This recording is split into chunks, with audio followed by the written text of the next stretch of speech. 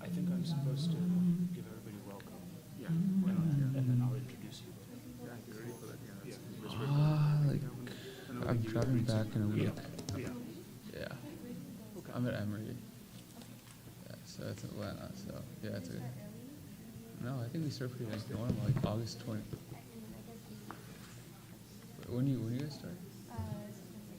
Oh, after Labor Day. Okay, yeah, that's nice. Yeah, I guess like Jersey schools. This is like just like generally like a thing in like the tri-state area. Like you start. Yeah, because like Penn starts a bit late too.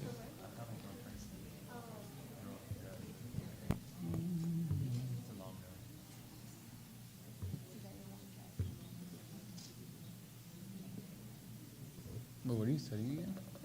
Like what are you studying? Like what? What? Oh, sorry. Coast. No one knows what CS. Yes, okay. Yeah.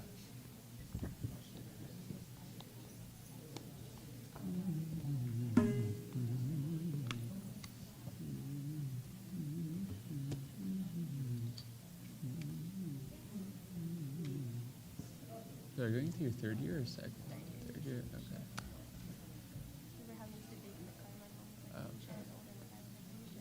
No, everyone. I don't know why. Like everyone thinks I'm older, but I'm not. Apparently, someone thought I had a kid. So.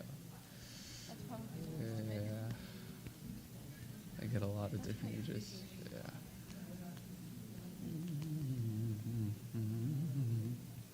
What'd you do this summer?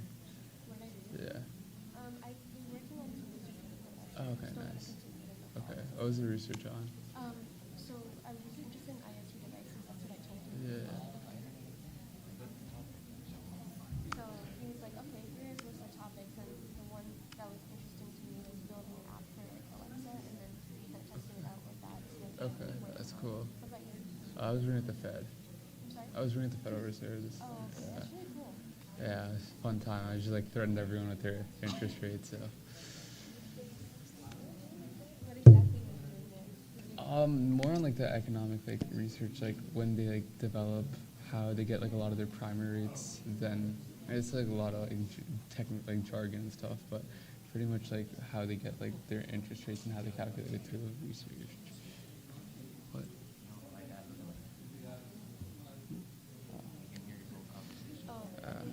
Yeah, that's fine.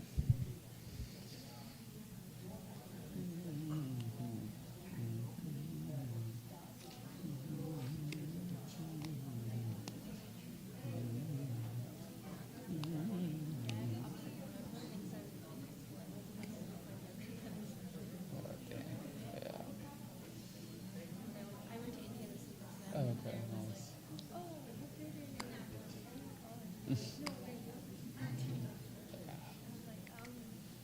No, people think I'm older in the wrong places and they think I'm young in the wrong places, so it's an unfortunate reality.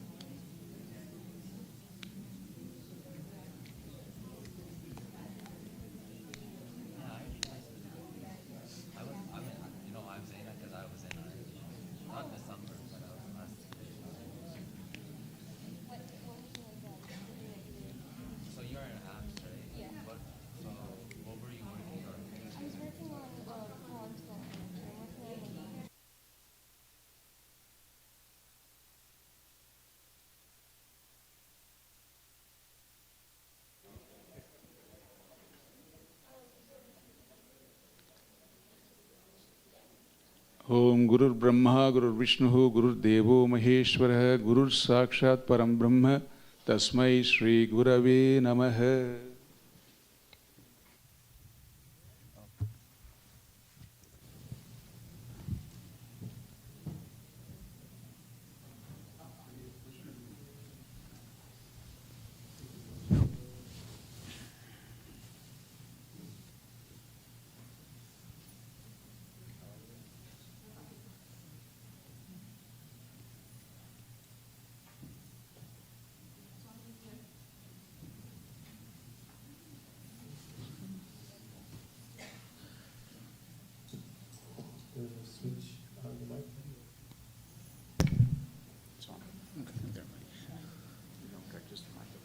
Your height.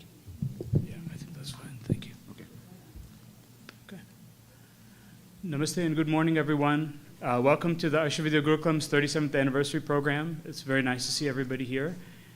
Please take your seats promptly so we can begin the program on time. And this is just a reminder, please, to silence your mobile phones. Please just take a moment and make sure your phone is turned off. Okay? Thank you. Closer, okay.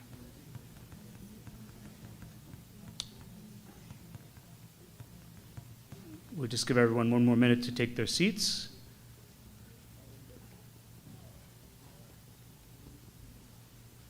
Okay.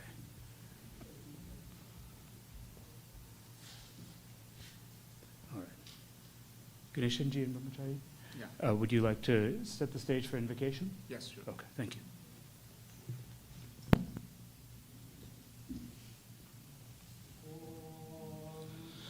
Yo Namaha Harihi Om.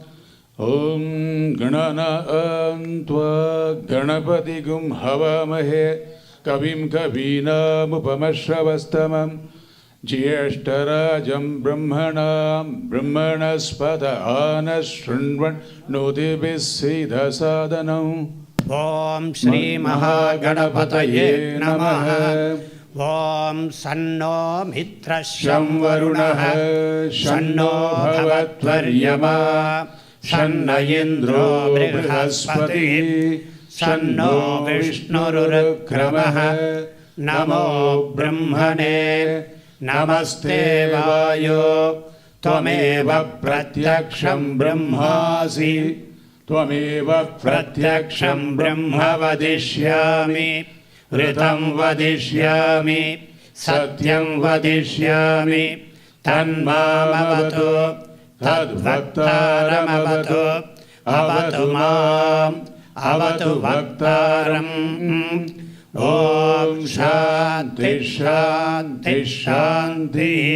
Sanno Mitra Shamvarunaha, Sanno Bhavatvaryama, Shanna Indro Brihaspati, Sanno Vishnurukramaha, Namo Brahmane, Namaste Vayo, Tvameva Pratyaksham Brahmasi, Tvameva Pratyaksham Brahma Vadisham, Ritavavadisham, Satyamavadisham, Tanmamavite, Tadvaktaramavite, Avid Mam, Avid Vaktaram.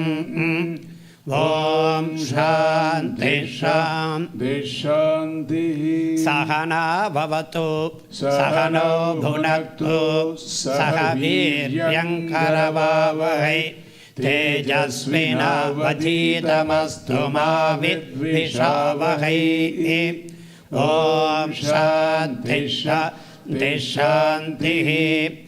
Bhadram Karne Vishruniyama Devaha, Bhadram Pashye Bhakshabhiryatatraha, Sthirangai Strutuvagum Sastanubihi, Tamema Devahitayatayuh, Swasti na Indro Vrudrashravaha, Swasti na Pusha Vishvavedaha, Swasti na Sakshyo Arishtanemihi, Swasti no Brihaspatir Dadatu, Om Shanti Shanti Shanti. Tachayora Vranimahe Gadum Yajnaya Gadum Yajnapataye Daivi Swastirastunaha Swastirmanushebyah Urdhvam Jigadbheshajam Shanno Astu Dhipate Shanchatushpate. Om Shanti Shanti Shanti. Om Purnamadav Purnamidam Purnat Purnamudachyate Purnasya Purnamataya Purnamevavasishyate. Om Shanti Shanti Shanti. Harihi Om Shri Gurubhyo Namaha. Harihi Om Tat Sad Brahmarpanavastu.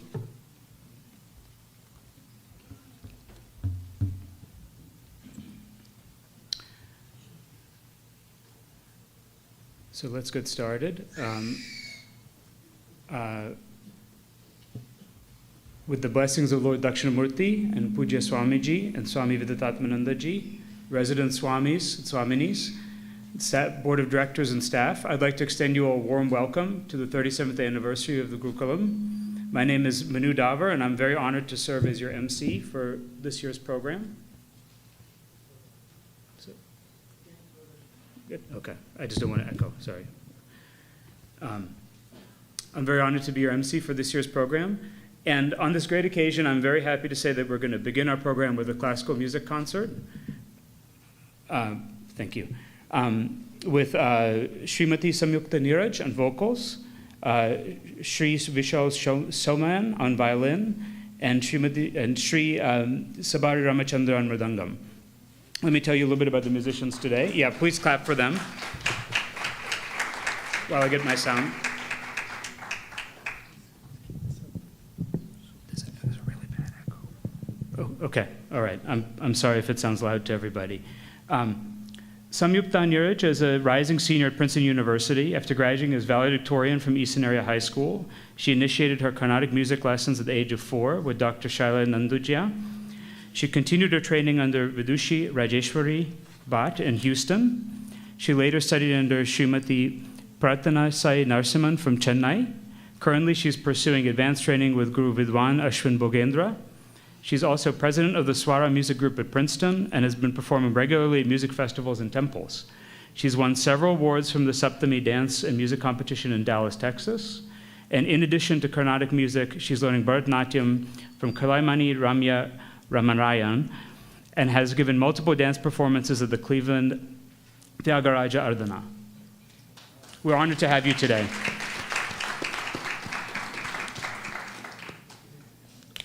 Vishal Somyan has been learning violin for the past 15 years.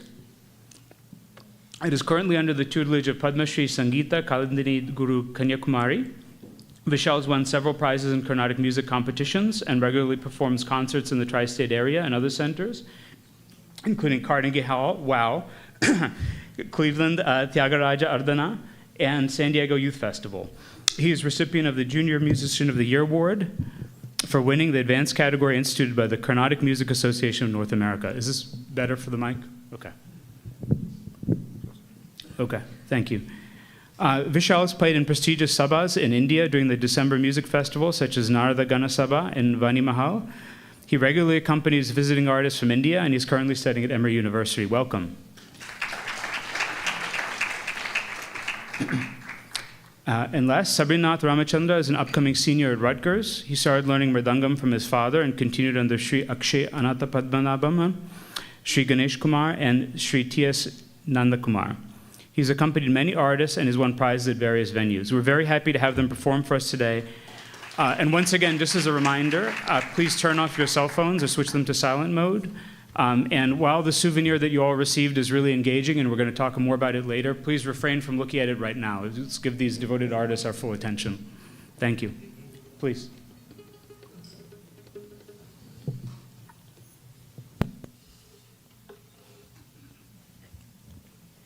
Pranams to the Swamijis and namaskaram to everyone. Thank you to AVG for giving us the opportunity to perform here today. All three of us are very grateful to be here for this 37th annual celebration. We will begin today's concert with a kriti in Maya Malava Gaula and Talam Adi, composed by Swati Tirunal, Deva Deva Kalayamite.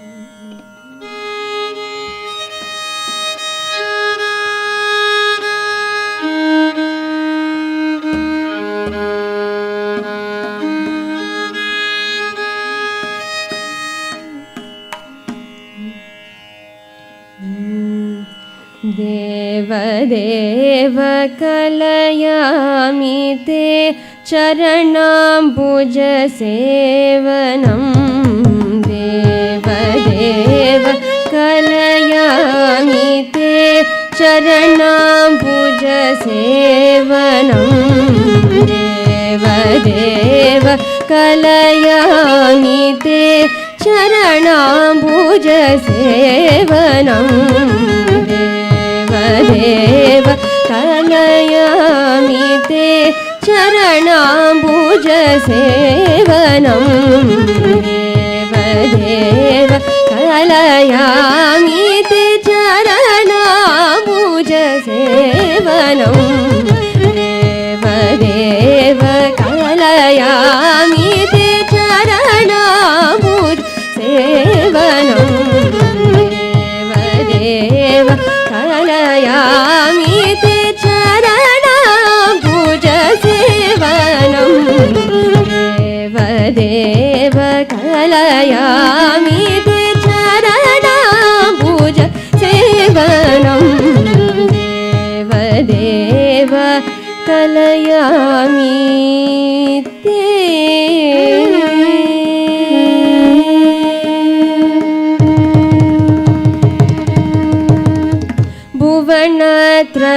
भुवनत्रयनायक भुवनत्रयनायक भुवनत्रयनायक भूरि करुणया मम भुवनत्रयनायक भूरि करुणया मम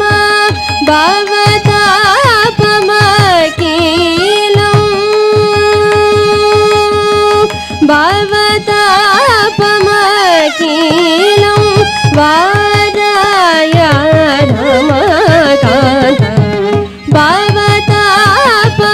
भवतापमखिलं वाराय रमकान्त देव कलयामि ते चरणाम्बुज सेवनं देव कलयामि ते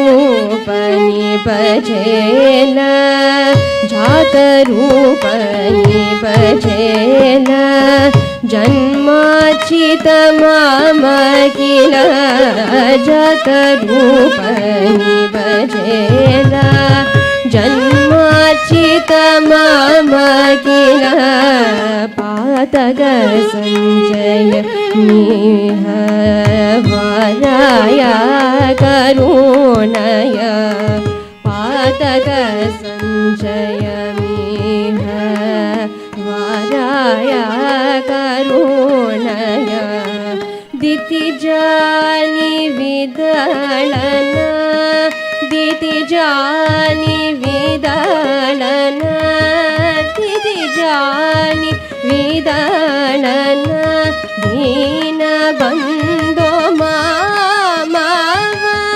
दितिजानि विदलन दीनबन्धो माम श्रितविभूत साला श्रितविभूत साला श्री पद्मनाभ शौ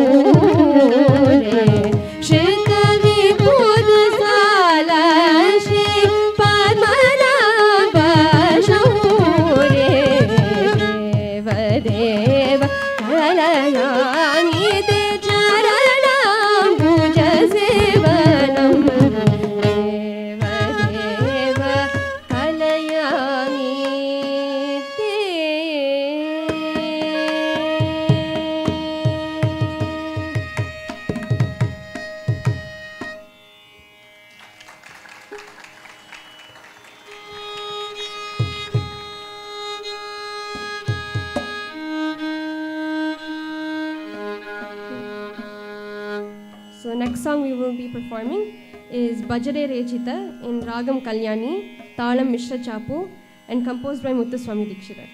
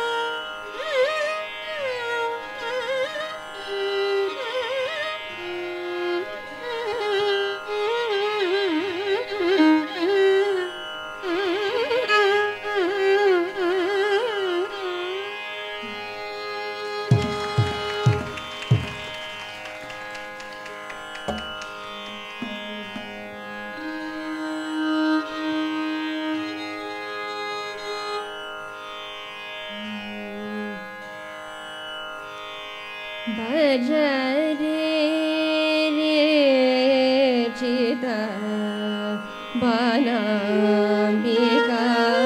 बालाम्बिकाया भज रे रे चित बालाम्बिकाया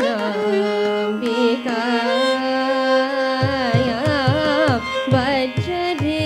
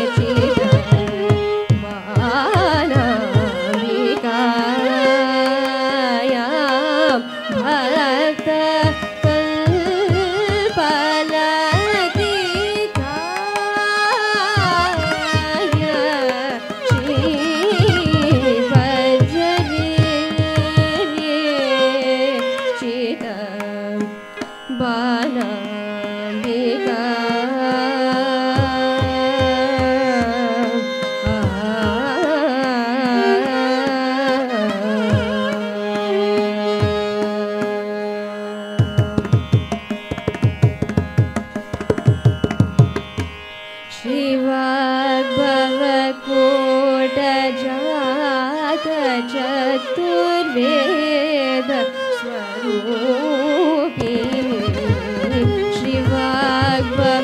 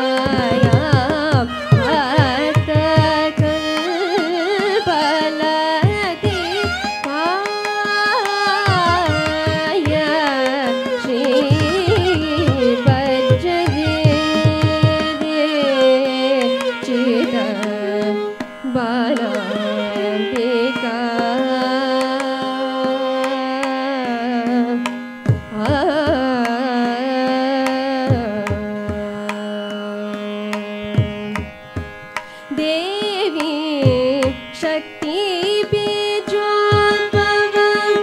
मातृकार्णशरीरिणी देवी शक्ति बीजोद्भवं गामपदनी देवी शक्ति बीजोद्भवं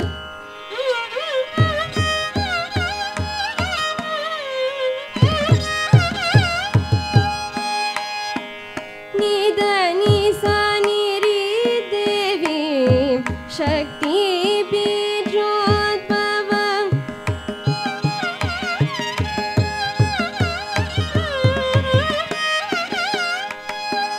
मा पदनी त्रिदेवी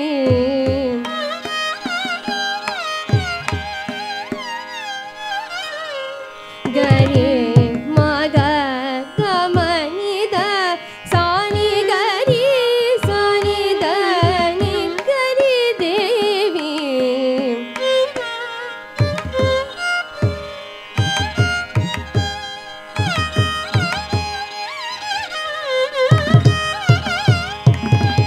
द प प प प म प ध म प म ग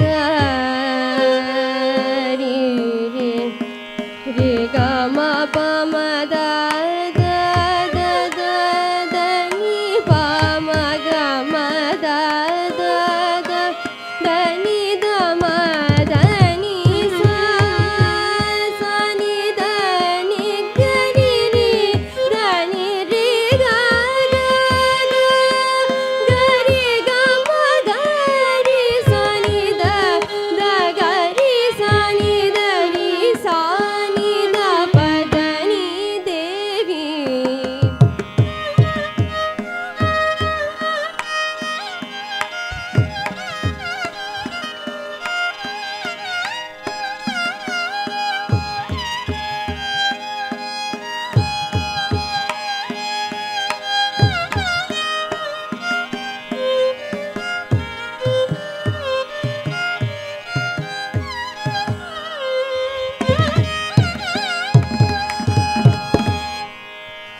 गरि सनि दनि देवी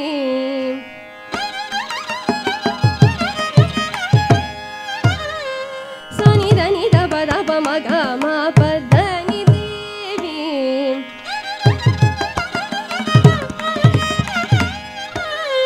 नि ग रि नि रि स द स नि प नि द म प द नि देवी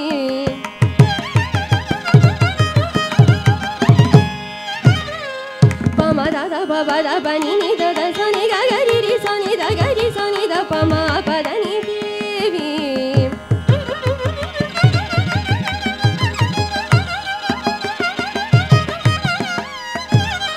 ग रि ग रि स नि द नि स रि ग म प म ग म प द नि द द प म प द नि स नि द नि स रि ग रि रि स नि द प म प द नि देवी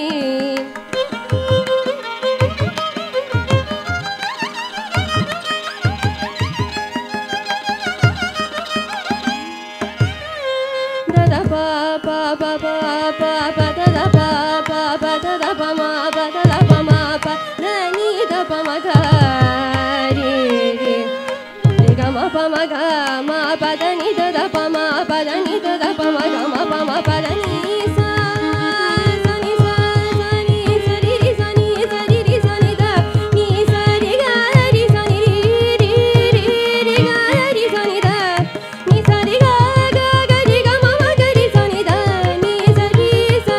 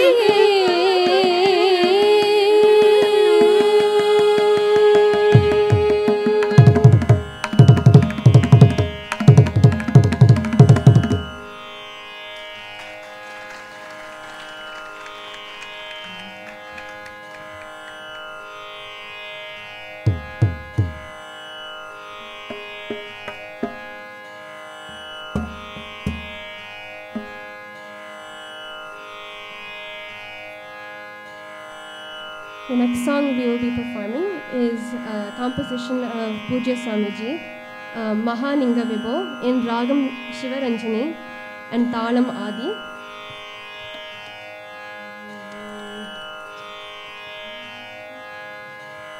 Tadarana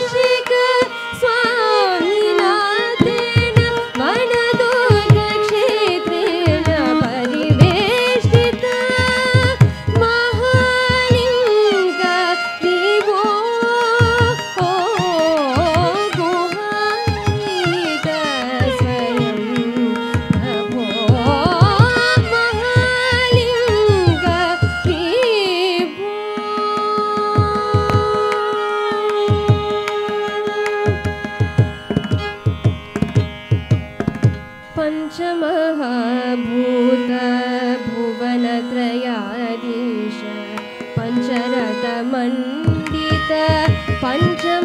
क्षेत्रेश पञ्चमहाभूत भुवनत्रयाधीश पञ्चरथमण्डित पञ्चमहाक्षेत्रेश गृहतं बहृदयेश पालय गृहतं बहृदयेश पालय जनात् पालय पालय बन्धान् मोचय मोचय मोचय धर्मां स्थापय स्थापय स्थापय महालिङ्ग विभो गुहानिहित स्वयं प्रभो महालिङ्ग विभो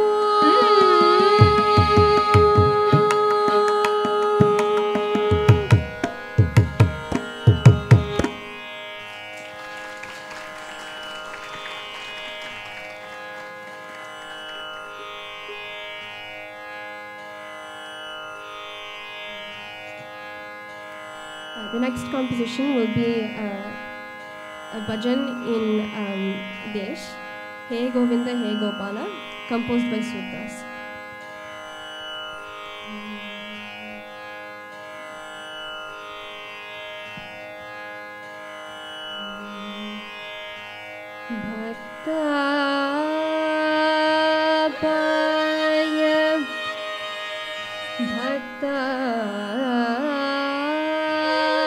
भक्तापाय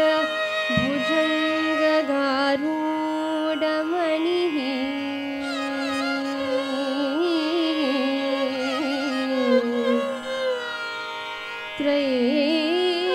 त्रैलोक्य रक्षामणिः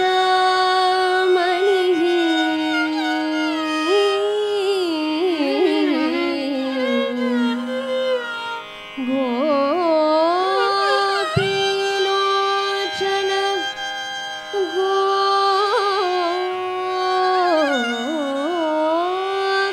गोपीलोचन चातकाम्बुदमणिः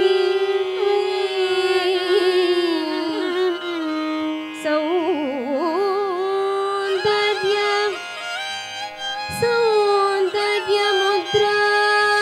सौन्दर्यमुद्रामणिः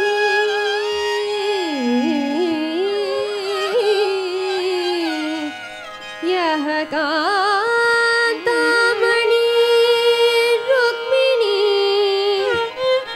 यः कान्तामणि रुक्मिणी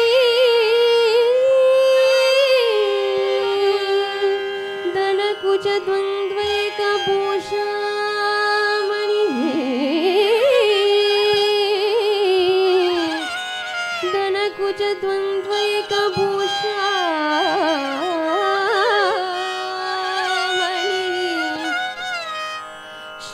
श्रेयो देव शिखामणिः शिखामणिः दिशत मो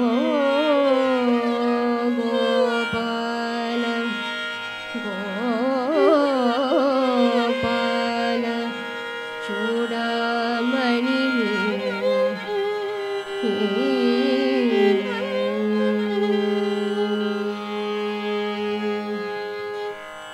हे गोविन्द हे गोपाल हे गोविन्द हे गोपाल हे गोविन्द हे गोपाल हे गोविन्द हे गोपाल हे गोविन्द ओ शरण भवतो जीवन हारे हे गोविन्द हे गोपाल हे गोविन्द ओ शरण भवतो जीवन हारे हे गोविन्द हे गोपाल हे गोविन्द ओ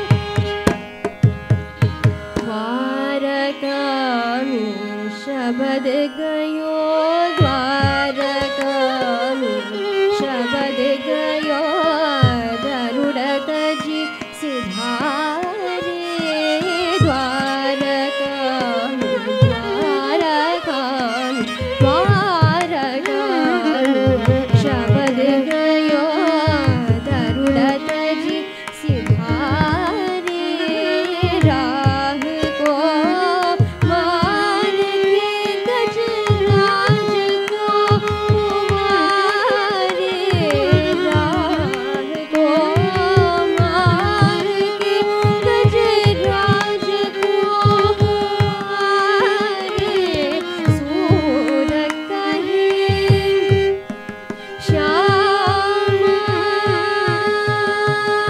सुनो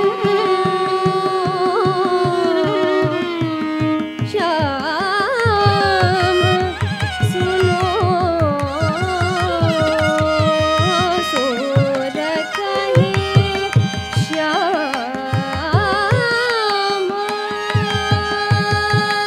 सुनो श्याम सुनो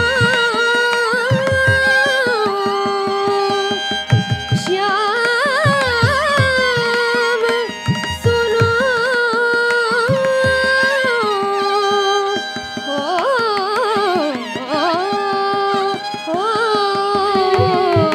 सूर कहे श्याम सुनो शरण है तिहारे सूर कहे श्याम सुनो शरण है तिहारे अब के पार पार करो अब के पार पार करो अब के पार पार करो नंद के दुलारे नंद के दुलारे नंद के दुलारे हे गोविंद हे गोपाल हे गोविंद ओ शरण पब दो जीवन हारे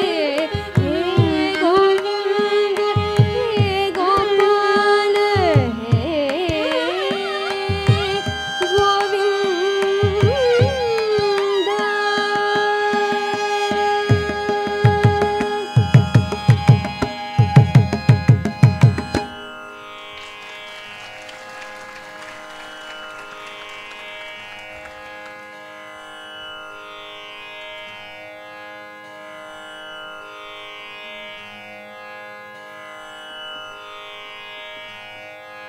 We will be concluding today's concert with another composition of Pujya Swami, very famous one, Bo Shambho, in Ragam Revati, Talam Adi, and we will begin now.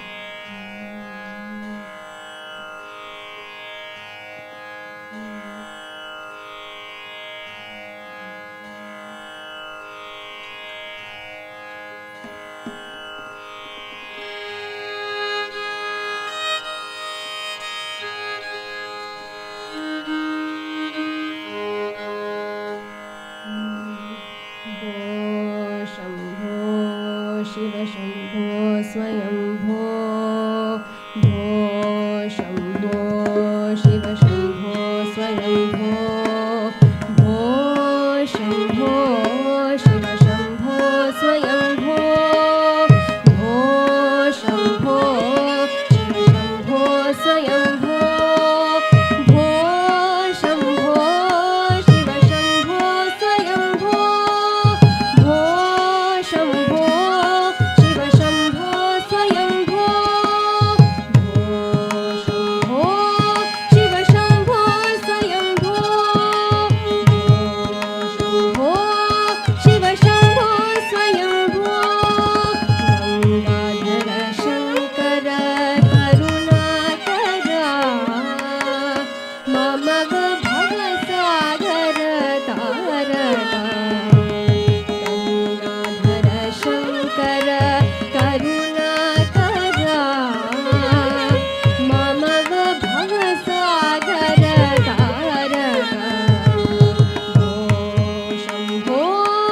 Shiv Shambho स्वयम्भो Shambho Shiv Shambho स्वयम्भो निर्गुण परब्रह्म स्वरूपा घम घम भूता प्रपञ्चरहिता निर्गुण परब्रह्म स्वरूपा घम घम भूता प्रपञ्चरहिता निज गुह निहित नितानन्दा निज गुह निहित नितानन्दा आनन्द अतिशय अक्षयलिङ्गा आनन्द अतिशय अक्षयलिङ्गा शम्भो शिव शम्भो स्वयम्भो शम्भो शिव शम्भो स्वयम्भो धिमित धिमित धिमि धिमि किटतकतो धिमित धिमित धिमि धिमि किटतकतो धिमित धिमित धिमि धिमि किटतकतो तों तों तरि किटतकतो धिमित धिमित धिमि धिमि किटतकतो तों तों तरि किटतकतो मतंग मुनिवर वन्दित ईशा मतंग मुनिवर वन्दित ईशा सर्वदिगम्बर वेष्टित वेश मतंग मुनिवर वन्दित ईशा सर्वदिगम्बर वेष्टित वेश नित्य निरञ्जन नित्य नटेश नित्य निरञ्जन नित्य Natesh Isha सवेश सवेश Shambho Shiv Shambho स्वयम्भो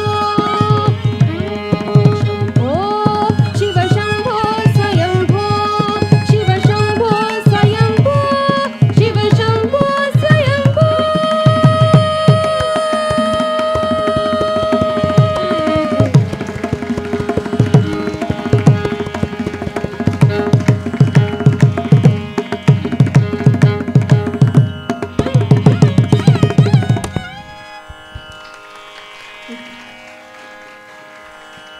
I want to thank you all for coming to see us perform. Thank you, Sabari, for accompanying me on Mridangam. Thank you, Vishal, for accompanying on violin. I also want to thank Swaminathan Mama and Sushaila Mami for giving me this opportunity to sing here. And I want to thank all the Swamijis for blessings and for listening to us perform today. And finally, I want to thank Usha Chandrasekhar Auntie and Usha Arun Auntie for recommending me to Mama in the first place. Thank you all for coming and watching.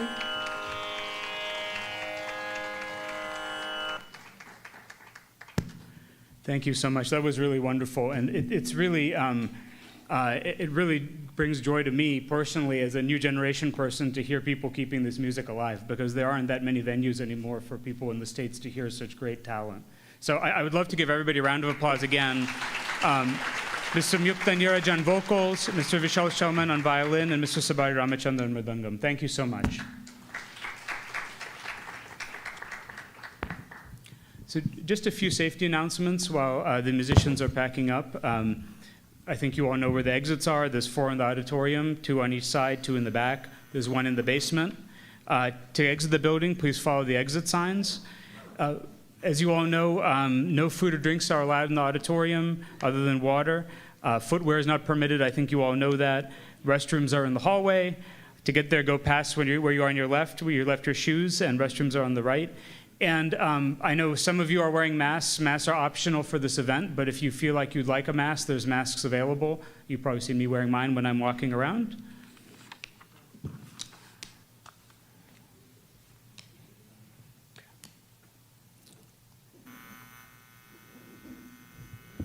Yep. I'm sorry, I'm getting this feedback on this, so I'm trying to keep away from the...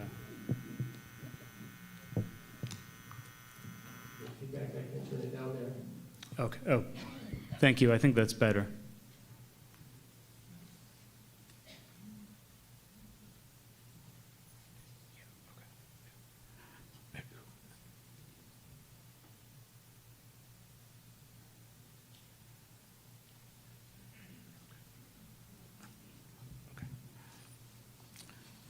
All right. And now with that, I'm sorry, we were going to formally honor the artists. And so please, for those who are giving the artists the honors, please come up to the stage. Please come up on the stage.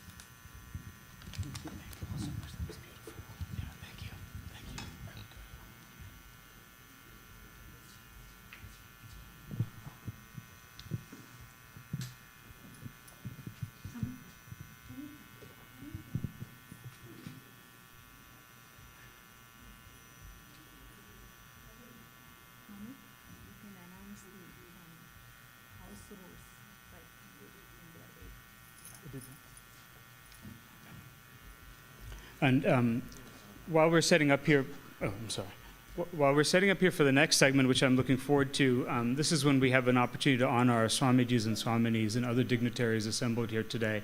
I've really been looking forward to this. It's a real honor for us to be able to provide this honor to each of the Swamis, and once we have the chairs set up, we'll proceed with that part of the program.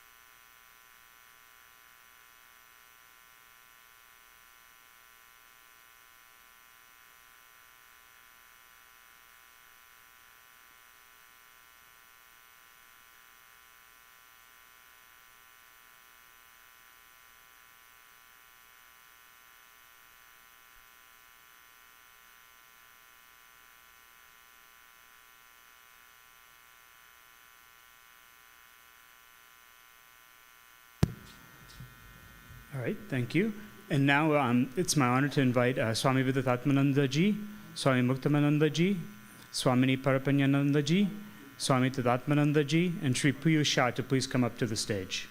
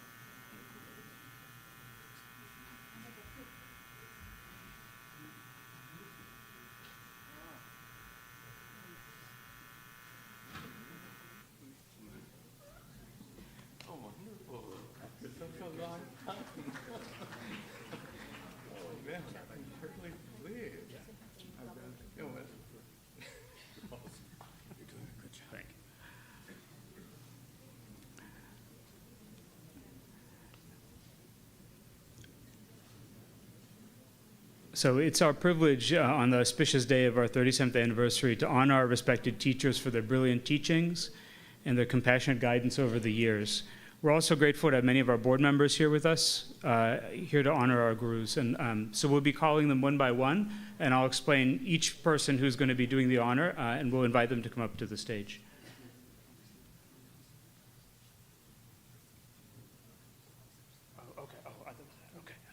And I'm very sorry, Swamiji. Swami Satchidananda ji, please come up to the stage.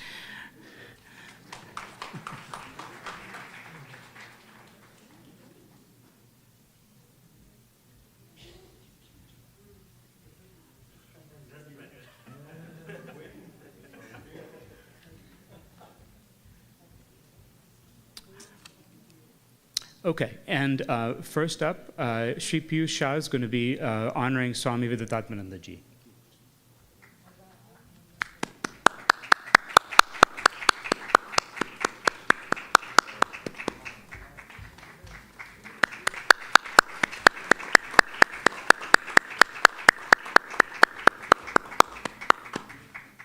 Thank you.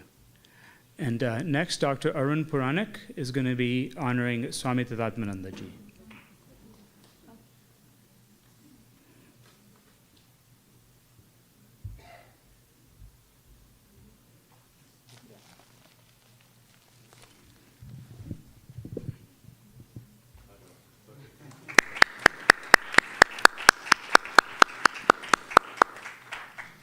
Next, Dr. Bala is going to be honoring Swami Muktamananda ji.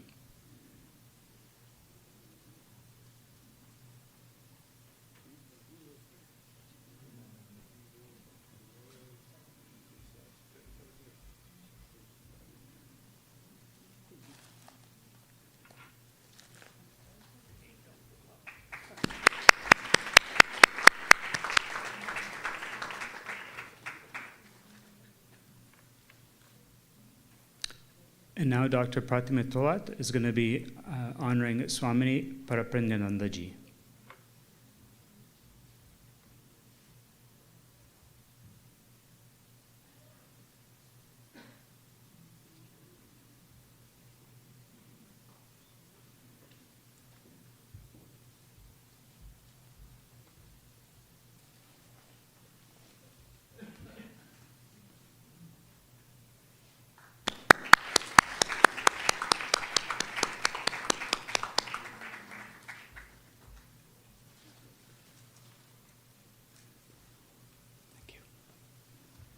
Next, Dr. Urmila Gujarati is going to honor Swami Satchidananda ji.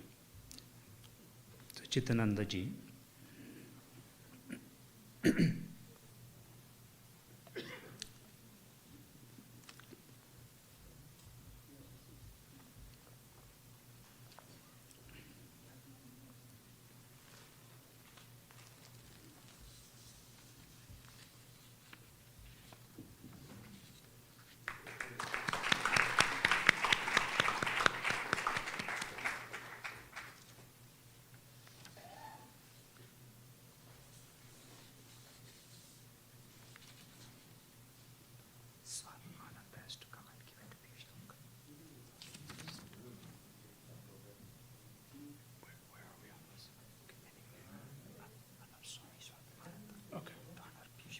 Okay. And next, Swami Svatmananda ji is going to honor Sri Piyush Shah.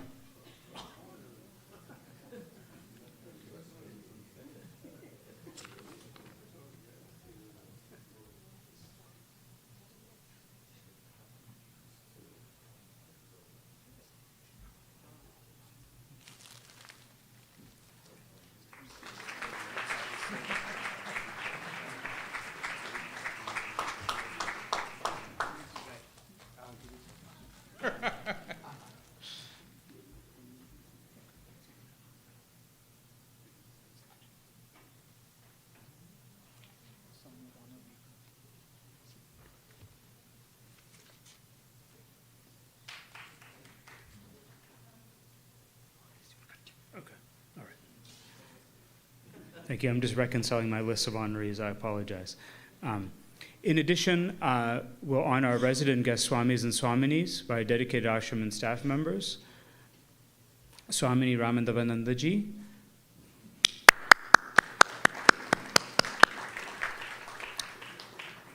Swamini Viditatmananda ji,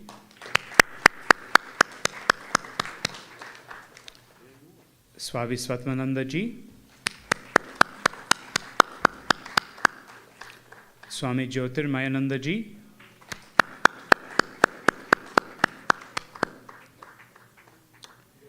and Brahmachari Surya Narayana.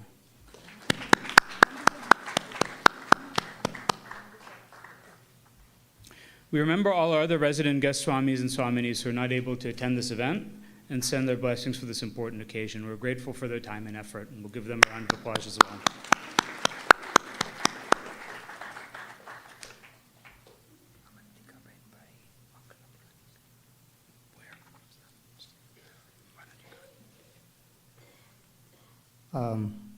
Mrs. Mangala Puranik will honor Srimati Abandika Shah.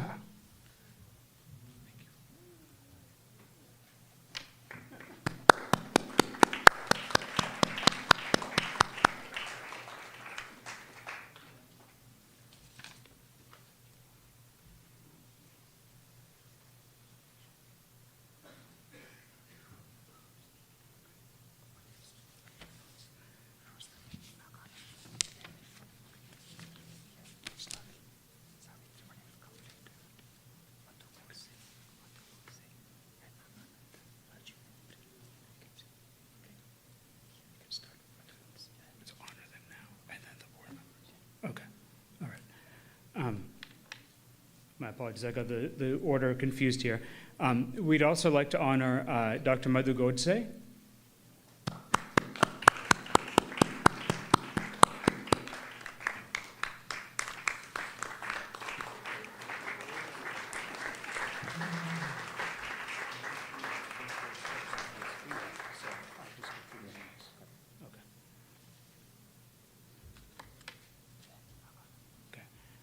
Next, we'd like to honor Sri Nagadanda ji.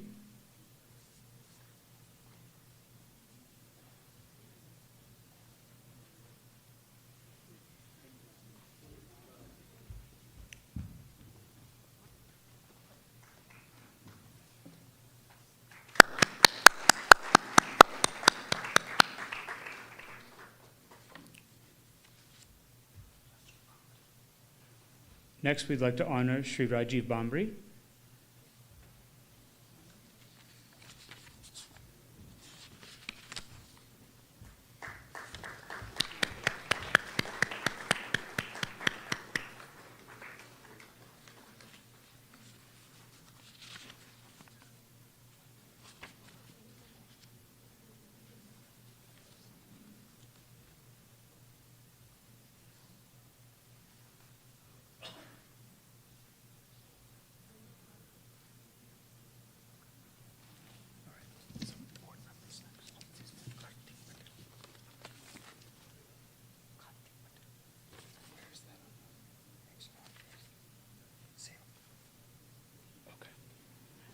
Next, we'd like to honor Sri Kartik Patel Sevak.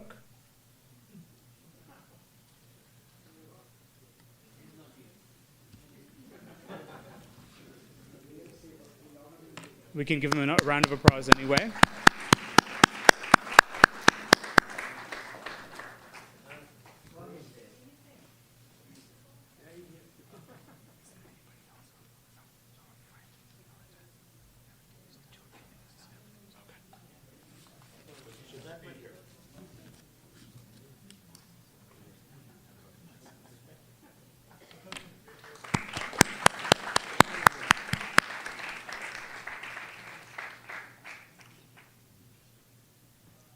We'd also like to thank our esteemed board members for their leadership and contribution. I'd like to ask all of our board members who are present to please stand up at this time so we can honor you and give you a round of applause. Please stand up. They all greatly support our ashram's progress, and we really appreciate their efforts and dedication. Thank you.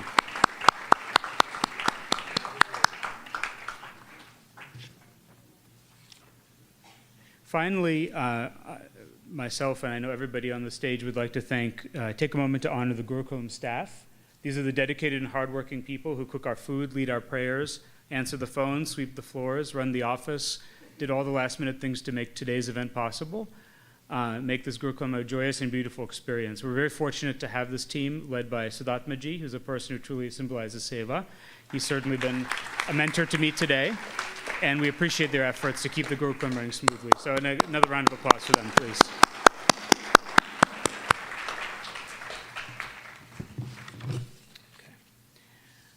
And now is a portion of the program that I know many of you are excited about. I'm excited about it each year, which is the formal release of the souvenir and the books. Every year our souvenir is inspired by a particular piece of art, where this year's souvenir was designed by our artist, Ms. Samyukta Chaitanya. The designs, articles, pictures, and advertisements are all digitally created. You know, many of these come together at the last minute. It takes a lot of effort to produce the souvenir. We all look forward to it. This year's theme is the works of Jagadguru Adi Shankaracharya, skilled master and guru of gurus whose mammoth achievements were performed within a short lifespan. As you all probably know the story from the famous shloka, it translates, at 8 he mastered 4 Vedas, at 12 he was a knower and a scholar of all Shastras, at 16 he became an expert interpreter and master commentator, at 32 he was a great Muni who had established 4 matas, traveling 4 times Aryavarta's length and breadth on foot, introduced Shanmata, 6 sects, 6 systems of worship, and established 10 types of sannyasa parampara and 10 types of sannyasis. Each were such as accomplishments so extraordinary for a common human being that we look upon him as Ishvara's Vibhuti, an avatar of Lord Dakshinamurti, as prophesied in the Bhavishya Purana. The front page depicts Jagadguru Adi Shankaracharya against an orange background with his only belongings, a staff, his scriptures, his bhiksha bowl. Orange, the color of fire, is also regarded as the color of sannyasa, renunciation in our culture. Just as the fire devours and purifies everything with which it comes into contact, so is a sannyasi, offering all his karmas in the fire of knowledge with a detached and discriminative mind, owning his true self. As you'll see from the front cover, if you have in front of you, the shadow cast by Adi Shankaracharya depicts that just as we do not identify with our shadow, jnanis, wise men such as Shankaracharya, do not identify with their bodies.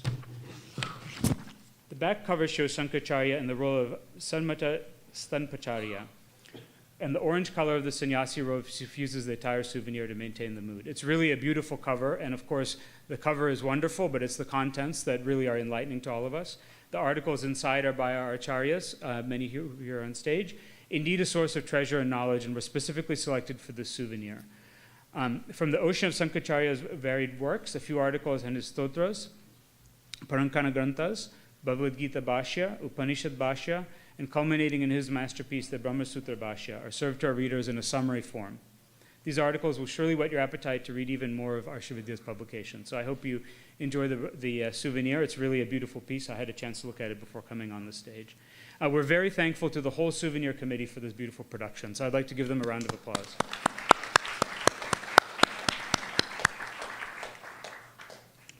We also have 3 books out for release today and 1 PDF form book. The first is Mandukya Upanishad by Swami Dayanandaji. The Mandukya Upanishad, as many of you probably know, is about self. It's about minimizing self-ignorance, learning that there's another version of the self, a true version of the self. The Mandukya Upanishad unfolds this self through an analysis of Omkaras corresponding to the 3 states of experience that everyone goes through daily. So that will be released today. Our very own Swami Viditatmananda ji, in Swamiji's words, is releasing our Aproksha Anubhati. Aproksha Anubhati means immediate experience. It simply means knowing yourself immediately as you are, which is the only way to find fulfillment in life, as Vedanta teaches us. Right now, as you see yourself as a jivatma, a limited being, which is not true. When you see yourself as you are, as a complete being who's always free, that's fulfillment and success in life. That's a core facet of Vedanta, and we're very much looking forward to reading that book. Finally, the last hard copy book is What Every Aspirant Ought to Know by Swami Jyotirmayananda.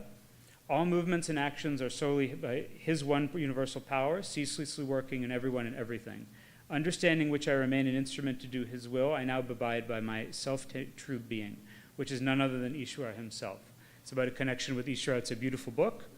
And finally, I'm very excited to say that Savitri Mani has released a book on stage plays for children, which is going to be available in PDF form. And I think somebody may have a copy of the PDF that they can show you later today. As Pujya Swamiji said, this book is a boon to all those who conduct Purna Vidya classes and to children. And we're going to talk more about Savitri Mani's service and honor her later on, but she was certainly an influence on me. So 3 books released, 1 in PDF.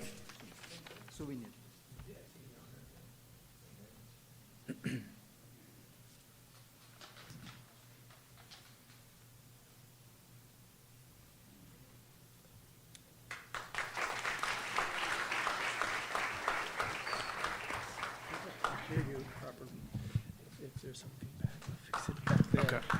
Okay. Please. Okay.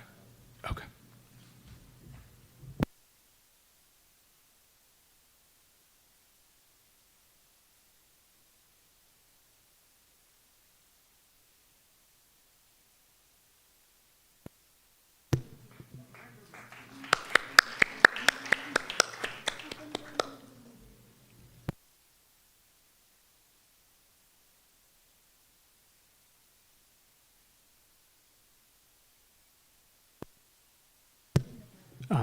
Next, we'll present the Mandukya Upanishad.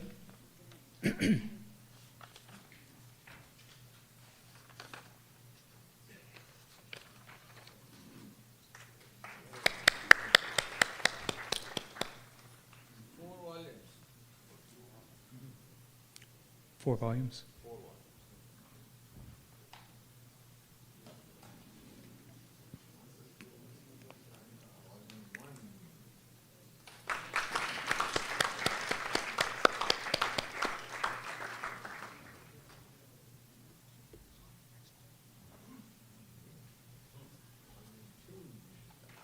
Yeah.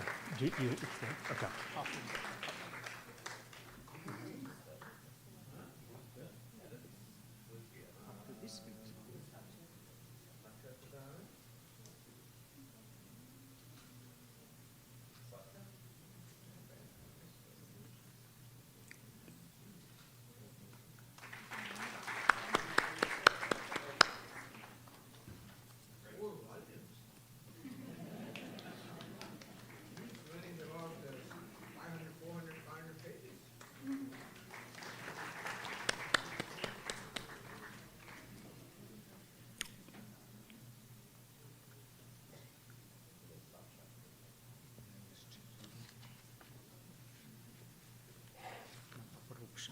Yeah.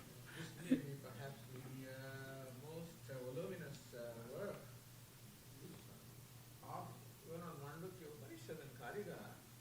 I don't think there is anything bigger and more elaborate than this commentary.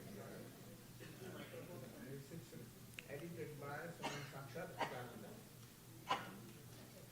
Very beautifully brought out by the Arsha Vidya Research and Publication Trust.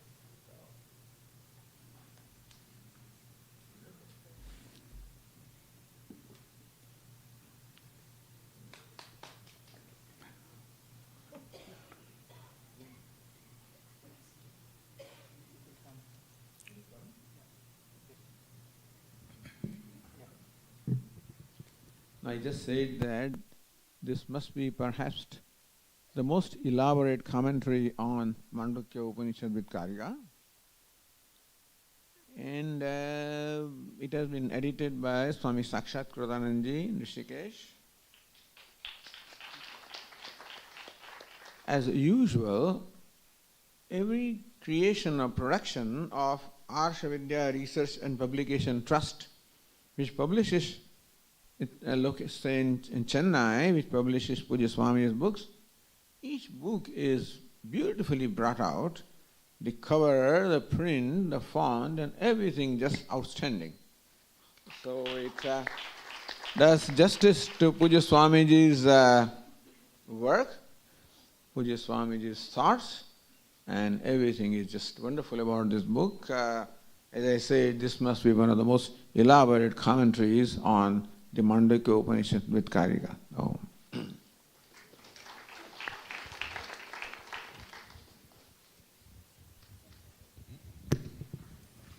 Thank you. And next, we'd like to release the Prakshut Anubhati.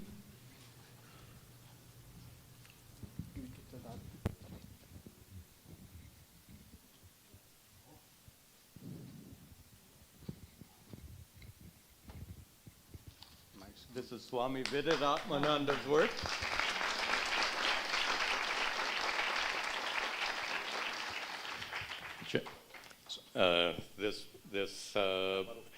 This translation and commentary of Aparoksha Anubhuti is composed by Swami Viditatmanandaji.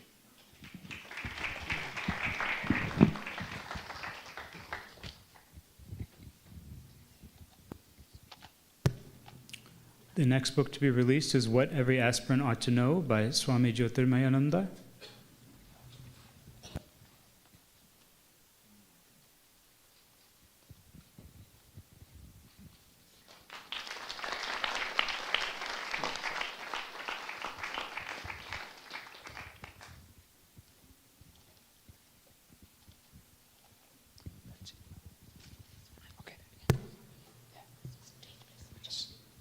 Stage, please. And finally, we'll acknowledge the release of Stage Plays for Children by Sarvati Mani based on Indian culture.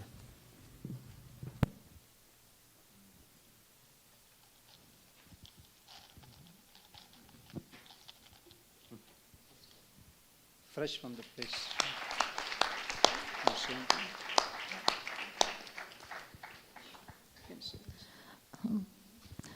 This is a stage plays for children by Savitri Mani, and it is in the form of PDF.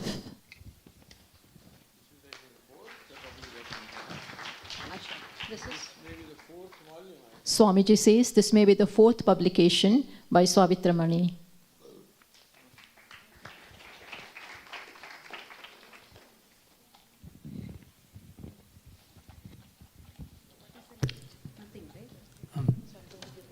Before we enjoy the addresses by each of the Swamis on the stage, I want to make a quick note of recognition to the Aim for Seva, headed by Srini Raman.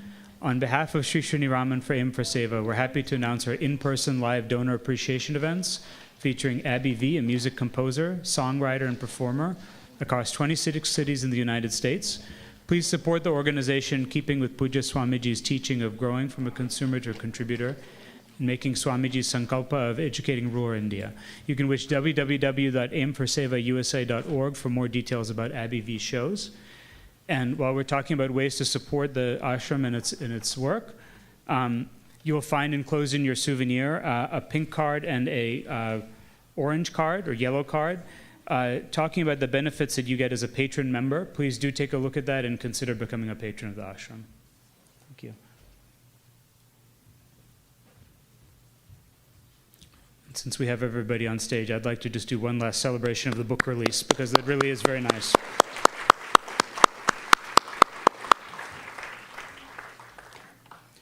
Now it's my pleasure to introduce Swami Chitananda Ji. I'm going to give a short introduction, which isn't going to do anybody justice, but I'm going to try for each of our acharyas on the stage. Swami Sachidananda Ji is a disciple of Pujya Swami Dayananda Saraswati Ji, known for his simple and clear exposition of the vision of Vedanta, making him accessible to modern audiences.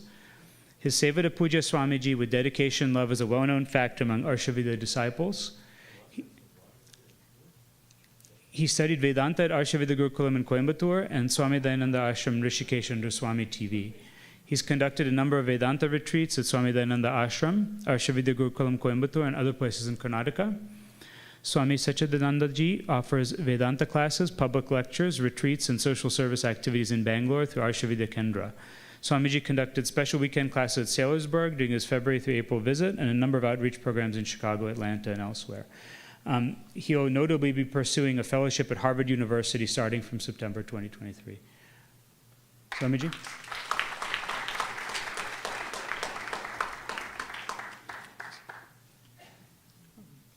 Please come here. Yeah, that's the.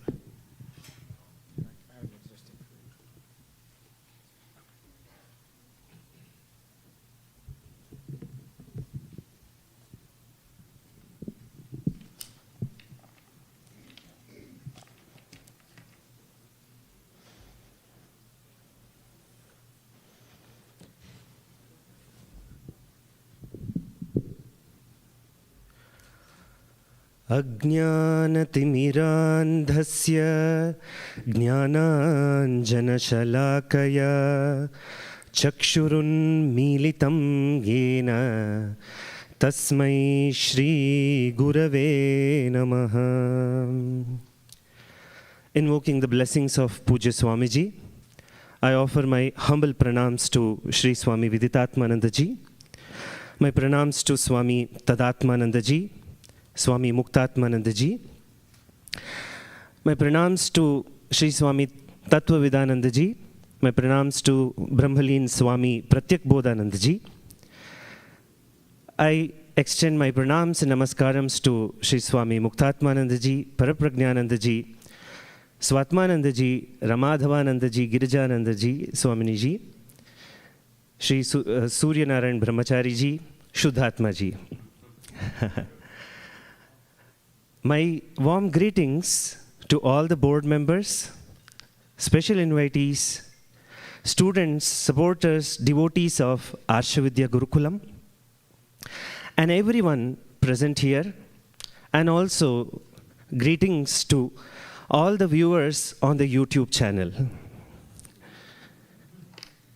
I really look forward to knowing each one of you and having a cup of medium roast coffee with 2 milk, 2 sugars.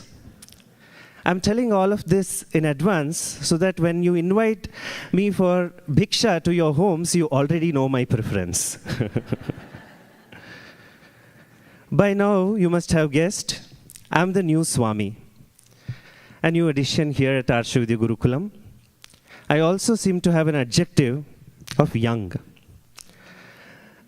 But today, with all the GMO grains, pesticide residue in the food, air, water, and everything we touch, probably the millennial Swami may survive only 65 or 70 years.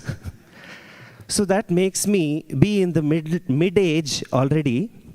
But the good thing is there's no midlife crisis. Thanks to the vision of Advaita Vedanta, which makes one realize that one is not bound by time, space, and causation. I recently happened to come across and read a letter written by Pujya Swamiji in 1982. It was shared to me by my dear friend Tom, one of the students of Pujya Swamiji from the PRC course. Pujya Swamiji in that letter writes the purpose, vision, intention behind establishing Arsha Vidya Gurukulam, Salisbury, Pennsylvania. Pujya Swamiji's clarity is stunning. His vision is so great, so huge, so vast, and so profound. And 37 years later, our Gurukulam stands tall and remains as one of the most sought-after institutions to study and seek Advaita Vedanta here in United States of America.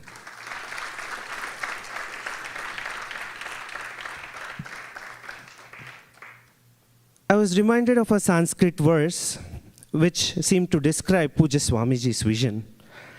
Vajradapi katorani mruduni kusumadapi lokottaranam chetansi ko vijanati. Who can understand the mind of an extraordinary person which is firmer than diamond and as tender as flowers? A firm vision, consistent effort mixed with tender compassion, years of teaching by all our revered acharyas make Arsha Vidya Gurukulam a very, very unique ashram here at USA. Dear all, in this short time, I would like to share a few bits from my own spiritual journey. My unwavering commitment and passion to understand Shastras led me to Pujya Swami Dayananda Saraswati Ji. Very soon, I recognized that I have the greatest once-in-a-lifetime opportunity to learn from a kind of Mahatma who appears on the face of earth only once in 100 or 200 years probably, to bless the seekers with a vision of wisdom. I had the greatest blessings to directly serve, do seva to Pujya Swamiji.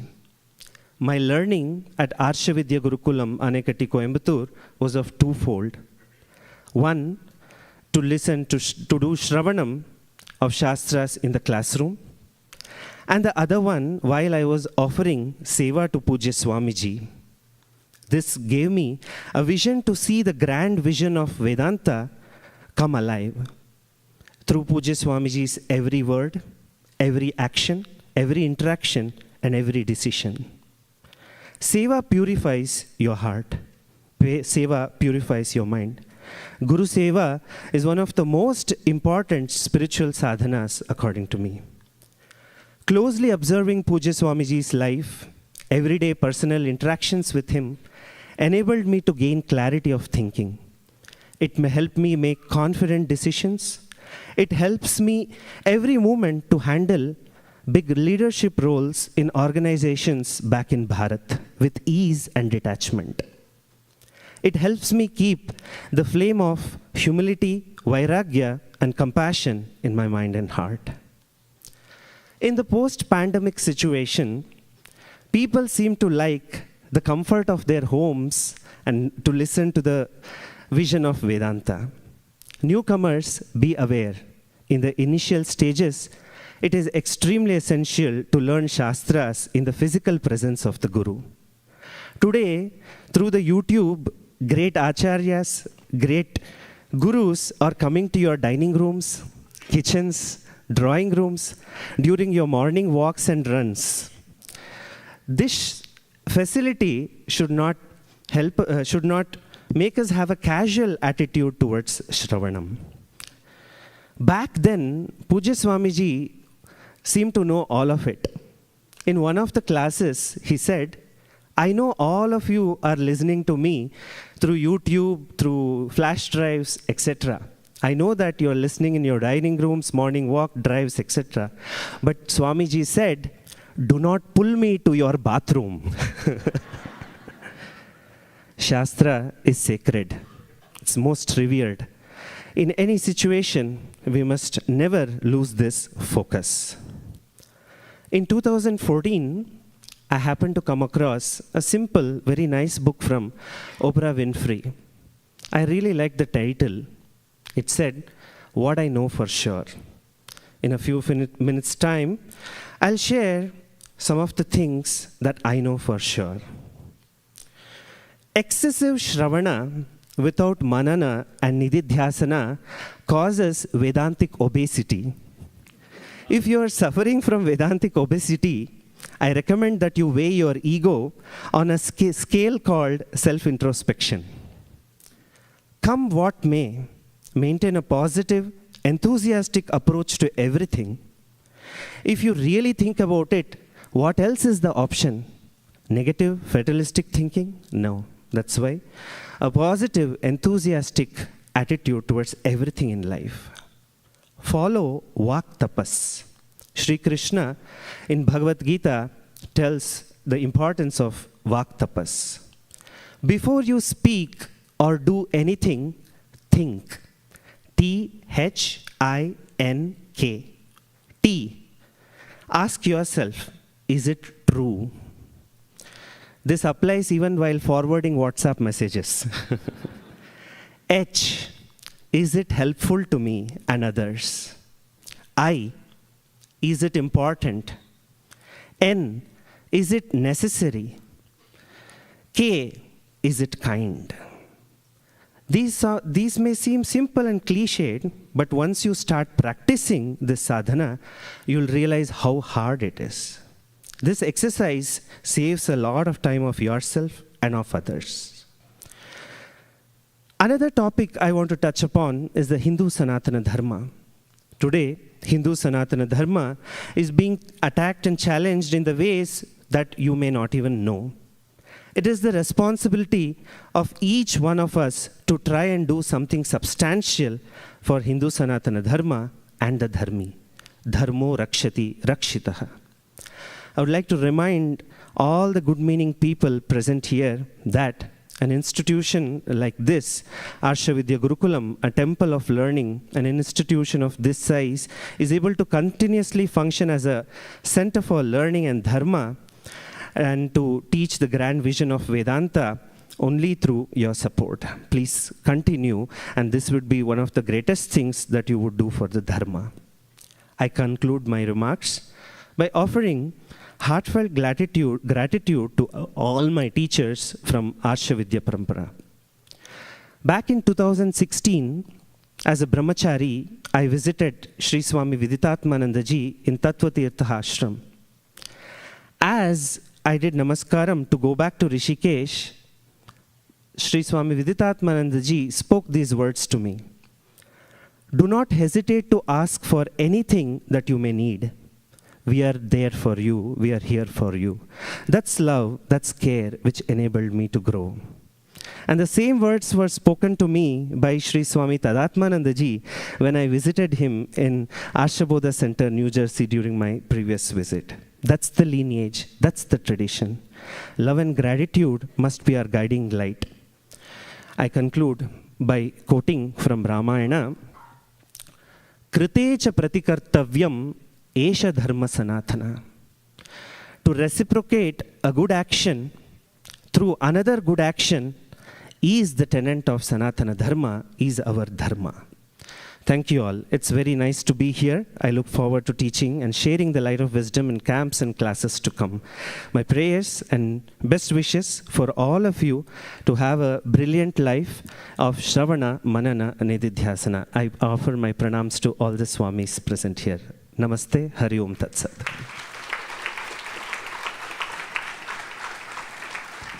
That's 11 minutes, 55 seconds. I exceeded by a minute and a half.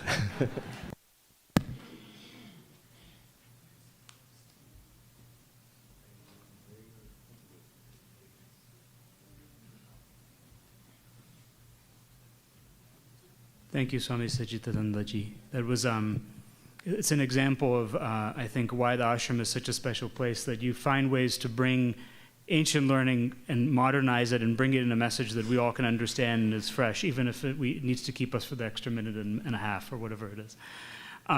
Next up, I'm very happy to announce Swamini Parapananda ji. She's been Swami Viditatmananda ji's disciple for 38 years and associated with him since 1981. Swamini ji has studied Vedanta, Upanishads, Gita, and Brahma Sutra under the guidance of Swami Viditatmananda ji. She's been teaching Upanishads, Gita, and miscellaneous Vedanta texts for the past 25 years. She's been teaching Vedanta and conducting outreach programs at AVG, Sailorsburg, and other cities in the US. A gifted teacher with a commanded, simple, lucid, and profound style of teaching. Please, I welcome you to make your remarks.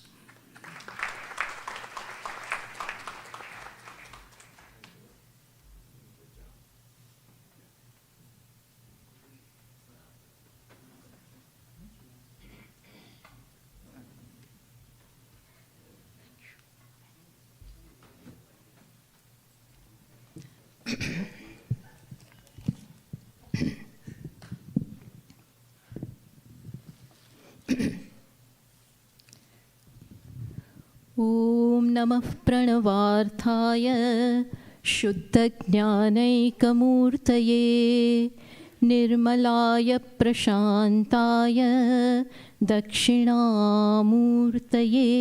नमः. My many humble prostrations unto Swamiji and salutations to all the Swamijis seated on the stage, and also salutations to all the Swamis and Swaminis, Brahmacharis, dignitaries, and board members in the hall, and namaskara to everyone.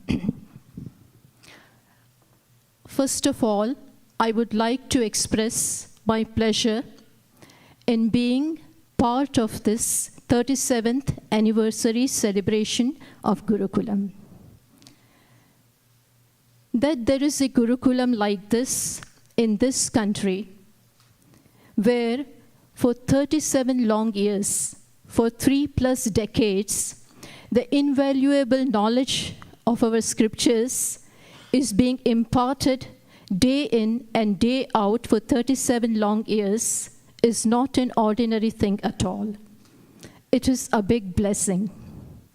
And for this, we will always remain indebted and grateful to Pujya Swamiji for finding this place, and of course to Swami Viditatmananda for carrying on this parampara in a beautiful manner, adeptly and efficiently carrying on the parampara as envisaged by Pujya Swamiji.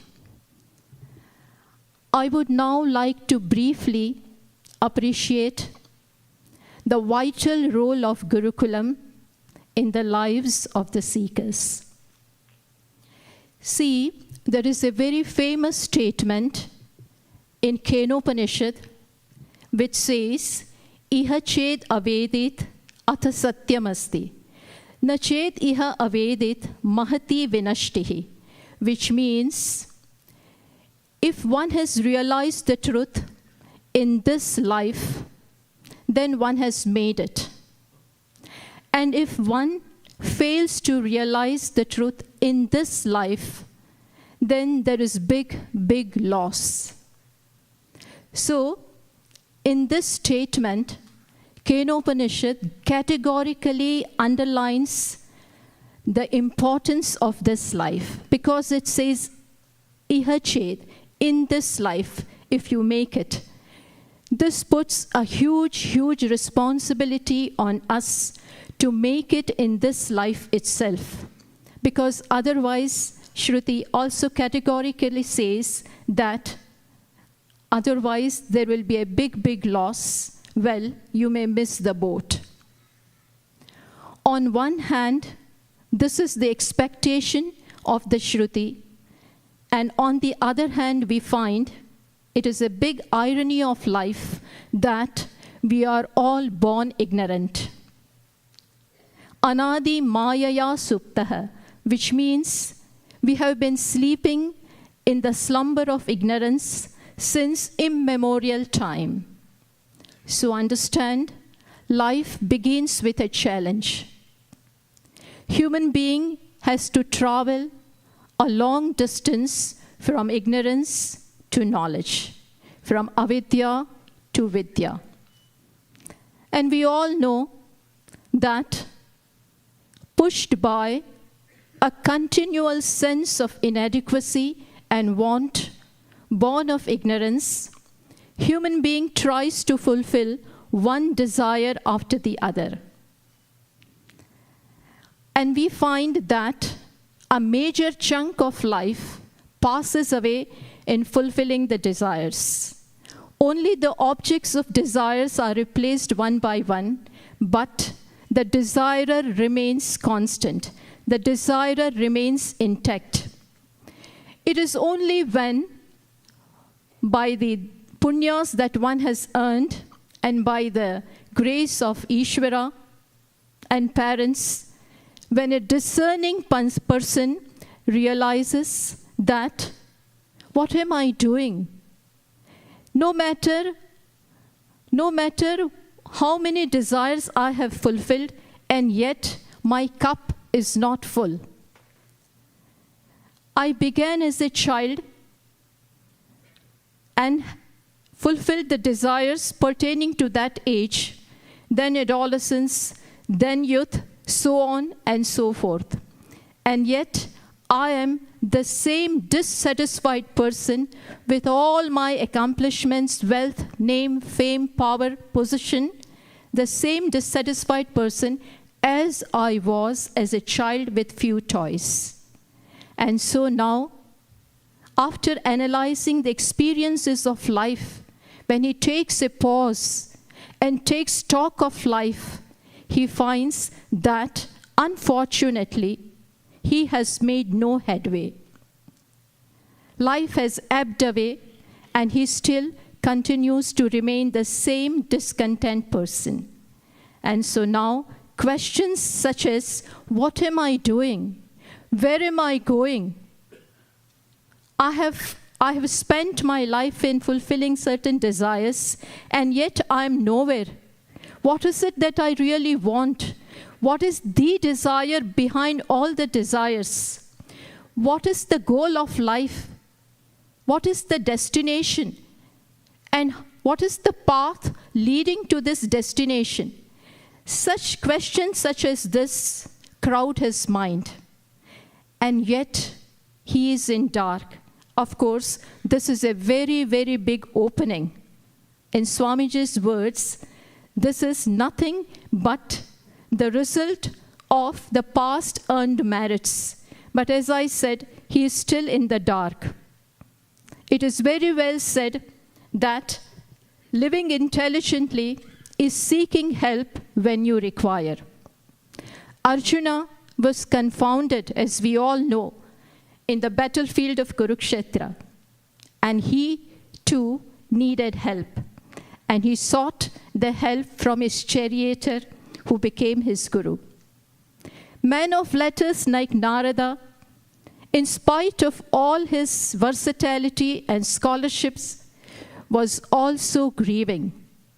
And he too could see that he himself doesn't have any solution to his problem. And he lost no time in seeking help from Sanat Kumara. In this respect, Mother Shruti herself gives a clarion call to mankind in Kathopanishad. Uttishtata Jagrata, O human beings, arise and awake. Arise from the sleep of ignorance in which you have been from beginningless time, and make a headway. Prapya varan nibodhata. Find men of wisdom and learn from them. That will be the only panacea to the ills of ignorance which the life is full with. We need not worry, because we have Arsha Vidya Gurukulam right here.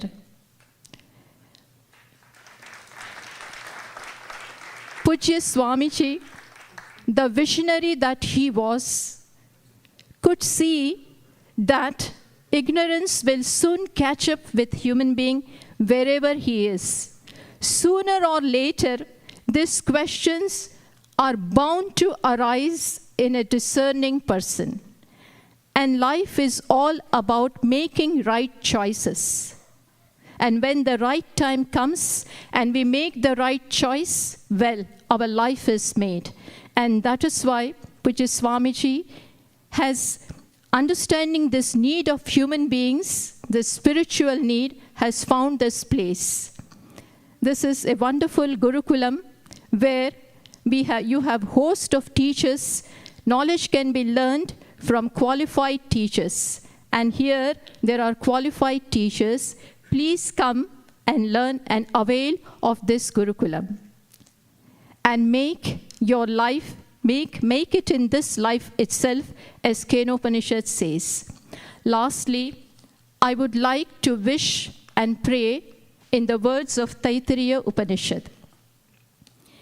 Yatapah pravatayanti yatha masa aharjaram evam mam brahmacharinah datarayantu sarvatasvaha, which means just as water flows down to a slope, just as months rolls into year, similarly, I pray that, O Ishvara, may seekers, may brahmacharis, may students from all the walks of life and all the quarters come here and avail of this Gurukulam and make the life successful in the real terms of the word. Om Tat Sat. Thank you.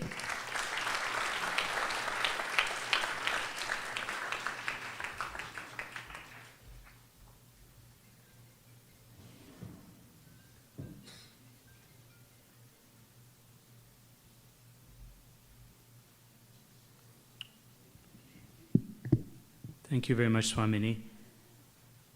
Next up to speak is Swami Viditatmananda ji. Swamiji is a disciple of Puja Swamiji,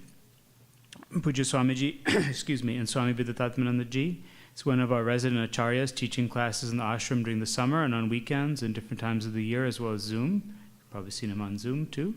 Swamiji is revered for his scholarship and humility. Thank you, Swamiji. Please.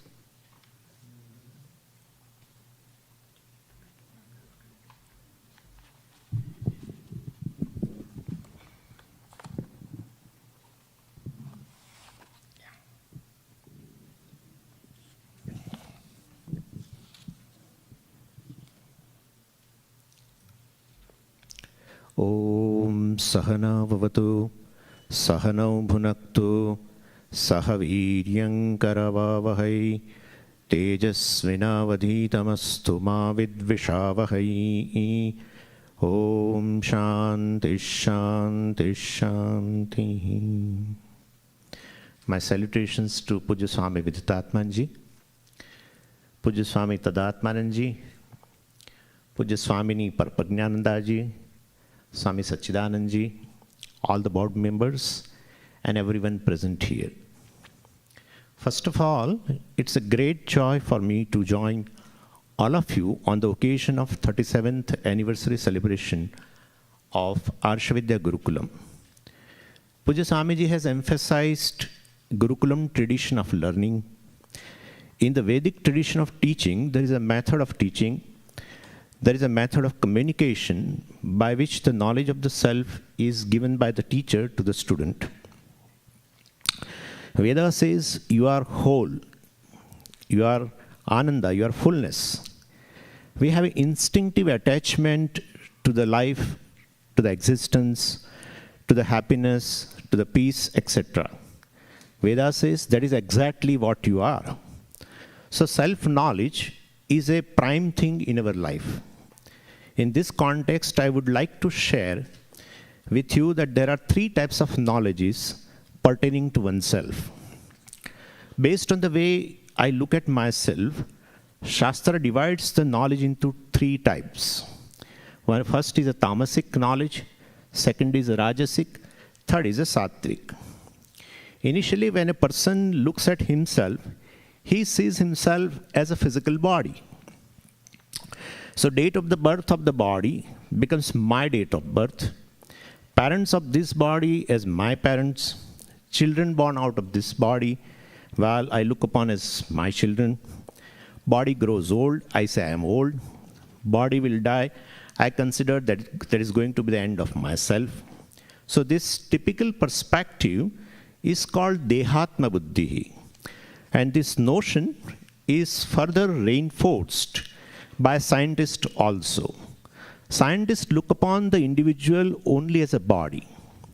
They say there is nothing other than the physical body which survives the death of the body. So if you ask him what is mind, he will say, well, mind is nothing but the brain with his neuronal connections. So I am a mortal individual, mortal jiva. Not only I look upon myself as a mortal individual, I say there are many mortal individuals. This is called tamasa jnanam of oneself. What we consider most rational, brilliant scientific knowledge, well, has a basis that I am the physical body. And therefore, Shastra calls it as a tamasa jnanam, delusion. So with the jnanam of oneself, with this jnanam of oneself, only two purusharthas are possible for the human being: the securities and the pleasures, artha and kama. If a person having entertained such a notion, well, because of punyam, may get a doubt whether I am the body only or I am something more than the body. Whether this is the only birth for me or do I have a future birth? Did I have a past birth or not? This doubt begins to come. This doubt begins to come, and even as I read in the newspaper, I find that some people remember their past births and talks about it. There are cases of prodigies also. So normally we do not remember the past birth. Why past birth? I do not even remember that what I have eaten before 3 days in a dinner. So, well, but so the doubt pertaining to the past and the rebirth, the future birth remains. Even Nachiketa, well, said to Yamadharma Raja, Yeyam prete vichikitsa manushye, astityeke nayam astiti cheke. Oh Lord, there is always a doubt that is there anything which survives the death of the body or does not survive the death of the body. So, well, how do you explain this phenomena of this past birth and rebirth? When I inquire into the Shastram, the earlier portion of the Veda tells that I am not the body, but I am someone different from the body. So I survive the death of the body. So from the physical body, I go on to identify with my subtle body, the mind principle. Now my knowledge about myself has changed. I look upon myself as a jiva, different from the body. I have taken millions of past births, and in a normal course, I will take millions of future births. The physical body is not me, but it is a temporary house. And these parents are not my eternal parents. These are the parents only with respect to this particular body. So I have evolved myself to know that I am resident of the body. I am the mind, I am the karta bhokta, I am the doer, experiencer, etc. Even after the body falls, well, I believe that the individual I survives. And not only survives, that I, the jiva, travels also. So, previously I was telling I am physical body. Now I am telling I am the jiva, the mind. And in fact, in India, most of the people believe in the survival of the death of the body. That is why they are worried about Shraddham, Tarpanam, etc. So they know they will travel after death. And if children give oblations, then that will help them. So this knowledge of oneself is called Rajasa Jnanam. Identified with the physical body, I say I am the body. It's a Tamasa Jnanam. Identify with the mind and claim that I am an immortal jiva, traveling jiva. Well, and there are many immortal jivas. Well, this is Rajasa Jnanam. And this Rajasa Jnanam of oneself is helpful in doing a pursuit of dharma. So I do varieties of the punya karmas to gain punyam, which will help me in future births. After gaining this knowledge and having done a lot of karmas as a karta, both worldly and religious activities, karmas, well, and due to grace of Lord, well, this person who has this Rajasa Jnanam goes to the end portion of the Veda. With the help of Vedanta, he improves the knowledge of the self.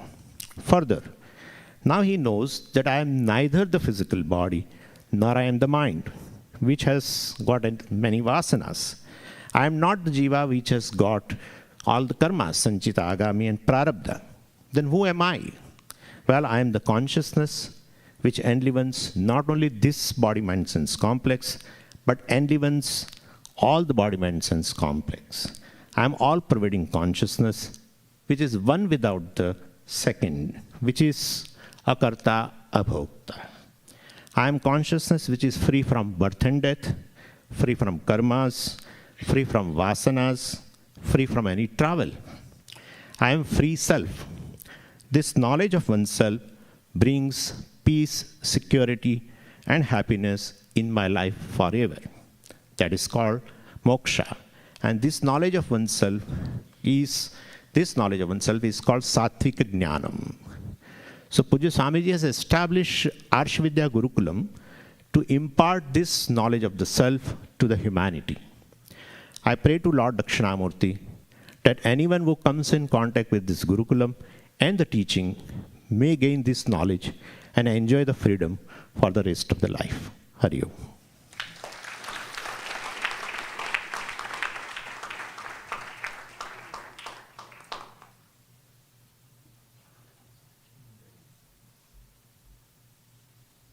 Thank you, Swamiji. Next, I'd like to introduce Swami Viditatmananda ji. He's somebody I've considered a friend and a mentor for a very long time. Many of you know him. He's a disciple of Puja Swamiji's, a scholar of Sanskrit and a former computer engineer, who imbues his talks and his scholarship with his background that draws on contemporary context. You may have seen some of his YouTube videos, which are wonderful. I commend them to your attention if you haven't seen them. He's the founder and resident teacher of the Arsha Vidya Center in Somerset, New Jersey, and his teachings are full of warmth and humor, and you'll see that, I'm sure, in his remarks.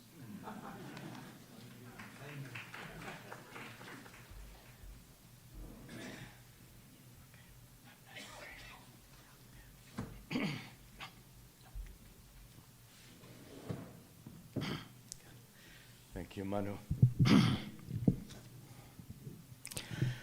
Om Sarashiva Samarambham Shankaracharya Madhyamam Asmaracharya Paryantam Vande Guru Paramparam. Om. Thank you for inviting me, and it is an absolute joy. It's wonderful to come and join all of you here for this wonderful celebration. As I'm walking in the door, I see so many old friends.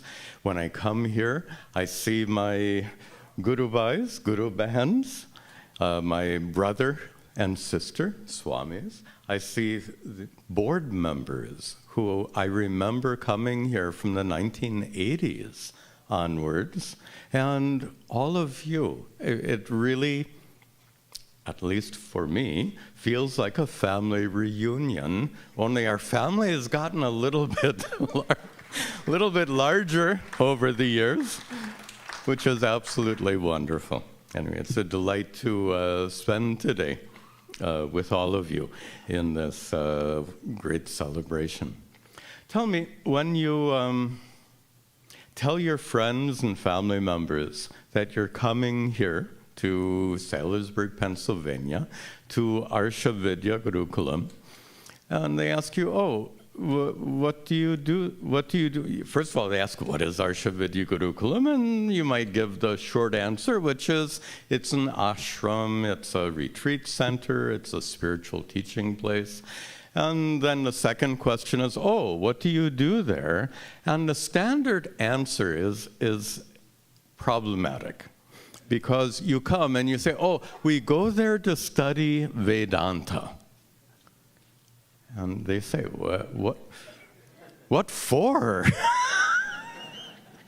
And if you think about it, many of you have spent how many years in school, in college, graduate studies? You've already studied so much. Now you're going here to study Vedanta. And many of you know that it's kind of a misnomer. We use that term all the time, and there's nothing wrong with the term, but it does give a wrong impression. Because, look, something you may have thought of before. If you study history, the subject matter is history. If you study mathematics, the subject matter is, of course, mathematics. But when you study Vedanta, is the subject matter really Vedanta? I thought the subject matter is your true self, your true nature, and the relationship between that true nature and everything else that exists. Really speaking, the subject matter of Vedanta, Advaita Vedanta, is your true self, the self. It's more accurate, instead of saying you're coming here to study Vedanta, it would be more accurate to say you're coming here to do Atma Vichara. That's a term that Shankaracharya would use. Atma Vichara. Vichara means inquiry. An inquiry into Atma, your true self, your true nature. But now we've got another problem, because if you tell your friends and family members, oh, I'm going to Arsha Vidya Gurukulam to do Atma Vichara, then they say, what does that mean? And he says, oh, I want to know who I am. I want to know myself. To which they'll reply, you don't know who you are? After all this time, you still don't know who you are. That reminds me of this is a true anecdote. When I was still in my, I think, 20s or 30s, I was visiting my mother, reading one of Pujya Swamiji's books. The title of the book was, Who Am I? So she asked, what are you reading? And I show her the book, Who Am I? And she says, you don't know who you are? I can tell you who you are. You're my son. It was pretty obvious to her. Yet, Atma Vichara is such a profound inquiry. Many of the earlier speakers have shown you how crucial it is to be engaged in a process of spiritual growth. And let me share with you a favorite observation about why we don't study Vedanta. In fact, when I start a new class at our ashram, I often begin each class by saying, of a new text, a new topic, I often begin by saying, if you've come here to study Vedanta, you're wasting your time. And I was very fond of a statement Swami Satchidananda said, and that is, if I've understood you correctly, if you're only doing Shravana, if you're only studying scriptures, you can have, what is your term, Vedantic obesity? I love that. Vedantic obesity means you get all puffed up with this teaching, with this knowledge.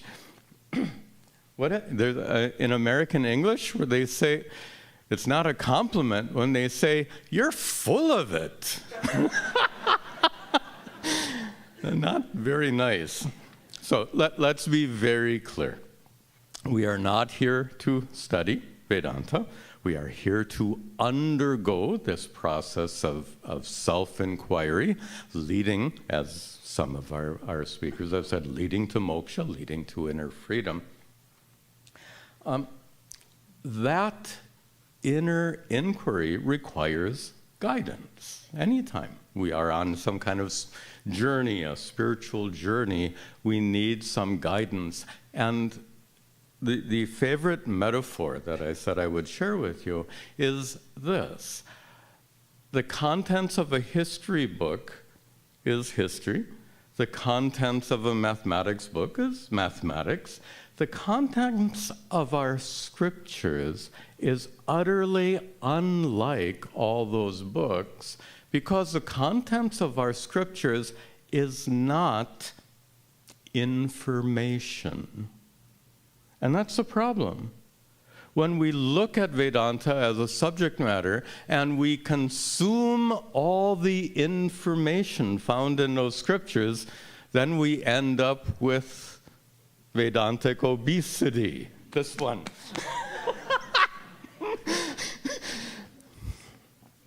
It's a big problem. How to avoid the problem, I like that term, how to avoid Vedantic obesity. And that is, the way to do so is to use our scriptures not as a source of information that you consume, but rather to use our scriptures as they were intended to be used. And this is actually a very technical topic, we won't go into it, but really speaking, the information found in our scriptures is secondary.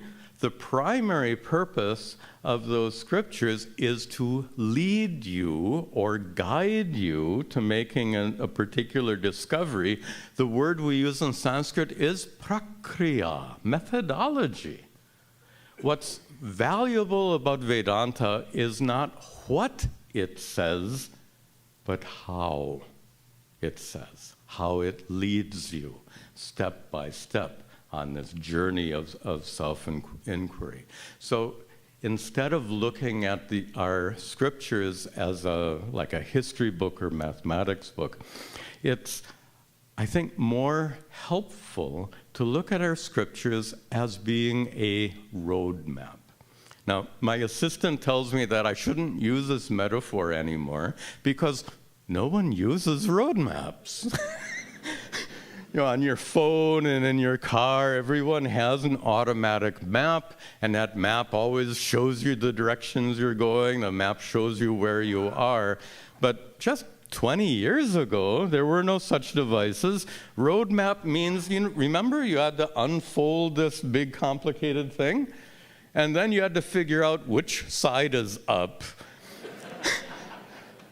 And then you have to figure out, look at this. A roadmap is absolutely useless unless you know where you already are. So you have to find where are you on this huge, complicated roadmap and then find your way along. Now, that's a pretty kind of daunting way of explaining a roadmap. Our scriptures are not so confusing as those old-fashioned paper roadmaps. And the reason, by the way, those roadmaps are scriptures, right? And the basis of that metaphor, by the way, is just like the information in a roadmap is less important. Information roadmaps will tell you the names of streets, the populations of cities, and all of that detail. But tell me, what's more important about that roadmap, the information contained within, or its ability to guide you to your destination? Obviously, that's the purpose of a roadmap.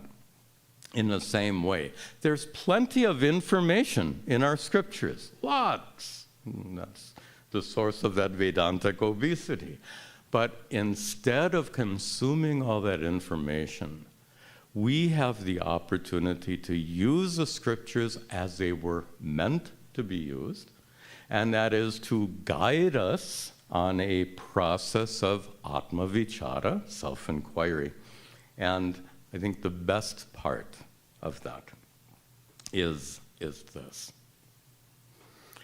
Those scriptures give us the opportunity to follow in the footsteps of the ancient rishis, so to speak.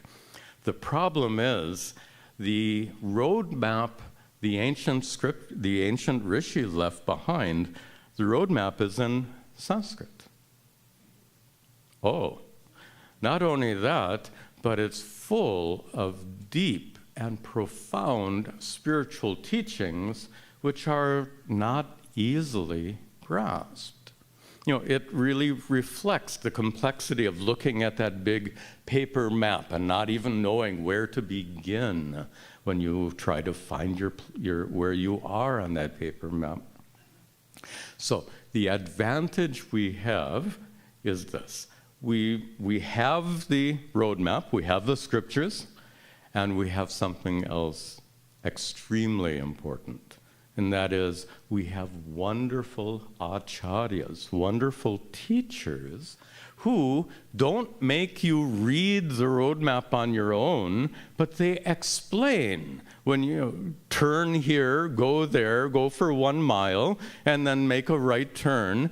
So we have acharyas, teachers, to guide us every step of the way.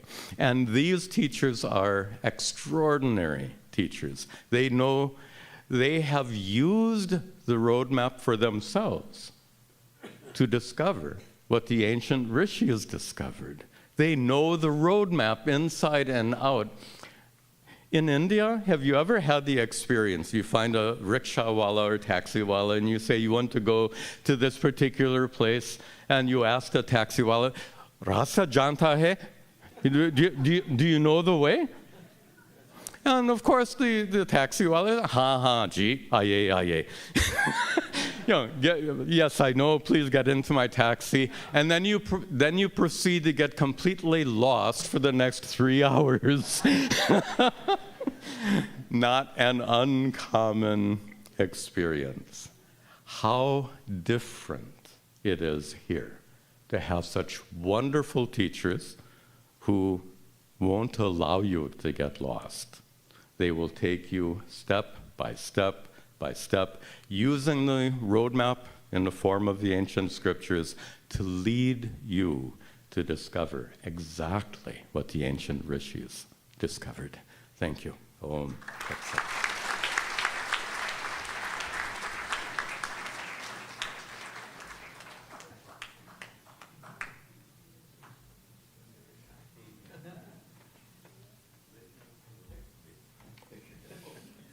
Thank you, Swamiji. Next, I'd invite Piyush Uncle, Shri Piyush Shah, and Srimati Avantika Shah to come give some remarks. Piyush Uncle has been a long-time disciple of Puja Swamiji. He's a board of directors member and treasurer of the ashram. He and his wife have greatly supported the ashram throughout the years. Many of you know them, and we thank you for their service and ask for their remarks.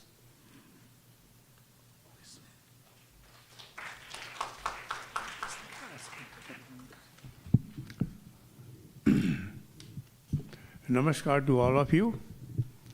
What a wonderful celebration on 37th anniversary.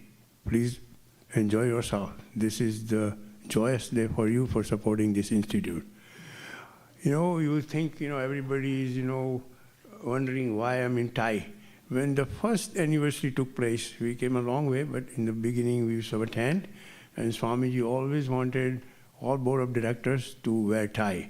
So on the eve of his 94th birthday, which is coming soon, I didn't want to change that. So that's why, I have a little uniform.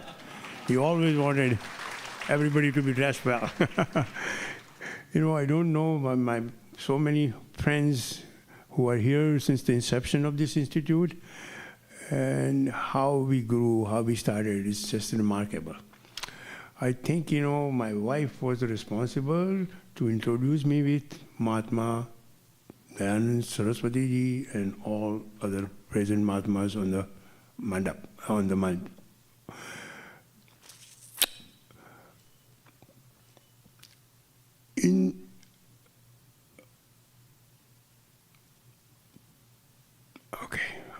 I think I lost my thought. But in the beginning, our anniversary function was primarily geared for raising funds. It was important.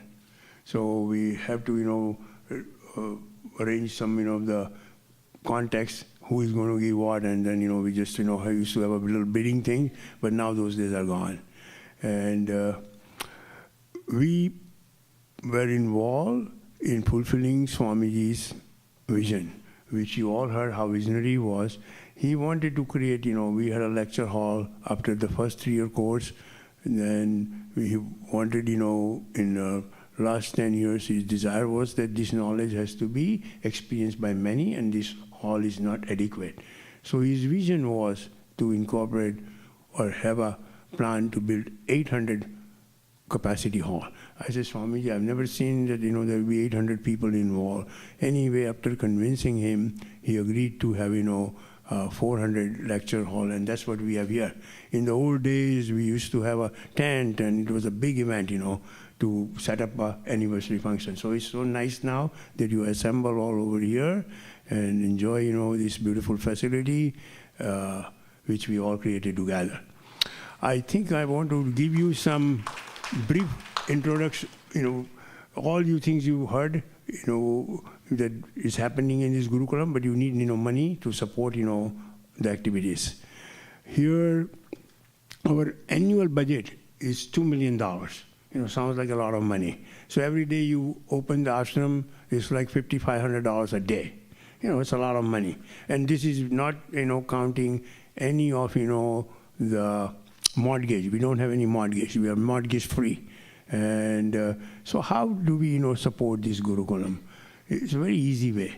I think all of you who want to preserve this teaching, and I request you to do that, is we have come up with idea of either gift for a day, which is for $500 per day, but I think, it's better to have a patron membership, meaning family, considering family of 4, husband, wife, and 2 children. So you contribute $2,000, and which is not much. And depending on a tax bracket, these are all tax deductible deductions. So I'd like you to, support Gurukulam for operational expenses. These are all operational expenses of $2 million. And we've been doing this consistently for last 10 years after undertaking this big capital expenditure of building this lecture hall, cum dining and kitchen facility. It's all paid for. So wonderful. And I want you to really, just concentrate on supporting and maintaining this Gurukulam, which is so precious. So we just give, generously the operation expenses to meet the operation expenses, so we don't have to borrow any money. So that's my main appeal to you guys, you people, to just continue supporting this wonderful Gurukulam. We have done our share. I think Swamiji would have been very happy to see how beautifully this place has grown, and we use the money very wisely. It took 37 years to reach to the stage where we are today. And also we expanded. We started with, small campus of 14 acres. It was, summer resort in Poconos. People used to come to enjoy the beautiful weather. But since, we've started one course earlier, 3 years with Swami Viditatmananda was one of the students there. And we had to, of course, in Pocono the weather is cold, so we had to, convert them and winterize all those things. And today we have so many buildings here we established. It's a beautiful place. So Swamiji always wanted us to learn this Brahma Vidya, but in a comfortable way. So we have provided, all that facility here, and it's us to enjoy. And also, please come and take advantage of learning these beautiful teachings and apply in your life. There's other major development going to take place in Gurukulam is we are going to replace 3 cottages. We're going to build 24 more cottages. There are 3 buildings we're going to demolish because of some mold problems, and the name of this complex is going to be Vasistha Complex. Swamiji has given a beautiful name. And a lot of people were asking me, how can we sponsor? All these buildings you see, majority of them are sponsored by people like you. So we are going with the same concept. So out of 24, 18 of those units we're going to, we are looking for sponsors. So if you want to get more information, please contact Swami Svatmanandaji for further information. Already some people have, given money, and like you to consider that. And the 8 units out of 24, we're going to use it for our ashram. So that's the major capital project coming through. But the rest of them, most of the things which you have to be concerned is with meeting the operation expenses. So I humbly request you to really look it seriously and be a contributor of at least 1 patron member. All these people who are here, they know the value of disseminating this spiritual knowledge and how important it is. And we are the world-renowned institute. I don't think so you'll find an institute like this. So I want to thank you for supporting. And during my little tangent, I'm not a professional fundraiser. I don't know how Swamiji found me to give me this title. I don't deserve it. But anyway, I enjoy the benefits of it. I did my share to build this. I was able to, contribute some of my talent to make this, growth of this institute, and we kept it debt-free. So please continue supporting this institute, meeting the operation expenses. So that's the only request I have. Thank you very much for supporting this place.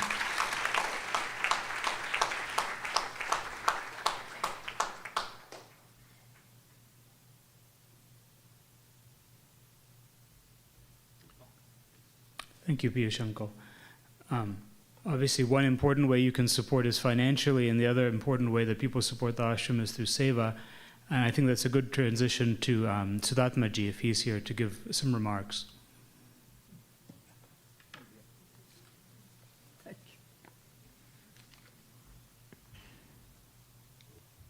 Thank you, Manu.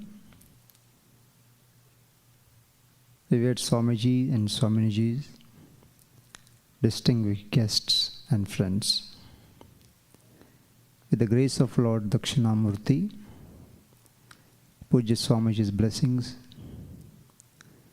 guidance from Swami Viditatmananda, all the Swamijis and supporters, we have successfully completed 37 years of teaching Vedanta, Sanskritam, meditation, and yoga. With the same enthusiasm and spirit, we welcome the 38th year. Thank you. The new year began with offering Rudrabhishekam to Lord Dakshinamurti, followed by family week-long programs for family and adults in person until the end of 2022. The response to all of our long weekends, week-longs and adult courses was very moderate and encouraging. We also hosted other camps like Hindu Yuva Summit, Samskrita Bharati Weekend Camp, Ayurveda for Healthy World, Jain Association, Sri Ramasharanam, so on and so forth. While we respect your lifestyle and commitment, we believe it's more important to invest in ourselves to live meaningful and fulfilling life. We can study our ancient scriptures under the guidance of our loving teachers to live a quality life, attain eternal happiness, and also fulfill our obligations. You can find a complete listing of the year-round programs in the year 2023 program booklet. Our appreciation for running all our programs begins here. First of all, pranams to Surya Bhagavan for giving leave to Varuna Bhagavan, for providing us a wonderful, conducive weather to conduct this program with well attended. Secondly, I offer my gratitude and pranams to Swamijis and Swami Viditatmananda, Swami Tattvavedananji, Swami Muktatmanji, and all other Swamijis for their loving guidance and unconditional support that allows our programs to run smoothly. Also, we would like to thank our dearest board members for their continued support and presence. The children are our future asset and carry our universal values through the scriptures. In 2022, Arsha Vidya launched Zoom classes for children of all ages under the name of Arsha Vidya Bala Gurukulam. Approximately more than 70 children graduated this year, and the next batch will begin in early September in this year. It's our pleasure to extend our deepest gratitude to Dr. Pramod Deshmukh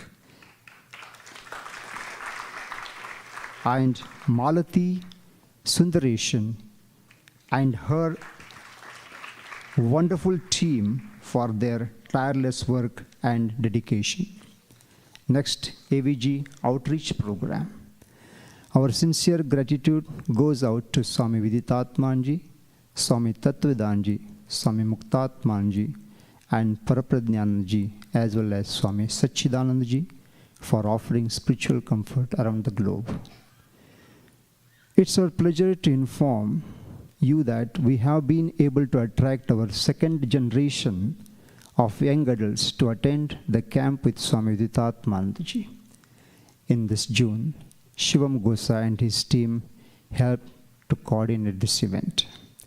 The Gurukulam deeply appreciates the support and generosity of its patron members and donors. A big thanks goes out to the souvenir committee, the ad sponsors, and the printer Sanlithu.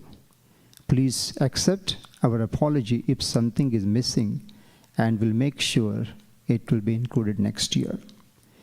We thank Shri Chandrasekhar Nanjappa for facilitating today's program coverage through Sakshi TV channel and the crew led by Simha and his team. Where are they? Thank you. The beautiful photos in our souvenir and year-round programs are the work of Shri Kshitij Joshi and his family. Thank you, Kshitij Bhai, for being with us all the time. Our Gurukulam's residents and staff have been so supportive and caring that I'm able to continue our programs. We would like to, our special thanks to Chef Ramachandran and Tara Ben for preparing tasty food for everyone with help from the kitchen team and volunteer. It is important to thank Sahadev, Chitra, Pandu, Raji, and whole team for audio and video arrangements. Thank you all, our volunteers and coordinators, as well as Praveen Kalsabel and his wonderful team. Give them a big round of applause. It should uproar. Thank you. Lata and Pramoji and their team took excellent care of our dignitaries and special guests. Arsha Sandesha quarterly newsletter edited by Renuka Raju is well read. Thank you, Renukaji. Currently, the function is running smoothly. There is someone behind it all. We are happy to have Manu Dawar, by profession his lawyer. Under the guidance of Puja Swamiji and Viditatmananda, he grew up into an amazing person. We are pleased to have him as our MC, as well as family and his parents, Dawars. Now I ask Swami Viditatmananda to bless him with flowers.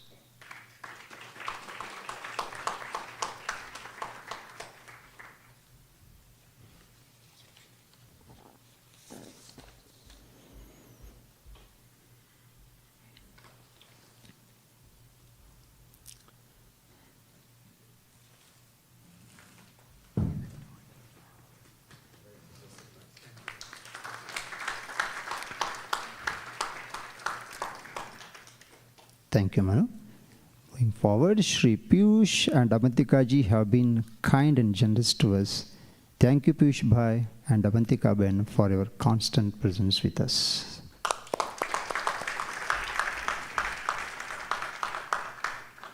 We'll be holding a couple of special events during these months.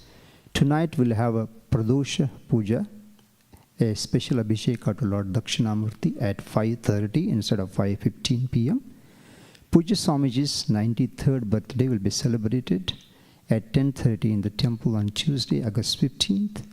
On September 23rd, Puja Swamiji's 8th Aradhana Day and Swami Pratik Budhanji's 3rd Aradhana Day will be celebrated in the presence of Swami Tattvavidananji. Of course, your presence at this is greatly appreciated. Thank you once again. Wishing everyone a healthy and happy life. As this souvenir is themed after Jagat Guru Shri Adi Shankaracharya, I conclude my presentation by praying to Lord Jagat Guru by chanting a shloka. Drishtanto naiva drishtaha tribhuvana jhatare sadguror jnanadatuhu sprashaschet tatra kalpya sanayati yadaho swarnatamasma saram nasparshatvam tathapi shrita charana yuge sadguru sviya shishye swiyam samyam vidhatte bhavati nirupamaha tenava laukikopi. For a translation, I request all of you to attend our Sanskritam classes.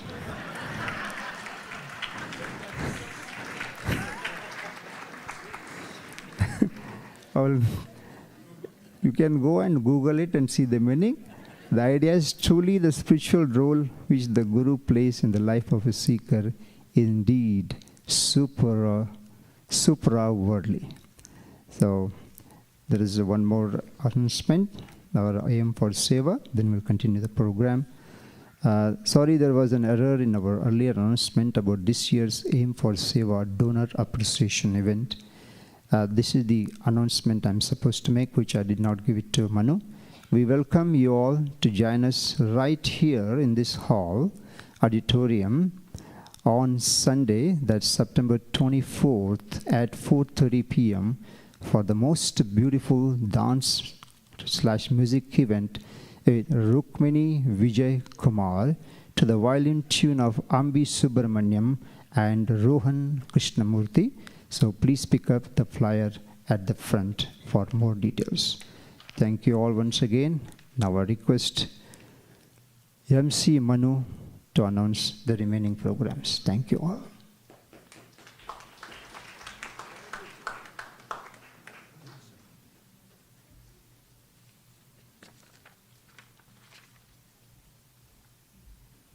Thank you, Statmaji.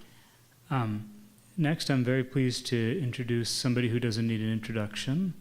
Saviti Auntie, Mrs. Saviti Mani, has captured the hearts of people of all ages of the ashram for over 30 years. I grew up attending and participating in some of her programs here nearly 33 years ago now.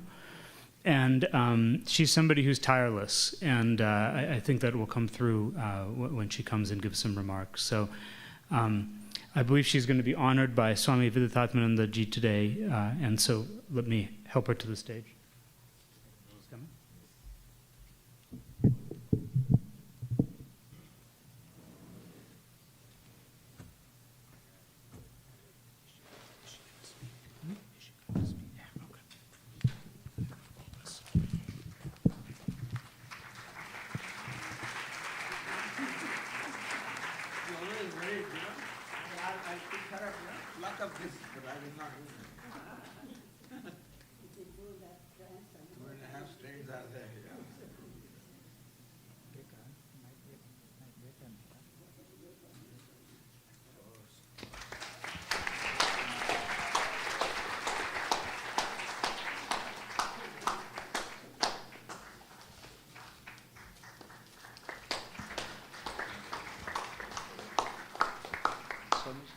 Say a couple of words.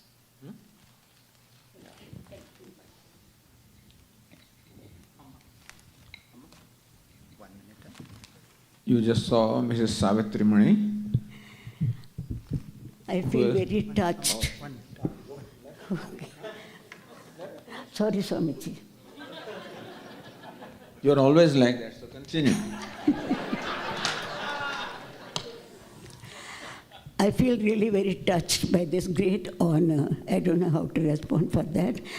But for saying thank you, Swamiji, and all the Swamijis, Swaminis, and Brahmachari and friends.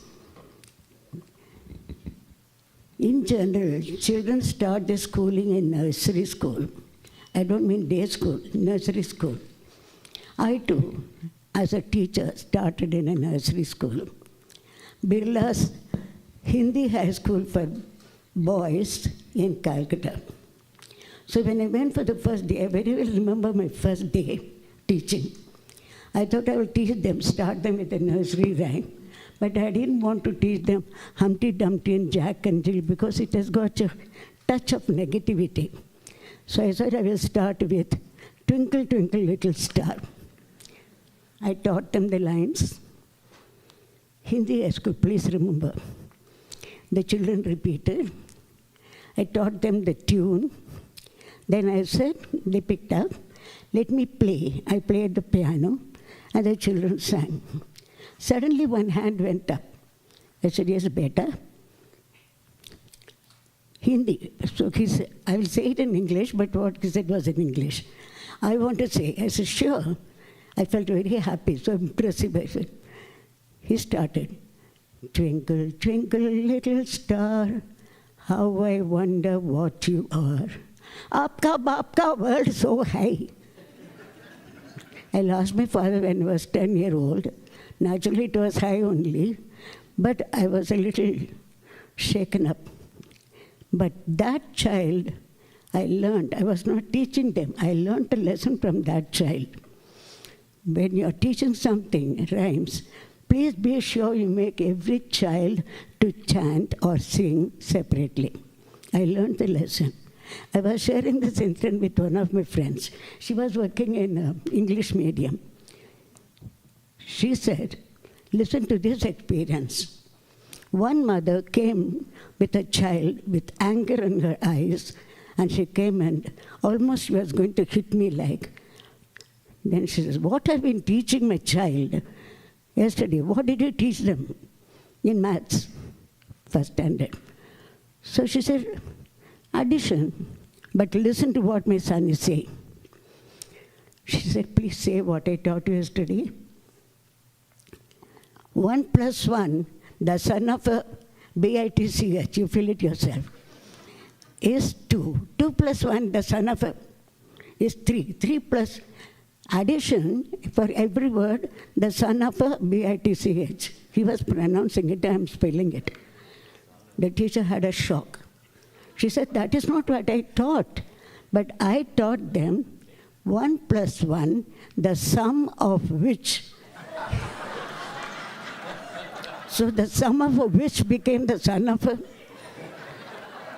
So I said it's very important that we should teach the children, not only just in group, but individually. I learned a lesson. But I learned a lesson from the father also. I repeat, it was in the medium. One day my HM, means headmistress, sent for me, please bring, with a report card she sent, now please keep this with you when you come to meet the father.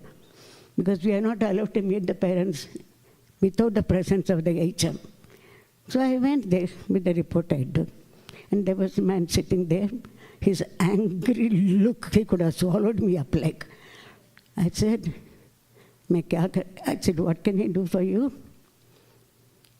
Suni, he's my only child. I got 5 cars and big bungalow. He is my only son. I said, bahut khushi ki baat hai, it's very happy to know that. But what do you want me to say? You have sent me the report. See, even though it is a nursery, a lot of things to fill up, like reading, writing, playing, mixing with others, drawing, all sort of, quite a number of things, satisfactory, fair, unfair, should improve, like that, quite a number of things. In one column, I have written poor. How dare, in English, I'm repeating again because it was Hindi, how dare you call my son poor? Because you have written poor in one column. He is my only son, I got 5. I said, sorry, it doesn't mean that. So that day I learned. After that, I never used this term in any of the progress report. So we learned from the parents. Now let me say something interesting. Another day, one boy brought a big pot of rasgulla, big rasgulla. In Calcutta, it's very famous for rasgulla. Most of you might know about it. I said, kya baat hai? Function tak any, what is it? Was there any function? Was there any marriage? For everything, nahi to. I said, then kya hua? Then kyun laaye ho? Why did you bring this? Pata nahi, mere papa ji ne diya aapko dene ke liye. I said, very good. But when your father comes, I'll check up. I waited for the afternoon for the father to come and pick him up. Because it's Birla school, no, nothing but cars and cars and cars. So, when the father came, I asked him, Bhai Sahab, was there any function in your house? नहीं, पहले हम आपसे पूछने वाली हैं, क्या मद्रासी लोग नवंबर में होली खेलते हैं क्या? I said, for Calcutta people, whether it is Kerala or Andhra Pradesh or Karnataka or Tamil Nadu, they're all Madrasis. They only say Madrasi, they don't use any other term. Madrasi, I said, no. इधर में north India में of course खेलते हैं, but south India में इतना popular नहीं. पर आपने क्यों लिखा था? Why did you write in yesterday's news calendar, tomorrow is a holy day? It was a holiday, became holy day, so I got a big lot of big round rasagullas I enjoyed. So this was the condition I started teaching. But slowly, later on I went to Modern High School for Girls by Birla only. That's a different thing, whatever it is. I learned to teach the children, the guides. In India, Girl Scouts are called guides. I was an assistant district commissioner, so quite a number of times I had to take them out as a contingent leader to countries like Nepal, different countries, Sri Lanka, Nepal, Japan. But I took part also as a contingent leader to Sydney. I went.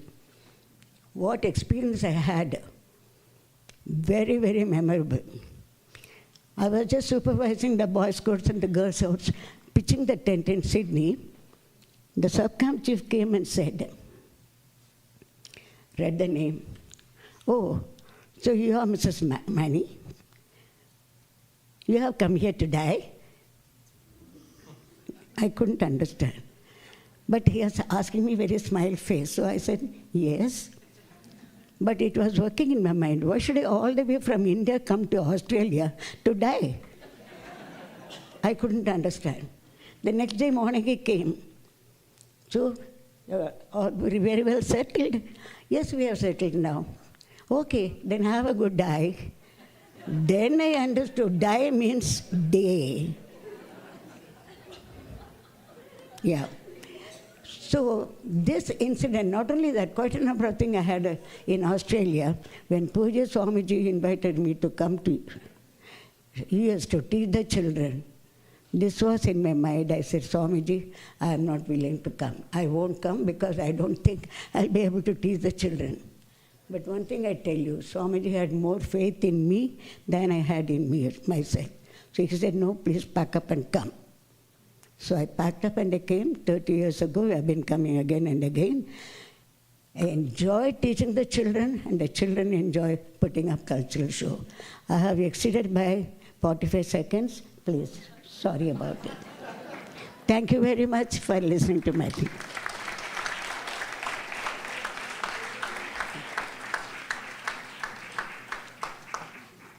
Thank you for my needs.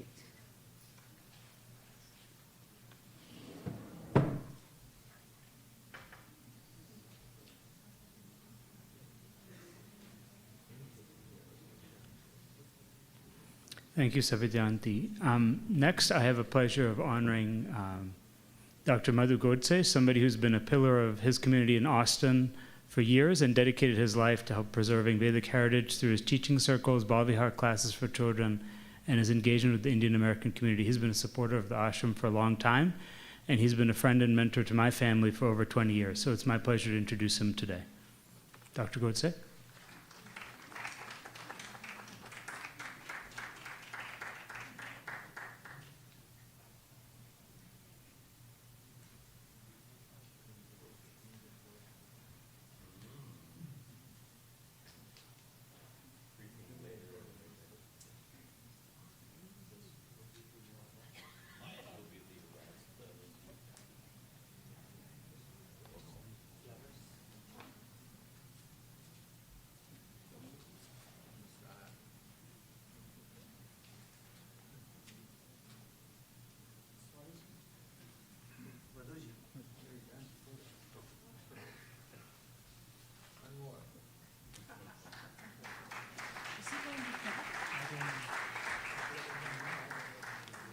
You want me to speak? I don't No. know. Okay. I don't think so. Unless you have got it. Thanks, everybody. All my group.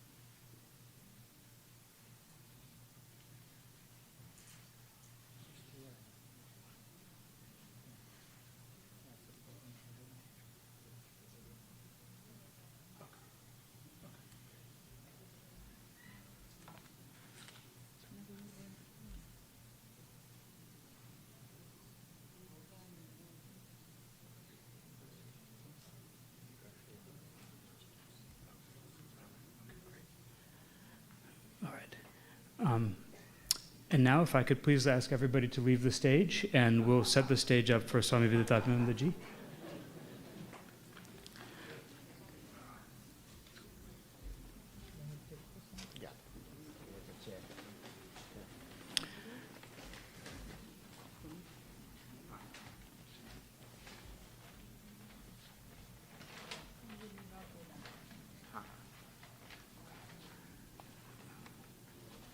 So while we're getting ready for Swami Viditatmananda ji to speak, I thought I would just take a moment to introduce myself. It's been a pleasure being your MC today. Some of you are probably wondering what I was doing up here in the very beginning and why I couldn't pronounce anybody's name. I'll give you a little bit of my background. So I grew up coming to the ashram. My parents are sitting over there, Sushma and Vijay Davar, and probably first started coming here about I would say over 30 years ago, probably 33 years ago. I now live in DC with my family. I'm a partner in a law firm and adjunct professor at Penn Law School. I've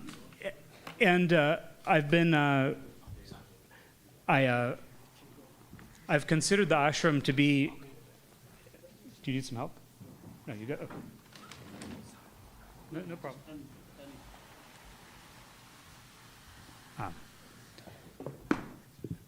I've always considered the ashram to be like a second home to me. So it was very natural to come here, and I was very pleased when Swami Viditatmananda invited me to come and MC today's event. I think the teachings of this place are really special. I think to somebody like me who's very caught up now in a modern life, I have a young child, I think about time very carefully. I'm an attorney, so I think about time in 8-minute increments. I'm very aware of time from a business perspective, but one thing that the ashram has really taught me, which is something that is very meaningful in my life, is a different way of thinking about time other than 8-minute increments. And thinking about, being present in your life, learning the skills to be present in your life. And I really liked the discussion earlier about Vedanta being a tool, being like a roadmap, being a way to think about the self. And there's different ways, I think, to do that. One of those lenses is time. So I think being present in oneself is something that takes work. And I've always appreciated that this institution has provided those tools to me to remind myself about the importance of being present. The other piece of that is the importance of self, which has been an important thing to me, will continue to be an important thing to me in my life, which is who is the true self. So like all of you, I'm in my life, I have fear, I have doubt, I have sadness, and I think one of the powerful lessons of the ashram to me has been that those feelings are legitimate feelings, but those feelings are not part of the true self. And so those are two lessons that I think are very relevant in my everyday life, which is a very modern, very fast-paced life in Washington, D.C., but something that I go back to, and I really thank the ashram for having provided that knowledge to me and continuing to be a second home to me. So that's who I am, and without further ado, I'd like to introduce Swami Viditatmananda ji, who I have an introduction here, but he doesn't need an introduction.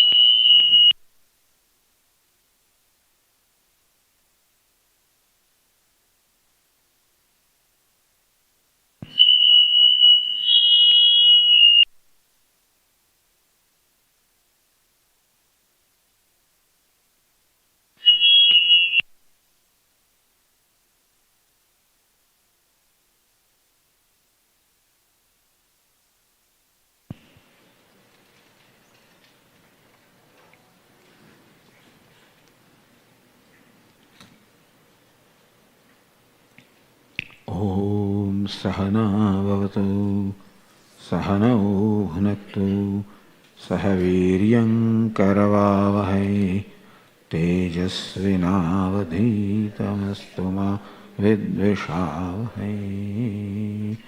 Om Shanti Shanti Shanti.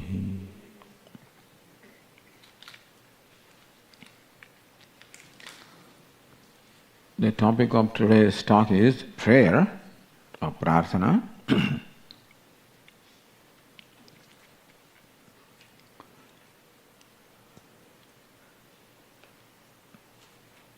What establishes the need for prayer in our life is that we are needy beings. Swamiji, Paraprajnanaji said about the desires one after the other arising and the desire remaining the same. That we are needy beings and a variety of needs which manifest as various desires. And we do a number of things in our life to fulfill our desires. But we also know that very often we are not successful in our efforts. In spite of, we are not always successful in our endeavors in spite of making the best efforts.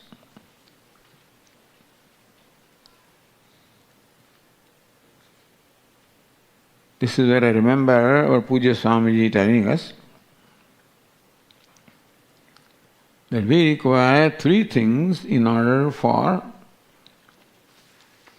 successful accomplishment of an endeavor. One is, of course, prayatna,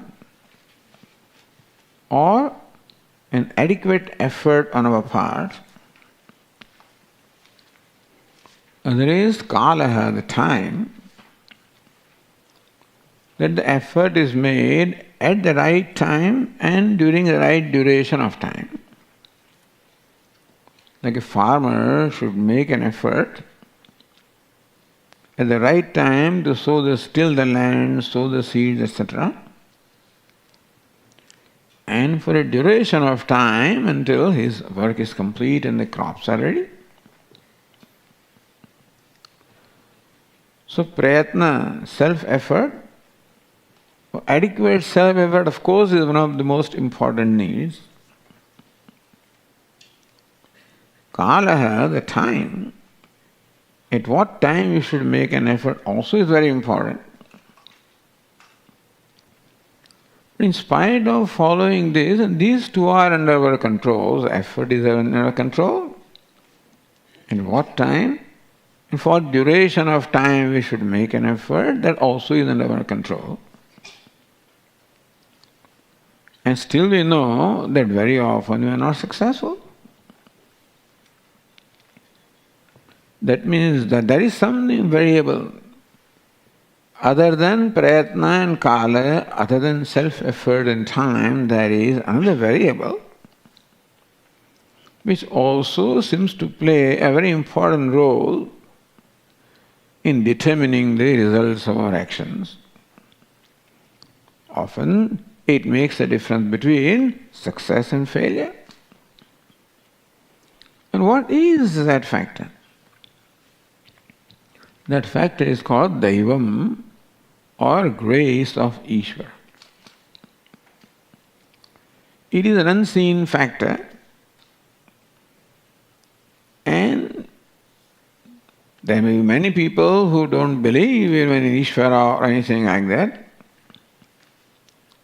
But all right-thinking people know that we always need help over and above what we can do ourselves. And that is Devam, or grace of Ishvara. Like a farmer can till his land, can sow the seeds at the right time, can also continue his activity or action for a duration of time, and still there are factors such as rain, which the farmer does not control. Even if rain is there, there can be any number of factors also. Sometimes there are some insects that come in and invade and the whole crop is lost.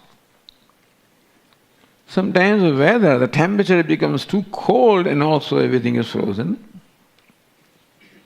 There are so many factors are there. This is just an example of the farmer with which we are all familiar. And so what do we do about that? What do we do about the factors that we do not control? But Swami, who controls those factors? Who decides when it would rain, how long it would rain, what the temperature would be? Who decides all that? Is there someone who makes these decisions? We will say, yes, there are laws. There are laws of nature or there are laws of creation. And many of these laws we know and therefore we take them to account. But some of them we do not even know and we are most surprised. Whenever I say this, I remember the same example which you must have heard from me. How once in Delhi, an election was lost because of the price of onions. I guess you know, and you must have heard, because I know very few examples. So this is one example I keep on repeating.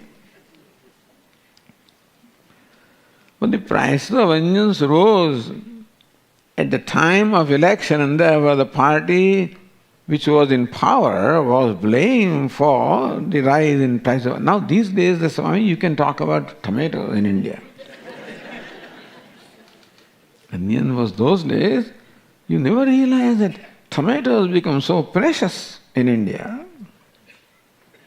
And people are just upset when their basic needs, cannot be fulfilled. And therefore the party who was in power at the time when the prices rose lost the election. They had made all of the preparations, they would never imagine.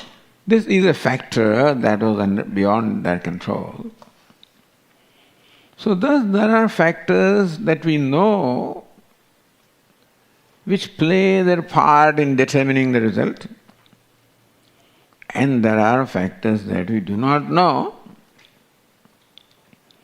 And therefore the need of the grace of someone who determines all these variables. And that is Ishvara, who has created the universe, who has also created the laws of the universe. Many of the laws are known to us, and we of course take them into account. But at the same time, there are many variables and laws we do not know.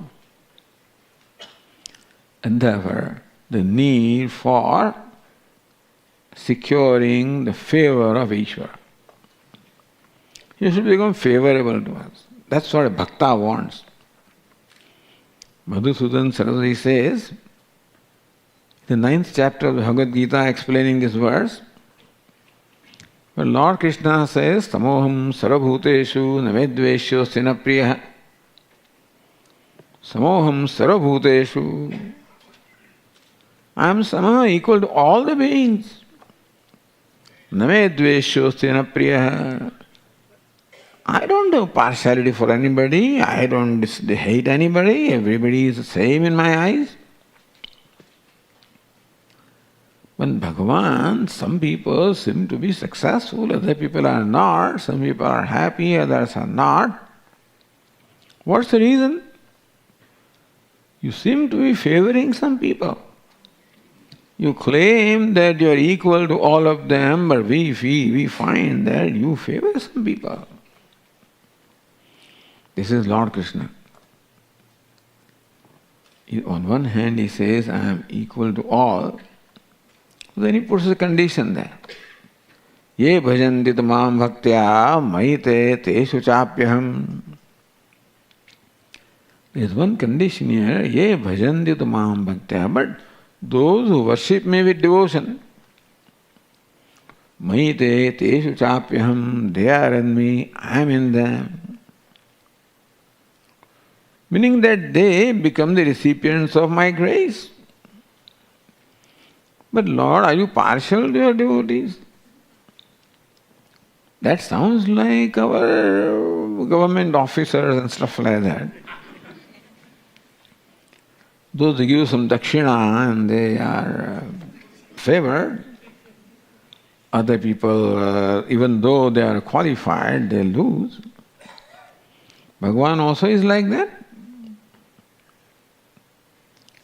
I should not say yes, but between you and me, I would say Bhagavan also is like that.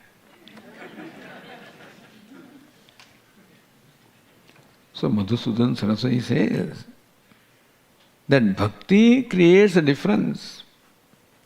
He makes Bhagavan also favorable to us. Ye bhajanti tu mam bhaktya mahite teshu chapyaham. The first line, Lord Krishna claims, I am equal to all, everybody. There is no favor, no partiality, no dislike to anybody. However, those who worship me with devotion, they are in me, meaning that they receive my grace. So grace, but Lord, are you partial to some people that they alone receive your grace and others don't? No, so my grace is equally available to everybody. Just as the sun, S-U-N, sun can say that my light is equally available to everybody. And still it is possible that some homes are dark and some homes are lighted. So what are you doing, sun? Are you favoring these people and you are illumining their homes and then you are keeping other homes dark? He says, no. These fellows have kept their windows open for the sunlight to come in and others have not done that. Meaning that Krupa apeksha apekshate. They say that Krupa also has an expectation of expectation. Meaning that even though the Krupa or grace of Ishvara is showered equally upon everybody, and still something is needed on our part also to receive that Krupa. Like opening our windows for the sunlight to flow in. Or somebody was complaining, it's raining and I want to enjoy the rain and the rain doesn't help me. I'm deprived of the rain. He said, hey, you are holding an umbrella. Close your umbrella. Then you can enjoy the rain. Similarly also, the umbrella of our ego sometimes, very wide open. And therefore, even though the grace is showered to everybody, often we are just deprived of that. And so we complain about Bhagavan, about Ishvara, Swamiji is very cool, etc. But Lord Krishna will not accept it. He does sound cruel to many people, but he will not accept it. I am equal to all. Meaning that something has to be done on our part in order to receive the grace of Ishvara. And that is where prayer comes in. Prayer again is like muska polish, for buttering the palm. In India, they use musko means butter. That's all one word they use, muska. Here they use butter the palm. Now, as a Swami, I cannot say all of this. I cannot talk like that about Lord Krishna, but He's so close to us. We have been, teaching Bhagavad Gita and other things for so long that Lord Krishna has like become our friend, you know. When he's a friend, then you take liberty. You can't take liberty with everybody, but with friend you take the liberty, you just do them tabba, etc. You can do that. So with Lord Krishna, not liberty, but still, as though compare him with an ordinary person, and as though he also can be made favorable by palming his buttering his palm. So that is prayer. Prarthana means to urge. Prayer means to urge. I urge the Lord that please bless me, please help me. And that is very important in our life. For human beings it is important. Swamiji, have you seen any dog performing prayer? I don't see anybody else other than human. They don't perform prayer. There is no prayer. Why does human being require prayer? Well, other creatures don't require any prayer. Because other creatures are quite content with what Ishvara gives them. Others are all content. Ahara, nidra, bhaya, maithunam cha. All the other creatures want is ahara, they want food, nidra, they want rest, they want to protect themselves and procreate. This is all their needs are. And they don't demand anything more than that. In this scheme of universe, Ishvara has provided for this, that it automatically happens. Every creature knows what is the source of the food, every creature knows how to procreate, every creature knows how to protect, etc. etc. So human being also has these needs. Ahara, we need, nidra, bhaya, maithunam, all of that we need. But then we need something more than that. This human being is an interesting creature that I am an ambitious person. I am born with ambitions. Meaning that I am not satisfied with the way things are. I am not satisfied with the way things are around me, and more than that, I am not satisfied with the way I am. Meaning that we are born with dissatisfaction. Dissatisfaction with our own self. And that is the source of all our misery. The unhappiness or sadness the poor human being suffers from has its source only in that I am not happy with myself, I am not comfortable with myself. Isn't that funny? But Swami, why? I don't find dogs and cats being depressed or sad because they are happy with themselves. They are fortunate they are not evolved, you know. The human being is evolved. The price of evolution that we pay is that we are dissatisfied with ourselves. So that seems to be a punishment. Looks like the price of this evolution is that so that shows evolution. The self-dissatisfaction. You will wonder that self-dissatisfaction is the source of all our sadness. Although I generally assign the cause of my sadness to somebody else. With mother-in-law, that means Puja Swamiji's word, you know. I don't bring mother-in-laws in my talks, but anyway, mother-in-law and brother-in-law, these were two always appear in Swami in the olden days. I guess because brother-in-law must have landed in his house and would not leave and doesn't know how to get rid of him. And mother-in-law, of course, it is her right to lay with the daughter. Anyway.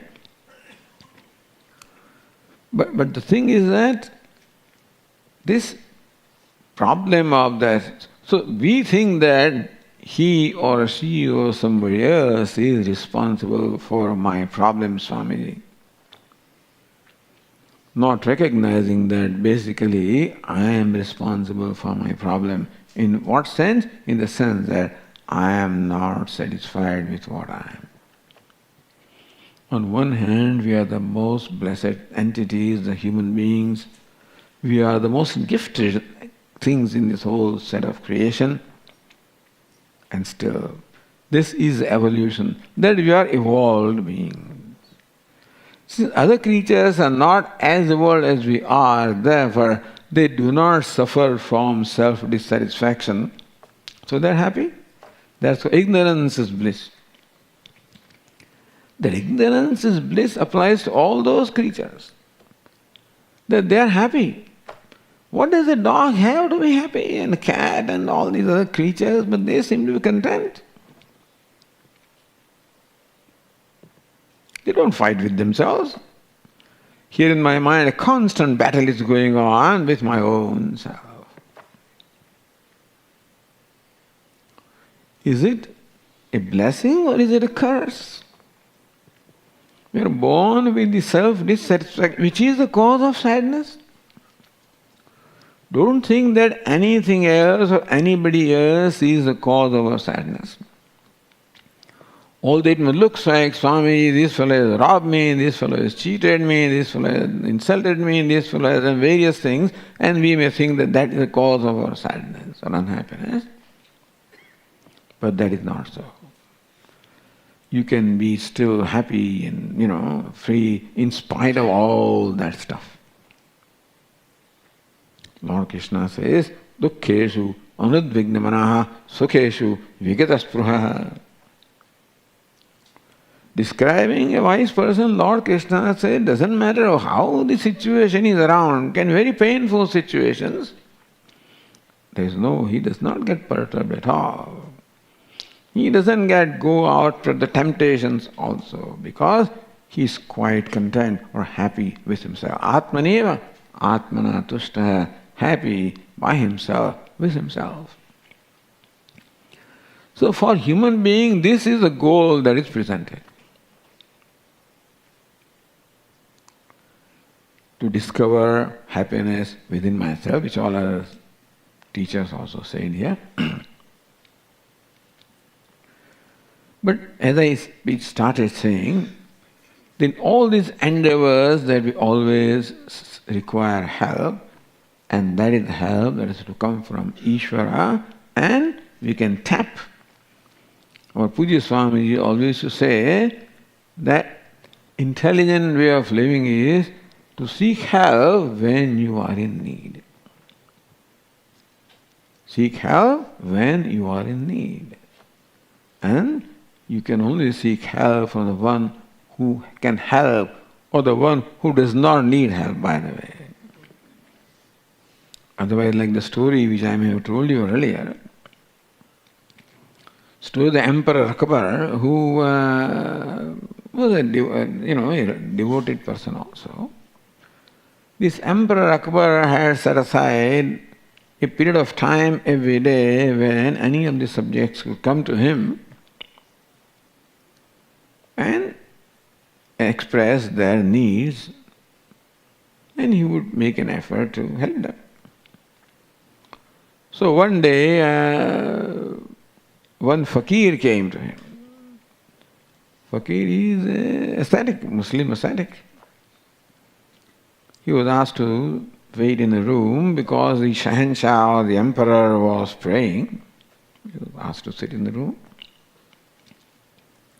After a while, Emperor Akbar completed his prayers and came out and saw this fakir, or this Muslim, leaving.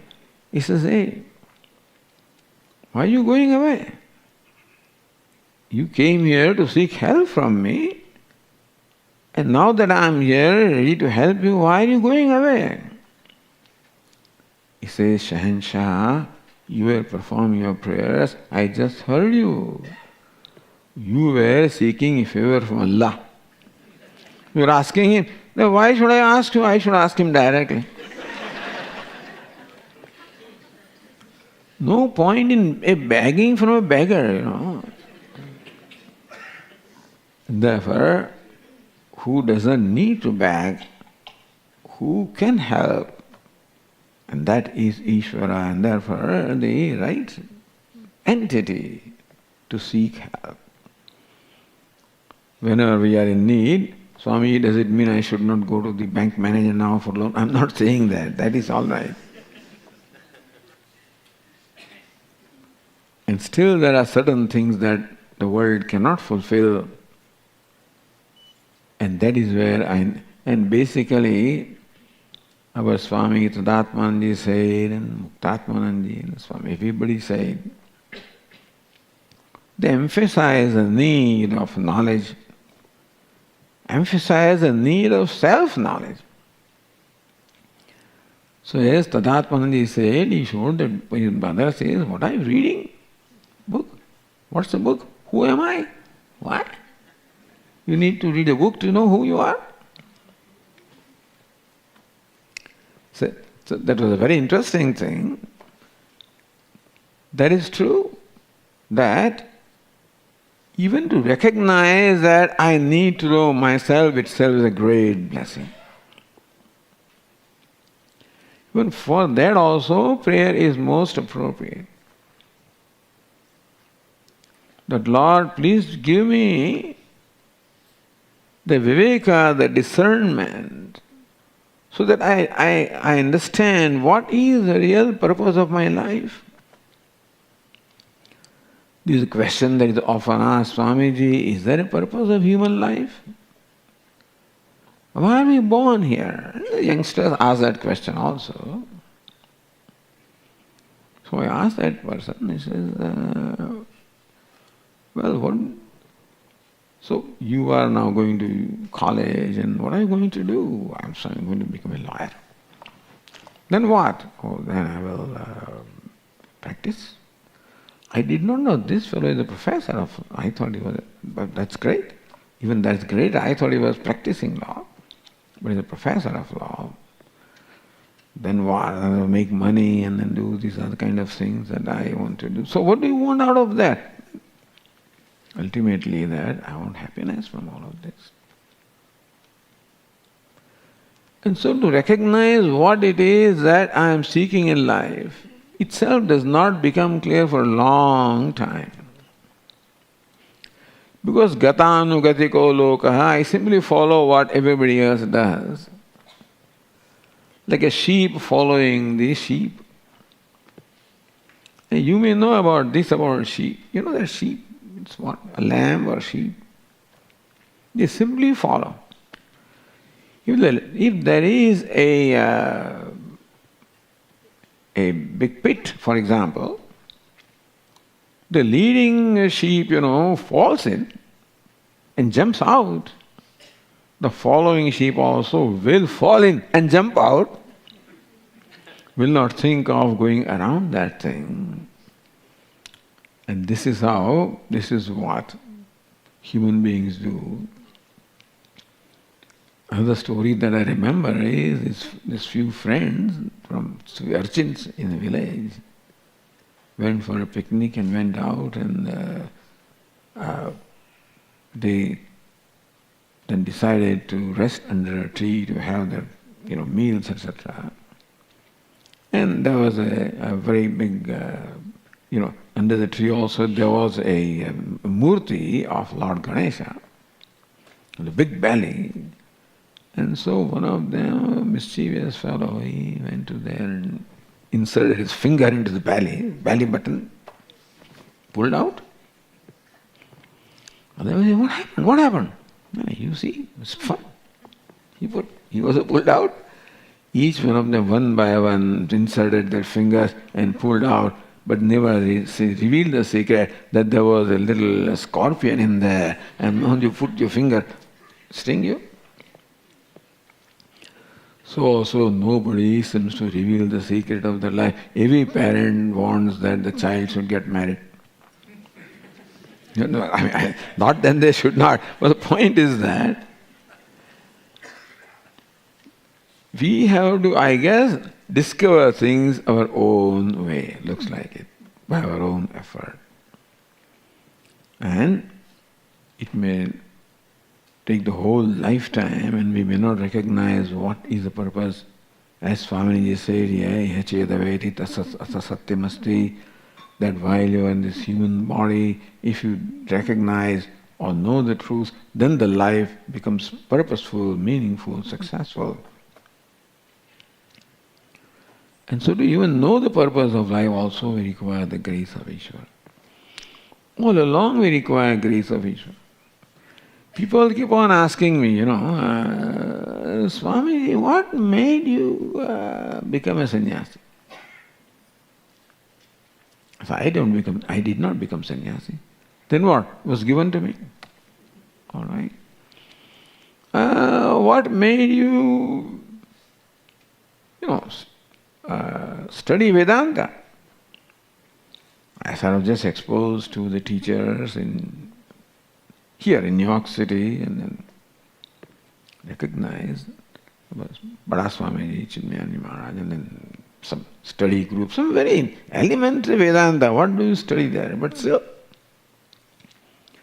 I don't think I understood much, but this much I understood, that Vedanta has something profound to offer, which I should have. I should study this in depth.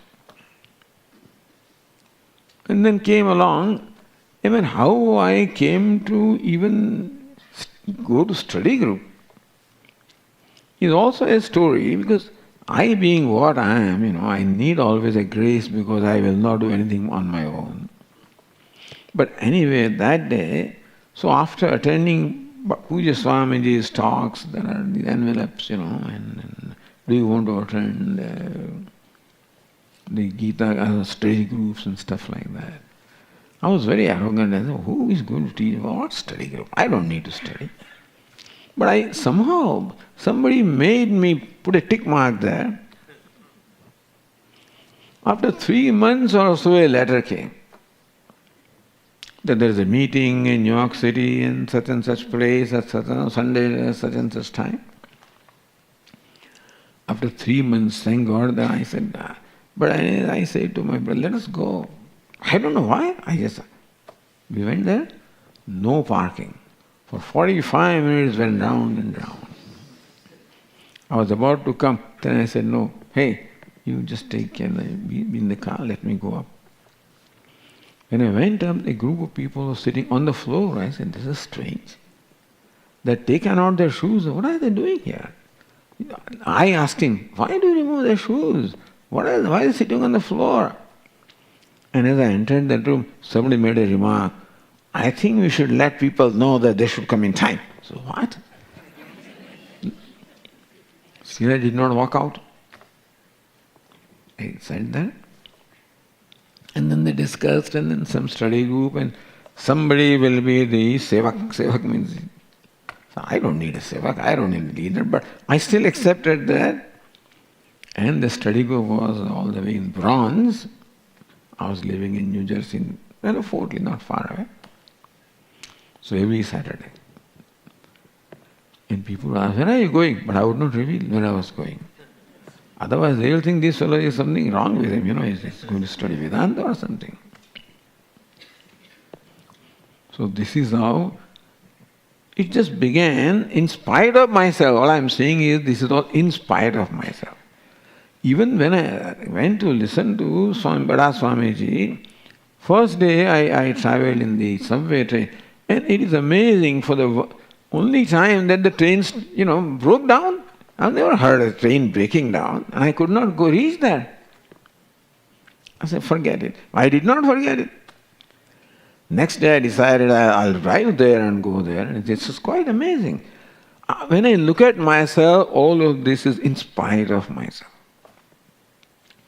As though I must have been sort of prompted. So went there and put a tick mark on the study group and went to study group. And then I got an idea that Vedanta is something important to offer.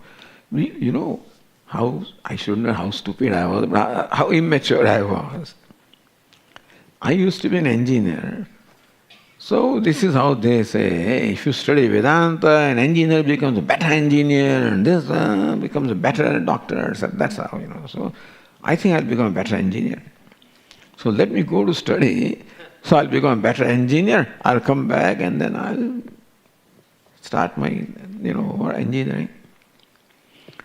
And when I wrote these letters, people were very upset in the family, including my close family, and they said, I said, don't worry. Why? They thought that once a person goes to ashram, he doesn't come back. Don't think so, I'll come back. No, you won't come back, I will. So this fellow made me record. You make a commitment. So I reckon I'll come back. I don't know whether he's preserved that cassette or not, but anyway. So this is how things were. And I was thinking, I'm going to Mumbai, And what sort of ashram will there be? What kind of bathroom they will have? This is a thought. Not what kind of teacher would be, what kind of bathroom they will have. I think maybe I'll stay in the city and commute and attend the classes. So I went to Bombay a few weeks earlier and went to visit the ashram Sandipani Sadhanalaya. It turned out that our Puja Swamiji usually was traveling and giving discourses, but Swamiji was for 3 days in ashram at that time, so when we went there, he was there. That's the first darshan I had. But before that, I even agreed to study from somebody, because here I only was exposed to Swami Chinmaya, Bada Swamiji. And I would not accept to generally study from anything less than that. But they said, well, somebody else is going to teach from Swami there. I don't know him, I've never heard of him. And still I came. And then I wrote from there. And these people in Mumbai would not reply me. I wanted an admission in this course and they would not reply. Fortunately, Bada Swamiji was passing by. I said, there is no reply. Hey, tell them that I have told you. Okay. So that is how. And then I had once taken my mother, to have Swamiji's darshan.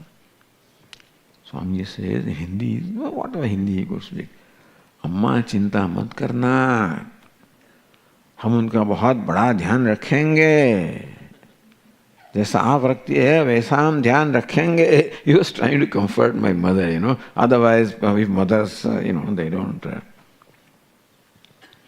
So this is how then I came to Mumbai and I said, what kind of an ashram is this? Let us inspect it. So with my bhabi, means my elder brother's wife, we went there to see. Puja Swamiji happened to be in the course of travel at that time. We had darshan. I prostrated. He was surprised. Somebody coming from America in a pant and shirt and he's prostrating to me. So he was pleasantly surprised. And then my bhabi says, what kind of food did they give them here? What kind of food they give? That was her concern. And my concern was what kind of bathrooms there are, And, it's very interesting. But how the grace works. That from the day one, I went there, and then, imagine from United States, you go to this Sandipani Sadhanalaya, where fortunately every brahmachari had their own room, but that was a saving grace. We had shared bathrooms and shared toilets. But, your individual room, thank God. So that was enough. And they were serving sambar and, in that all Malayali cooks, because Bada Swami, so. But from day one I had no problem with any sambar, with any chapati, any sabji, nothing at all. Everything was perfect. The teacher was perfect. And I maybe that is the happiest days maybe in my life, those 2.5 years. In my life I had never met a good teacher, by the way. Not in school, and not in college, not in engineering, never. And the first time I met a teacher who was a great teacher. See, this is all blessing, all this is what I'm saying, describing the grace. Prayers I have not performed, but I must have performed in the past, I guess, And therefore, the grace coming along.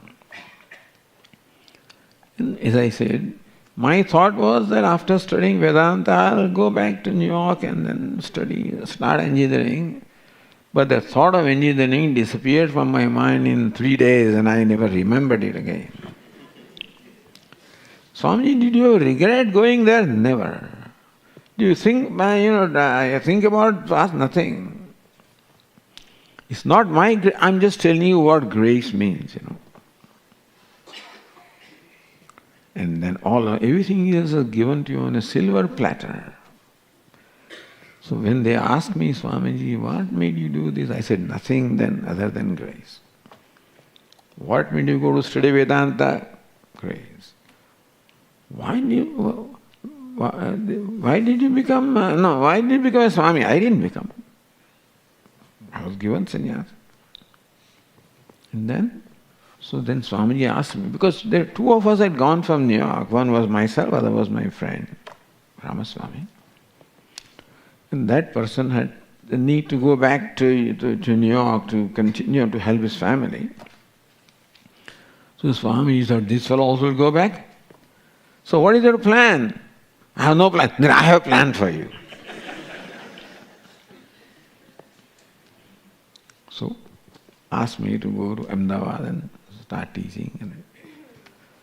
But this is the grace. What I'm saying is that what we require, the most important thing in our life is this grace of Ishvara. And the way of acquiring the grace is seeking the grace through the prayer. And therefore I feel that the prayer is one of the most powerful tools that we have as human beings to grow in every way. And particularly when you are pursuing the self-knowledge, self-growth, it is the most important thing, because then you realize that your biggest enemies are living within you. So when I went to the Sandipani Sadhanalaya, and then after a few classes I realized that here what they are teaching is quite contrary to what the world taught me. Here they say that, hey, you must assert yourself, you must sell yourself, this is the things that we are told. And what we are told, there was quite contrary, that you must be amanitvam, you must be humble. Arjavam is straightforward.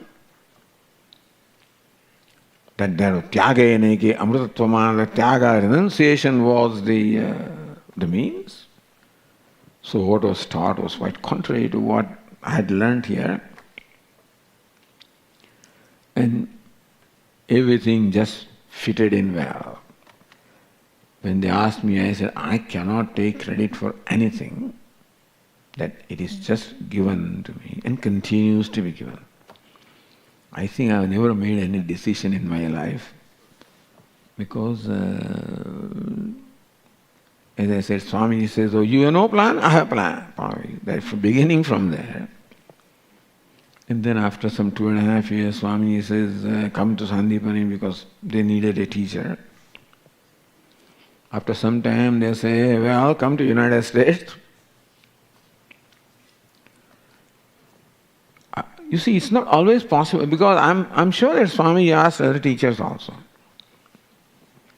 And maybe others were not ready to give what they were, entirely, because there were a number of students and this and that and so forth. Theek hai, chalo bhai. Come here, went there, whatever. And so this is how things have been going. And then made me vice president. Then of course president. And I don't know what all this means and what am I doing. They think that the president means doing everything. I do nothing. Swamiji, change your telephone. It is so old. I don't need a telephone. I don't do anything with a telephone. Why? I don't receive any phone calls. The only thing I do with telephone is maybe receive once in a while a call and make once in a while a call. That's about, or maybe send a message, text message or something. Then other than I don't know what, So that is a kind of life of no responsibility. And everything is, with all the trustees and everything, given to us. And so this is a good deal, I tell you.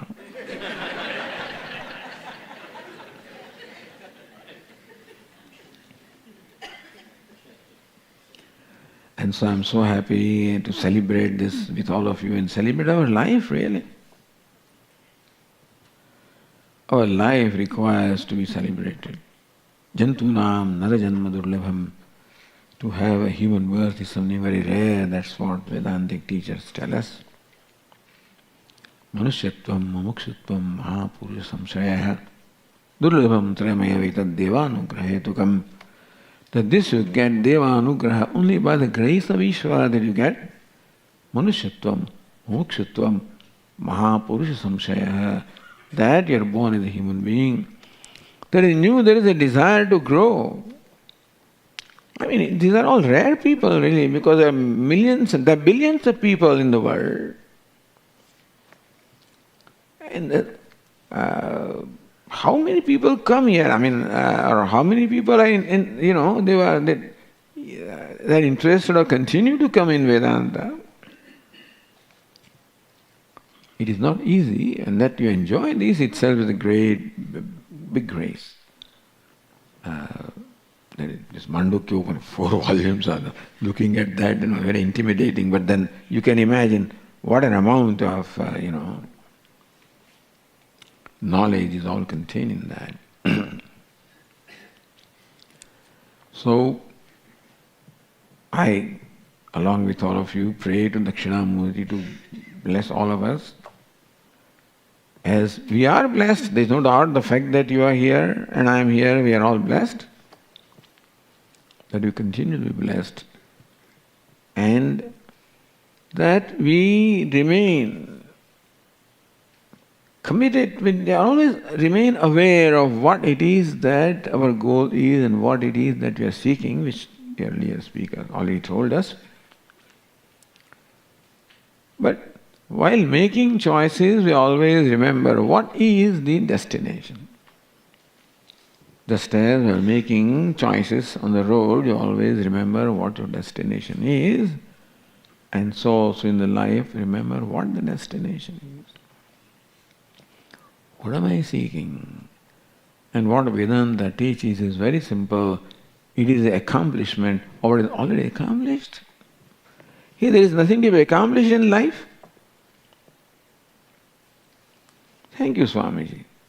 Should I come to the ashram? Nothing to accomplish? No, not that. There is nothing to accomplish. It's already accomplished. To recognize that what I am seeking is already accomplished.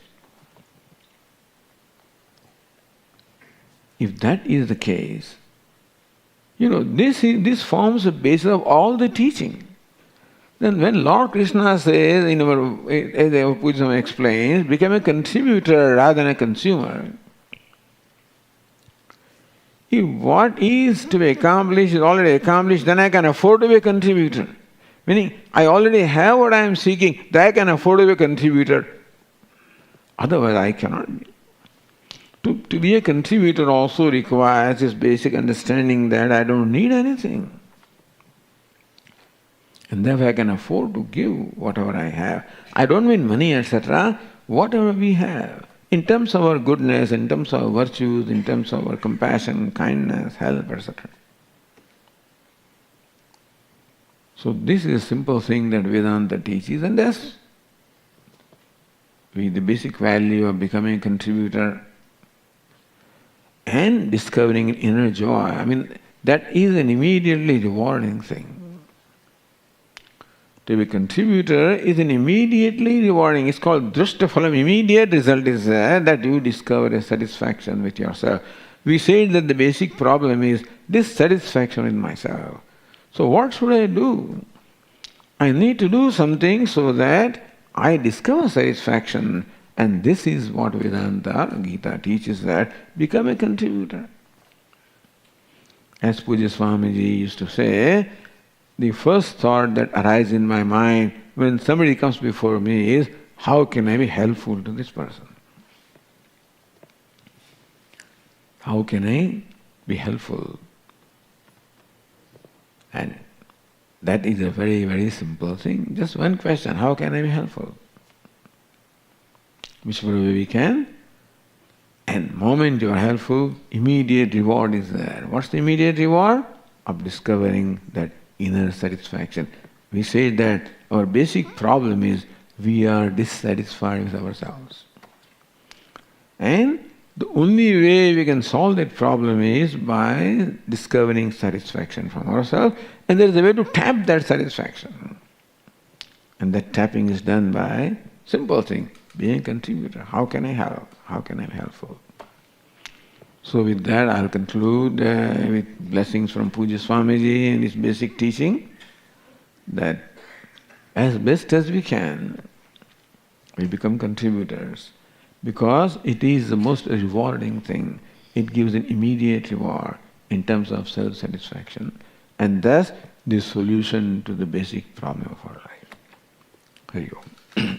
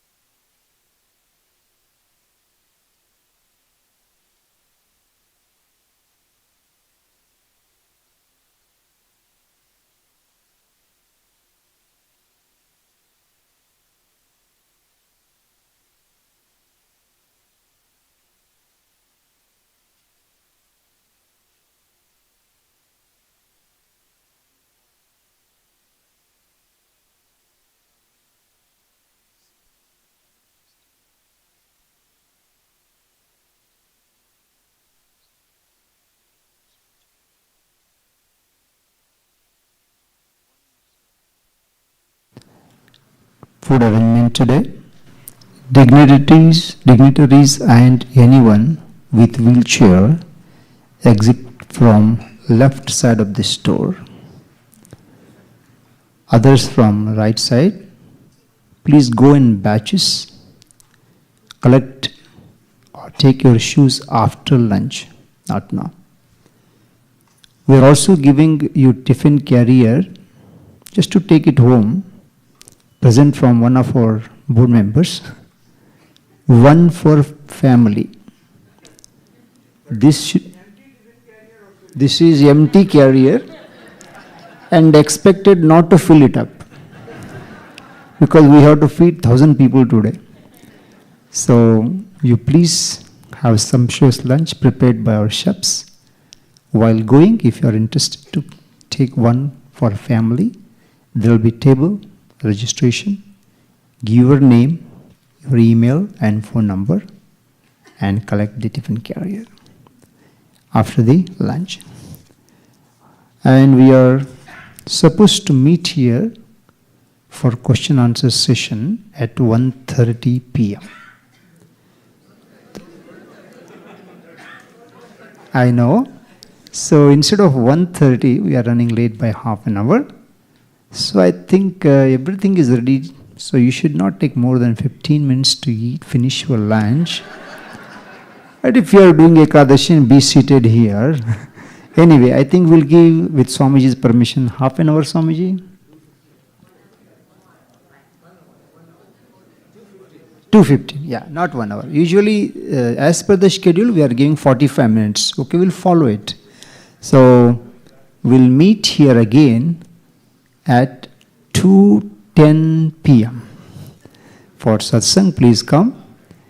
If you attend the whole program, the food will be digested. So, attending question answer session is a part of it. So, please don't miss. And also, we have one more announcement on lunch logistics.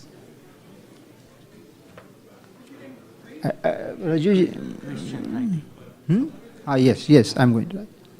Those who are having lunch in the dining hall, please leave your lunch plates or boxes on the table itself. The sevaks will take care of disposing them appropriately. We want to separate all the leftover foods on the plate, so the leftover food can be donated to a nearby Goshala cow sanctuary, Lakshmi Cow Sanctuary in Stoutsburg. It will make it easier to separate the recycles and the trash. Thank you very much. So we'll reconvey here in the auditorium at 2:10 p.m. for question answer and satsang with Swami Viditatmananda. As you return to the auditorium, please wear your mask if you wish to, and take the same seat you sat in before if possible. Lunch in order to maintain social distancing. This is last year anyway. Thank you for your cooperation. If you have satsang questions for Swami Viditatmananda, instead of writing them on paper, please email your questions from your smartphone to arshavidyamedia@gmail.com. Please email your questions from your smartphone to arshavidyamedia@gmail.com. Thank you all and enjoy lunch and come back here at 2:10 p.m. for satsang. Now those who know 15th chapter of Bhagavad Gita and Hanuman Chalisa, please come and join me. We will chant 15th chapter of Bhagavad Gita followed by Hanuman Chalisa. Thank you all. Shri Bhagavan Uvacha Urdhamulamadasyakam Ashvatham Prabhuravyayam Chandansi Yasya Parnani Yastam Veda Savedavit Adashchodam Prasata Tasya Shakaha Gunapravriddha Vishaya Prabalaha Adhascha Mulanyanasantatani Karmanubandhini Manushyaluke Narupamasega Tatopalabhyate Nanto na chadur na cha sampratishta Ashvathaminam suvirudhamulam Asangashastrena dridena chitva Tatapadam tatparimargitavyam Yasmin gatana nivartanti bhuyaha Tameva chadyam purusham prapadde Yatah pravritti prasata purani Nirmana moha jita sanga doshaha Adhyatma nitya vinivritta kamaha Dandair vimukta sukha dukkha samdaihi Gacchantya mudah padam avyayantat Natadbhasayate suryaha Nashashanko na pavakaha Yadgatva na nivartante Tadhama paramam mama Mamaivamsho jiva loke Jiva bhutas sanatanaha Manashashtan hindriyani Prakritisthani karshati Shariram yadavapnoti Yachapyuktramati Grihitvaitani sanyati Vayurgandhani vashayat Shrotram chakshusparshanancha Rasanam granamivacha Adhishtaya manaschayam Vishayanupasevate Utkramantam stitam vapi Bhunjanam va gunanvitam Vimodhananupashyanti Pashyanti jnana chakshushakham Yatanto yoginaschainam Pashyantyatmanyavastitam Yatanto pyakritatmanaha Nainam pashyantya chetasaha Yadadityagatam tejaha Jagadbhasayate khilam Yachandramasi yachagno Tattejo vidhi mamakam Gama vishyacha bhutani Dharayamyagham Pushnami chaushadhi sarvaha Somo bhutva rasatmakah Aham vaishvanaro bhutva Praninam dehamashritaha प्राणापानसमायुक्तः पचाम्यन्नं चतुर्विधं सर्वस्य चाहं हृदि सन्निविष्टः मत्तः स्मृतिर्ज्ञानमपोहनं च वेदैश्च सर्वैरहमेव वेद्यः वेदान्तकृद्वेदविदेव चाहं द्वाविमो पुरुषौ लोके क्षरश्चाक्षर एव च क्षरः सर्वाणि भूतानि कूटस्थोऽक्षर उच्यते उत्तमः पुरुषस्त्वन्यः परमात्मेत्युदावृतः यो लोकत्रयमाविश्य बिभर्तव्य ईश्वरः यस्मात्क्षरमतीतोऽहम् अक्षरादपि चोत्तमः अतोऽस्मि लोके वेदे च प्रतितः पुरुषोत्तमः यो मामेवमसम्मूढः जानाति पुरुषोत्तमं स सर्वविद्भजति मां सर्वभावेन भारत इति गुह्यतमं शास्त्रम् इदमुक्तं मया नघ एतद्बुद्ध्वा बुद्धिमान् स्यात् कृतकृत्यश्च भारत ॐ तत्सत् इति श्रीमद्भगवद्गीतासु उपनिषत्सु ब्रह्मविद्यायां योगशास्त्रे श्रीकृष्णार्जुनसंवादे पुरुषोत्तमयोगो नाम पञ्चदशोऽध्यायः सर्वधर्मान् परित्यज्य मामेकं शरणं व्रज अहं त्वा सर्वपापेभ्यः मोक्षयिष्यामि मा शुचः हरिः ॐ ब्रह्मार्पणं ब्रह्महविः ब्रह्माग्नौ ब्रह्मणाहुतं ब्रह्मैव तेन गन्तव्यं ब्रह्मकर्मसमाधिना हरिः ॐ नमः पार्वतीपतये हर हर Mahadev. It's on. Can I give you other mic? Huh? There's a mic there.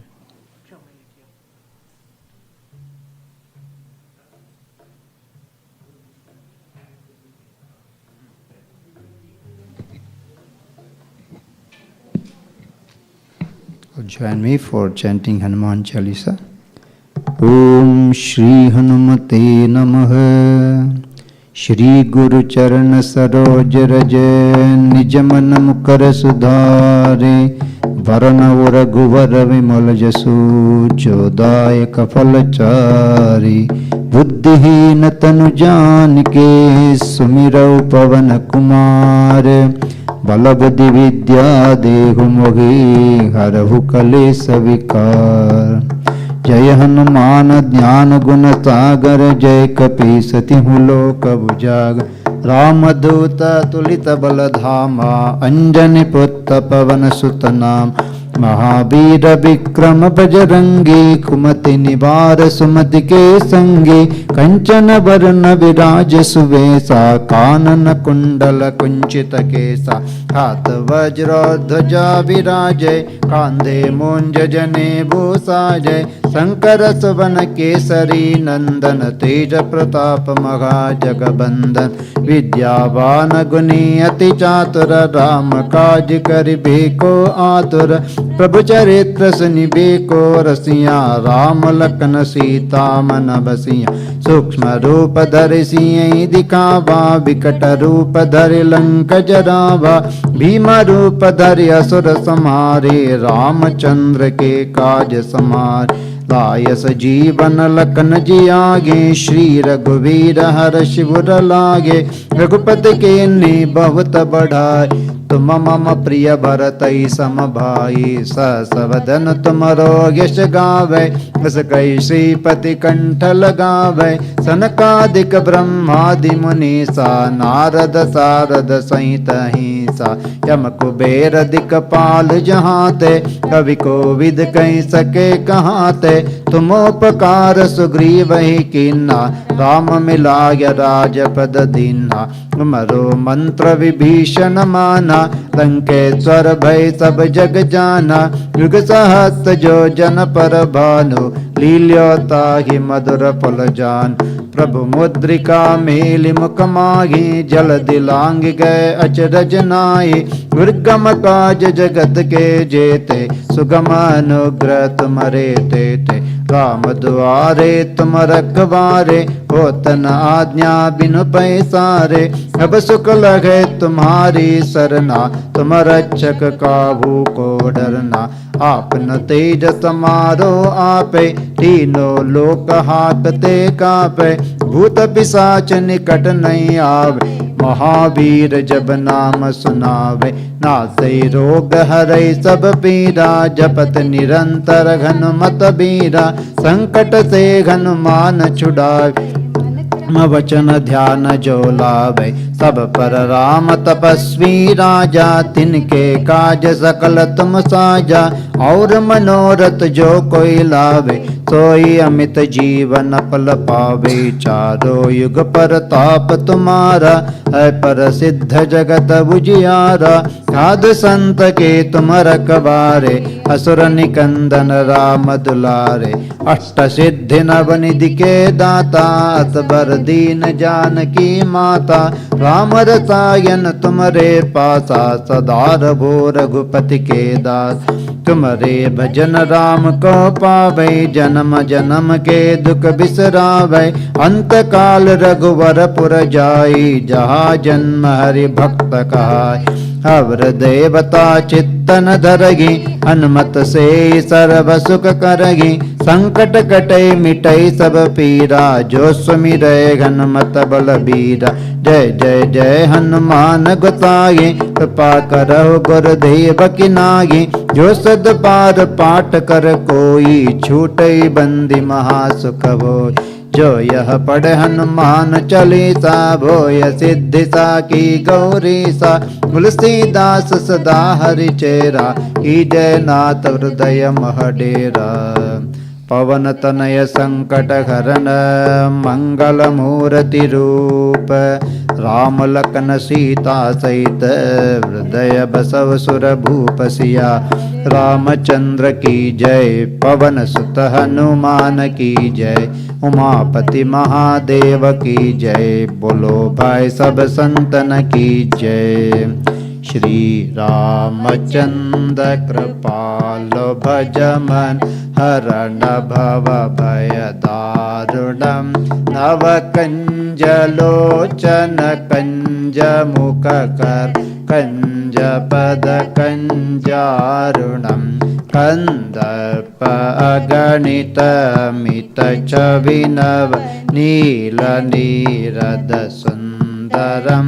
पटपीत मानव तडित रुचि शुचि, नौमि जनक सुतावरम।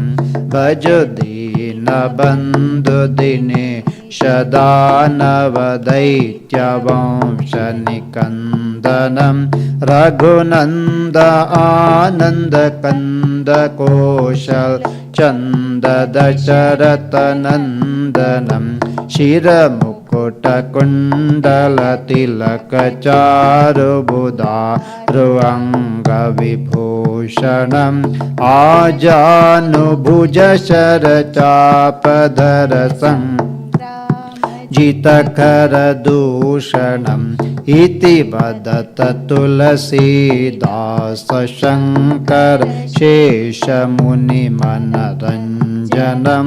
मम हृदय कंज निवास कुरु कामादिखल दल गंजनम। मम हृदय कंज निवास कुरु कामादिखल दल गंजनम। आंजनेयाय विद्महे वायुपुत्राय धीमहि, तन्नो हनुमत् प्रचोदयात्। रामाय रामभद्राय रामचन्द्राय वेदसे, रघुनाथाय नाथाय सीताया पतये नमः। चलिए, thank you, happy birthday.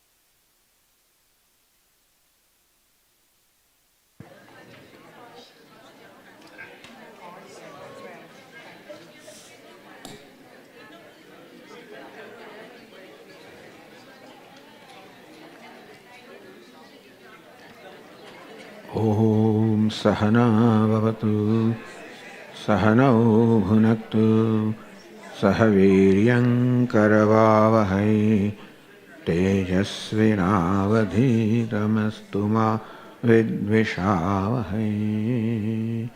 Om Shanti Shanti Shanti.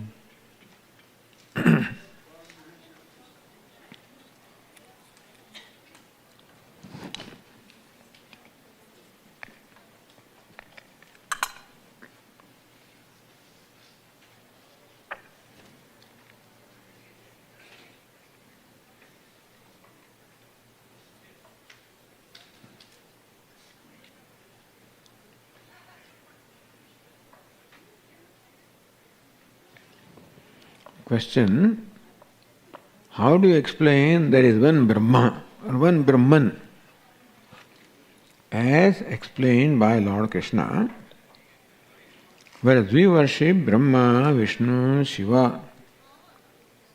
The general answer is Shiva is a Devata. Difficult to understand. That there is one Brahman when we have so many Devatas. So every Devata is Brahman playing that particular role. When Brahman plays a role of creator, we call him Brahma. When Brahman plays a role of sustainer, we call him Vishnu. When Brahman plays a role of destroyer, we call him Rudra.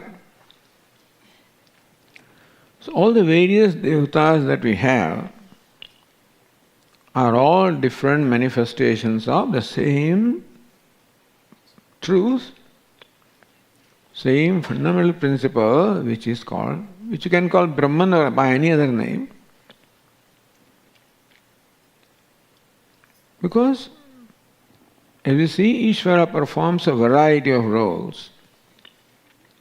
Just as one man would be called father by his children, husband by his wife, be called son by his own parents, called brother by his sibling, called uncle by his nephew, etc. So how one person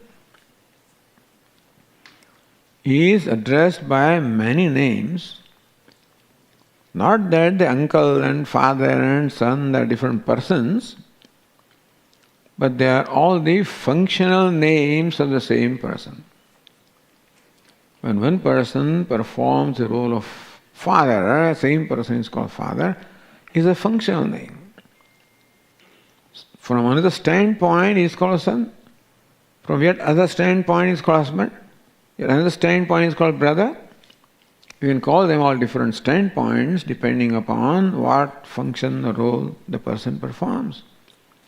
And so also Brahma, Vishnu, Shiva,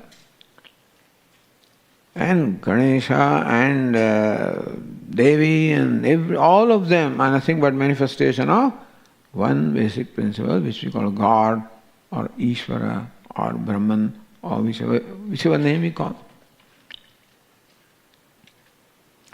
And therefore, a particular expression we call Devata. So Brahma we would call Devata, Vishnu we may call Devata, Rudra we may call Devata, same Brahman. From the standpoint, from different standpoint, we call different devatas depending upon what is a predominant aspect. A predominant aspect is creation, call him Brahma, same Brahman. So not that there are many Ishvaras, many gods. As the Rig Veda says, Ekam Sad Vipraha Bahuda Vadanti. Sat is one. Vipraha, the wise people, call the truth variously. So Indra, Yama, Varuna, that's the names that is given there. So these are all nothing but manifestations of the same truth. Does it answer the question? We have a microphone here if you want any clarification.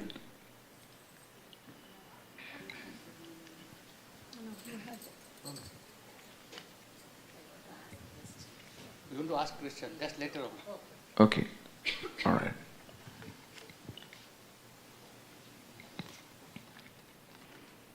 How to maintain presence with unconscious people? What is that?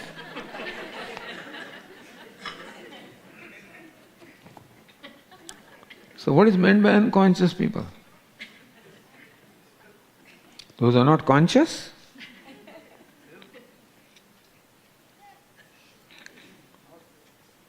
So if the word unconscious people, unconscious, if that word can be better explained, then perhaps we can answer this question a little more clearly.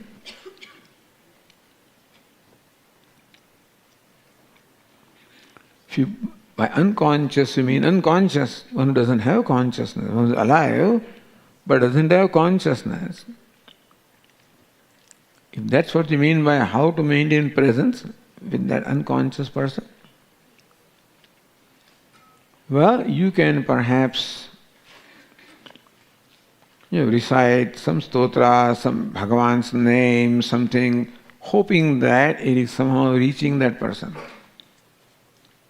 Hoping that what you are saying, Om Namah Shivaya, Om Namo Bhagavate Vasudevaya, or any stotra, any prayer,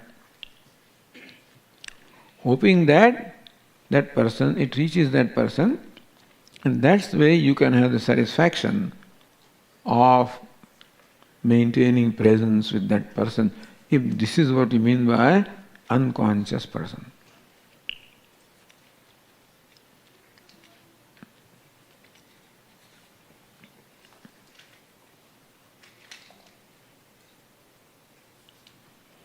How do you find peace when your child is very ill and there are no easy, quick cures?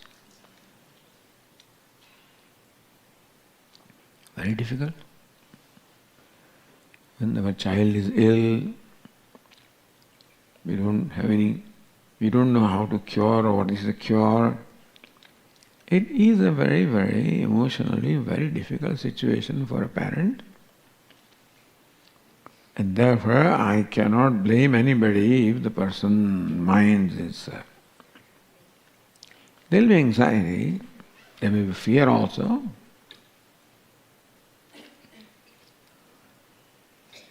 All that we can ask ourselves is what purpose will be served by my anxiety? What purpose will be served by my fear? Anxiety and fear are very natural. But when they arise in the mind, we can ask this question. What purpose will it serve? It will not help the child in any way. In fact, that makes me perhaps incapable of doing what is to be done. When struck with fear and anxiety, then it may be difficult to perform our required function. But I cannot say I have no anxiety, because it's understandable. So what we can talk to our mind that, hey mind, I understand your anxiety, your fear. Recognize that right now fear or anxiety does not serve a purpose. It does not help in any way the person who is, the child who is suffering. If you do not find any cure, then the only thing you can do is to pray. That's all we have, is to pray to Ishvara, to please help the child get cured. Please give us a strength to bear with this pain. So our only refuge ultimately is Ishvara. As we find in our Purana that there is no other refuge, Draupadi had no refuge. She was surrounded by all these Kauravas, very hostile. And Dushasana was pulling, her garments. He sought help from everybody. Surprisingly enough, neither Kauravas nor Pandavas, nobody came forward to help her. It is something inexplicable, really. Even some people, like Bhishma Pitama, Dronacharya, these great people also, for whatever reason, they did not come forward and take the sides of Draupadi. Maybe they said that, they were all servants of Duryodhana and therefore they could not say, etc. I don't know. But it is an episode which is inexplicable as to how these people conducted themselves in this manner. But the end result is there is nobody to help Draupadi. Hey Govinda, hey Govinda.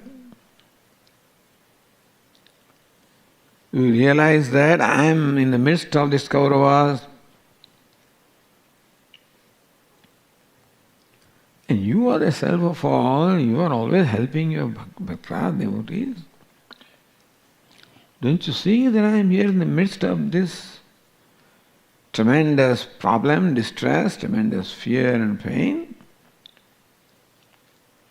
So this is how our musician also sang that bhajan of Surdas. That once Gajendra went to drink water, she told the story of... Surdas sings the story of Gajendra. Neera pibana hetu gayo sindhu ke kinare.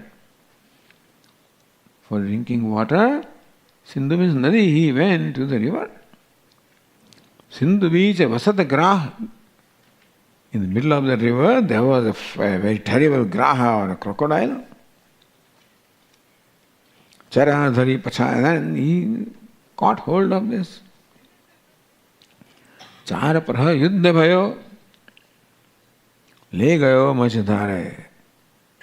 For 4 plus 12 hours, that battle went on. Ultimately, crocodile proved much stronger and pulled that elephant. Huge elephant was pulled in the middle of the river. Naga kan dugana lage. His nose and ears were also slowly drowning. Krishna ko pukare. That time he urged and addressed, He Govinda, He Gopal, Rakho Charana. Abato Jivanhara. So, when there is no other refuge, then these bhaktas called Artha Bhakta are known to seek the refuge of the Lord. So as we said, that is all that we have is a prayer and taking refuge of Vishnu. Doing what all we can do, but seeking His grace.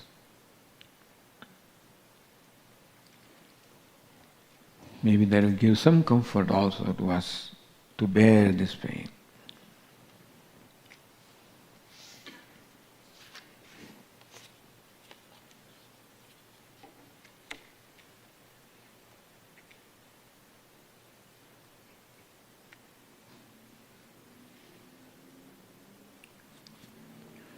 We are told, I am not the body, I am not the mind.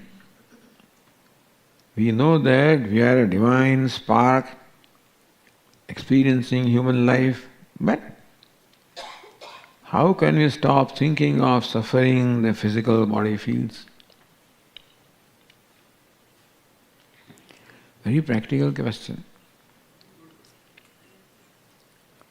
So there are certain things which are there at the intellectual level. There are other things at the emotional level. Remember that we have these 2 levels or 2 personalities, intellectual and emotional. All the teaching we are receiving is received where? Here. I am not the body, I am not the mind, I am not this, I am that, all of that is here. But here, there is a habitual identification of the body. Meaning that in my heart I take the body to be myself. And therefore the pain in the body is my pain. So here question is that I am not the body, that is what we are told. But that understanding is at the level of the intellect. But the habitual level, I am the body, I am the mind. It is going to require a lot of our sadhana. And not simply by telling us that I am not the body, I am not the body. It will require also what we call self-growth, meaning that it will require inner purification such that we will slowly become free from that strong identification. So there is a strong identification of the body, which is why I feel I am the body. And we have to work with what Lord Krishna says, the attitudes of Karma Yoga, Bhakti. That way we have to initiate and accomplish the process of the inner purification. That is when the strong identification will become loose. That is when it may be possible for us to create some distance. But otherwise, simply by saying I am not the mind, I am not the body, unfortunately I do not become that. That I become when my mind becomes pure. When I gain what they call the emotional maturity, that is when that will become possible.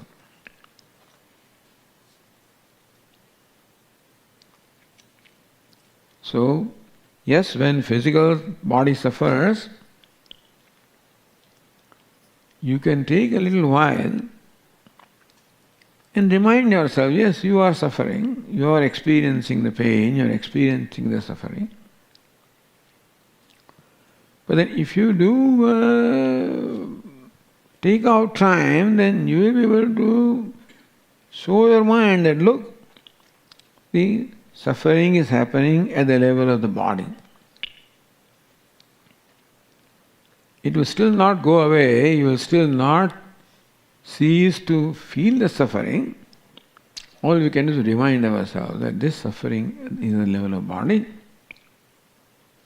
I am aware of that suffering, and in whatever way I can create a distance between them, that's what I try to do. But otherwise, in short, it is a matter of emotional growth for us to really create a distance between the physical suffering and ourselves. Some Ramakrishna Paramahamsa could do that. Some Maharshi, they are all examples. We don't have to go all that way, but that is the ultimate goal. When some surgery was to perform, I think on his face or somewhere of Ramakrishna, he says to a surgeon, you don't have to give me anesthesia. Ramana Maharshi also similarly, but that is when you are free from the identification of the body. Otherwise you will continue to feel. And therefore, we pray and constantly work at purification of our mind. That is how the body identification will slowly become loose, little relaxed, reduced.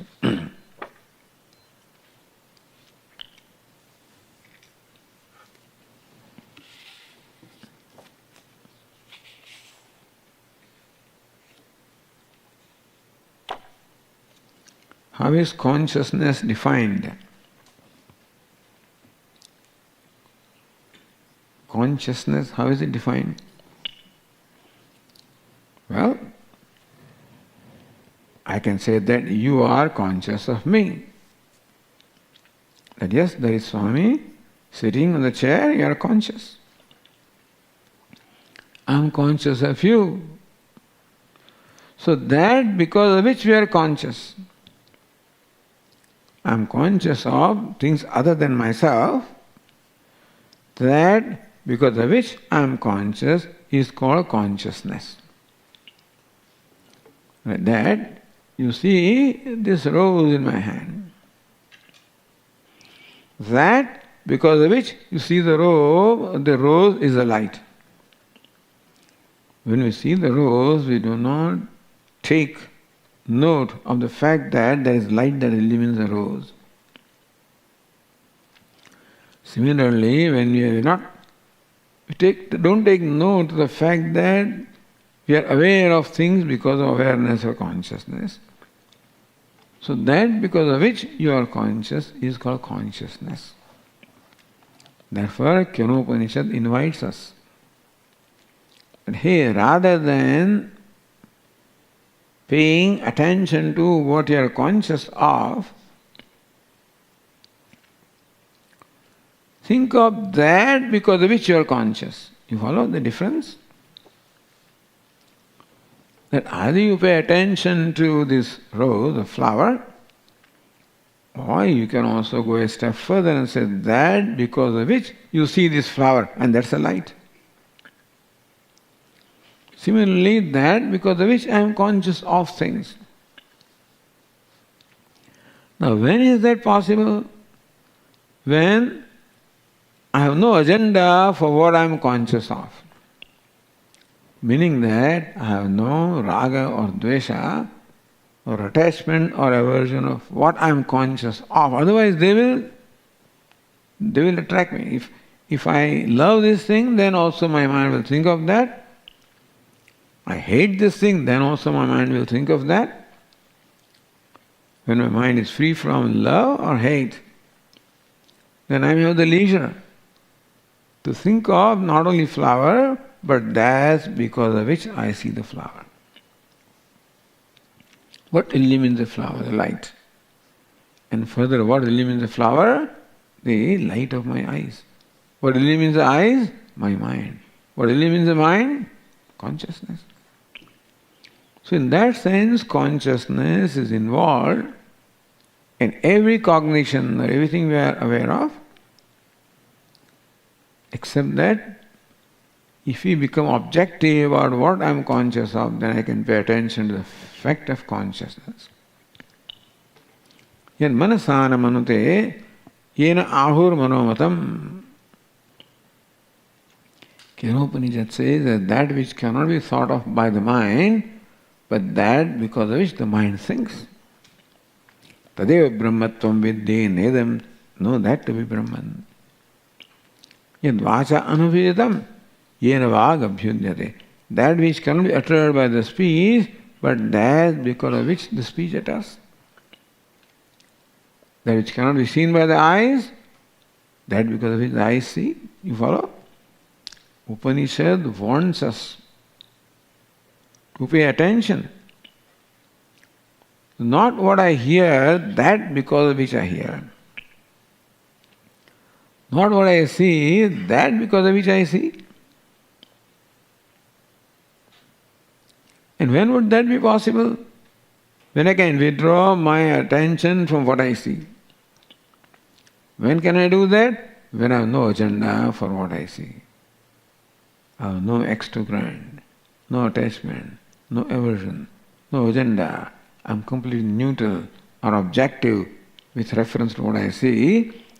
Then I can pay attention to that because of which I see.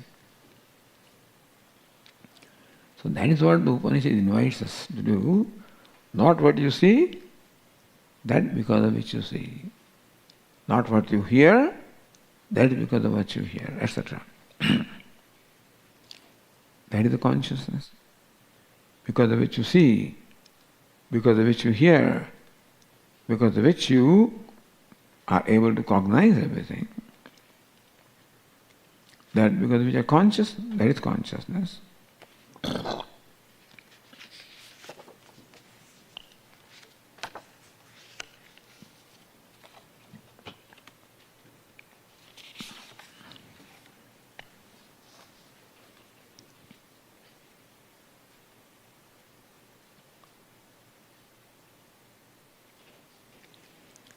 you had mentioned that keep the destination in mind always, in focus always. Always keep focus on destination. That's what we said. Western philosophy talks of the journey being important. So, is journey important or is the destination important? Both are important. What is more important? The destination is more important because merely journey does not mean that you are going in the right direction. Is it not so? And when we did not have this GPS, etc., I remember we were traveling not very far from here. We should have taken that, I think the New York Thruway east instead of there. We just took west. And going on and on and on. What happened?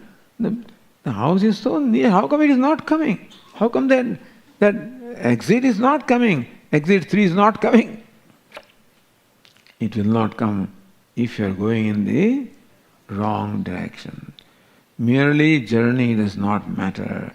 The journey in the right direction is important. And that will happen when you have your focus on destination. Because so many forks come in our life, everywhere. When we are traveling on the roads also, so many intersections come, is it not so? And at every intersection you decide which way to go. Left, right, straight. And what choice will you make? Swami, I always make a right. Then it's like that, that is pre-programmed electric motor, the toy motor. You release it, it collides with something, makes a right turn. Collides with something else, makes a right turn. So it is designed to take right turns. You cannot say that every time I go to an intersection I make a right turn. You have to make a turn or take the direction which takes you to your destination. It is true, if there is only one road, then nothing to worry about, just one road. But that is not usually the case. On one road there are many, intersections and many choices available. In our life also, every moment different choices come before me. And it is not just making a choice, making a right choice. What will decide whether the choice is right or not? The choice that is made in keeping in mind the destination. What's the destination, Swamiji? They say destination is freedom. The destination is that accomplishment of what is already accomplished. That's what Vedanta. Have you heard this story of 10th man? I hope you have. Somebody just says, Swami, please don't tell that story. They're afraid. Even if one person raises his hand, I have not, then Swami will start telling the story, which you already heard 35 times. But he's searching, there is a lot of journey. The 10th man is searching, isn't it? Lot of journey. Is merely journey important or adequate? In the case of 10th man, what is the destination? He's searching with the 10th man, what or who is the destination? So journey means the denial of the destination, you follow? The fact that he is going someplace means denying himself. So the destination is denied. So it is not that journey is important. I'm not saying journey is not important. But journey becomes important when that journey is in the right direction, towards the right destination. Therefore, knowing destination, your GPS will first ask you, where do you want to go? Plug the destination. Then it will tell you the whole road will be shown. It is destination that decides the journey. Yes, journey is important. Thank you. I have known Swamiji where to go, how to go to Boston. Then what are you doing? I am sleeping. Having known how to go to Boston, certainly you will travel. But that travel should be in the right direction, then the travel will result in accomplishment of your destination, achieving the destination. So Western philosophy talks of the journey being important. It is when the destination is right, not otherwise. We are all doing journey, what are we not doing? Everybody is we are moving very fast. Swami's life is very fast these days, Do this and then they do that, and there's not a moment of time. Fast life. So Puja Swami used to talk about, I think even to Hawaii or some place, to some museum or some place. It was an interesting machine at the entrance of that museum. I think you put $1, then the machine starts. It was like a human being, his hands will start, legs will start, all kinds of movement will be there of all the limbs. Whole thing went on for 1 minute. Very fascinating thing. Then Swami asked, well, what did it accomplish? All these movements, what did it do? So merely movement is not important. If that movement, we are all very fast. We are running around constantly from one, post to the pillar. Like some ghost is chasing us. That Swami's life is very fast. That is good. In itself is not enough if the life is in the direction of destination. And who is the destination of our life? Who is the destination of a 10th man? The 10th man story is for whom? For the 10th man? For ourselves. That our life also is the accomplishment of what is already accomplished. Meaning that there is no point in accomplishing what we don't have, except your basic needs. You need toothpaste and you need that is okay. Other than that, I want this and I want that because I'll be happy, and happiness is not to be found there. Happiness is my own nature.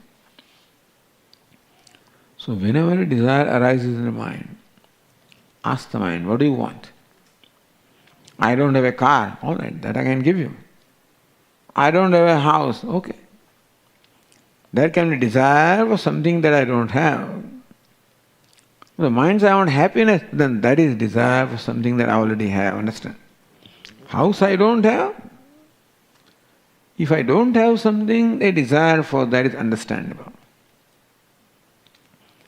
But if the desire for happiness, then we should remind ourselves that happiness is already accomplished. Our love already accomplished. Where is Swamiji? Nobody loves me. Where is happiness in life? So this is the wrong thing. Nobody loves me. Hey, he says, in order for you to feel love, start giving love. For you to feel happiness, start giving happiness. That's the only way. How can I acquire what you already have? But then how can I feel when I start giving? Because you're tapping into what you have. You start giving love, you're tapping into love, which is yourself. You start giving happiness, you're tapping into happiness in your own self. That's why Lord Krishna says, give, be a contributor, become an offerer, perform actions as an act of offering. So, journey, as I said, journey becomes important only when the destination is clear to us.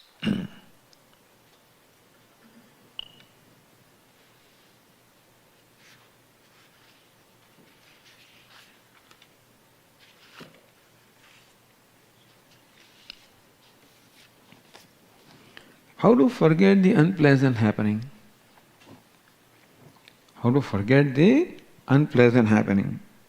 For example, when my partner cheated me, I am not able to forget this cheating. Let us understand one basic thing.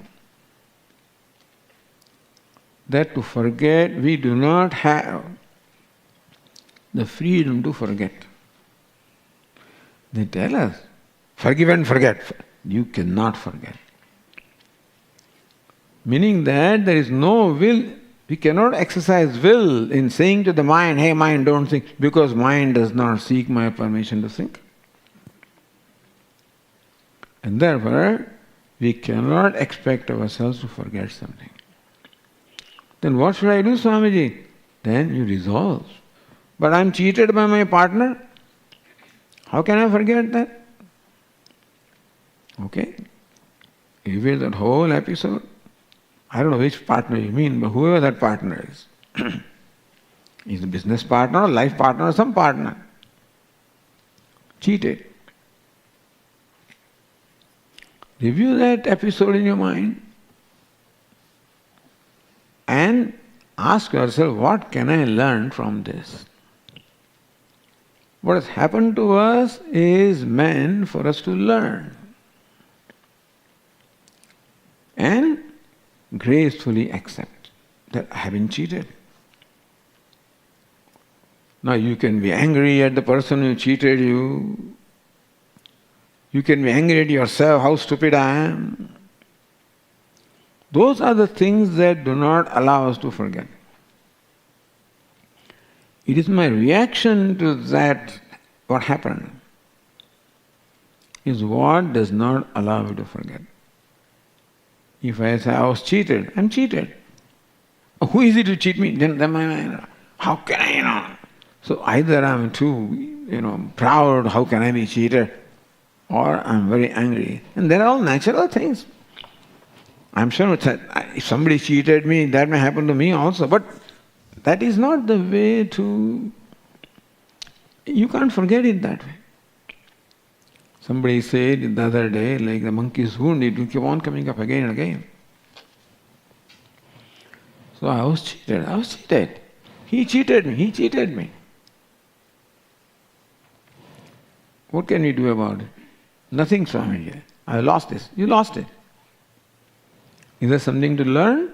So next time you're not cheated? That will be profit. If we can learn that much. From being cheated, if we can learn how not to be cheated again, how to be more conscious next time, then perhaps that has helped us to some extent. Because what has happened cannot be undone. Something stolen, it's gone. I'm cheated, gone. What can I learn so that next time I'm not cheated?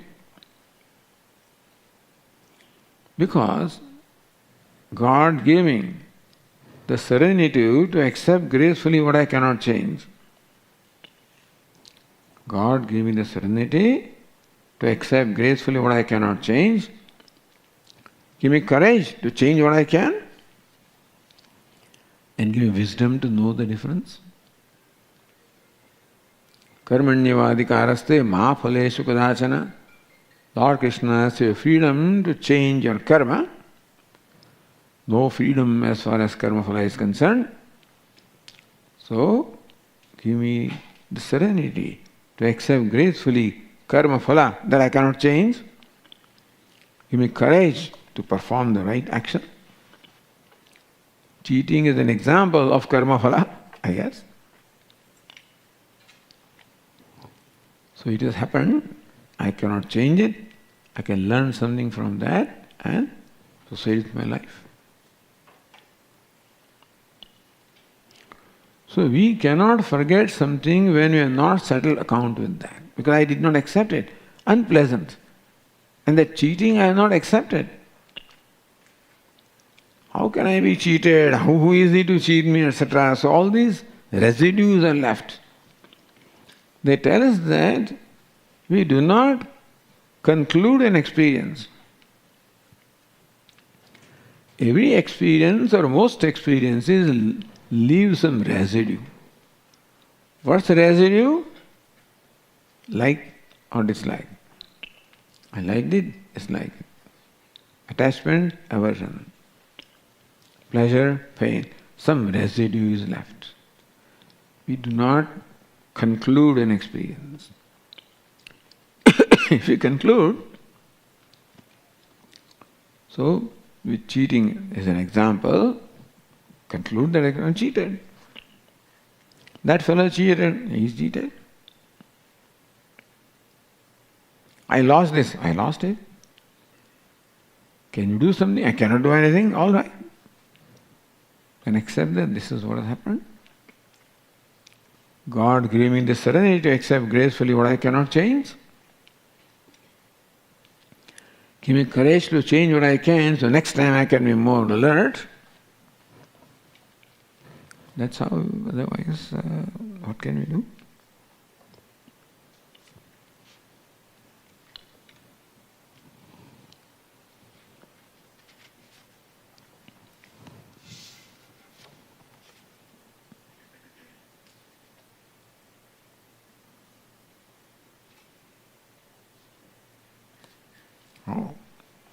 What role does Bhakti Marga play in Advaita Vedanta? Other than purifying the mind to understand the subtle concept of Advaita. Well, that's great. By Bhakti, if we purify the mind, gets purified. If we understand the subtle concept of Vedanta, then Bhakti has done its job, purification. So purification of mind is extremely important. That is when what is heard here comes here, That we hear and understand a lot of things here. Swamiji does not come in my life because it does not come here. So this Antahakana Shuddhi or purification of mind is what connects the understanding in the intellect to the feeling in the heart. And thus, Antahakana Shuddhi is very important. For that, grace of Ishvara is important. For that, bhakti, prayer, worship is very important. Advaita Vedanta, in our life it is important. So let there always be bhakti, prayer, worship. As I say in the morning, because we need the grace. So that takes care of all the questions. Any other question?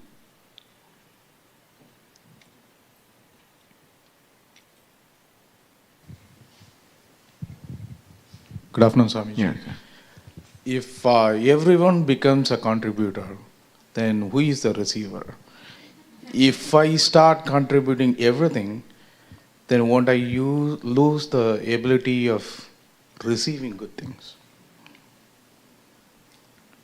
What makes you think that if you contribute, that you will lose the capacity to receive? Why? 100% if I always think about contributing. Yes. Receiving, things will come on their own. You don't have to ask for them. If you use your free will to contribute, then the scheme of things will make sure that you get what you need. Lord Krishna says, Ananyas chintayanto mam ye janah paripasate tesham nityaviyuktanam yoga kshemam vahamyaham. Those are always absorbed in thinking about me. That means they don't think about themselves, and Lord Krishna says, I think about themselves. I take care of the yoga and kshema. So, if you become a contributor, this question will not arise. Thank you, Swamiji. Because that contribution itself will give you the answer to the question is very contribution. Will create in you that satisfaction that the question will not remain. Thank you, Swamiji.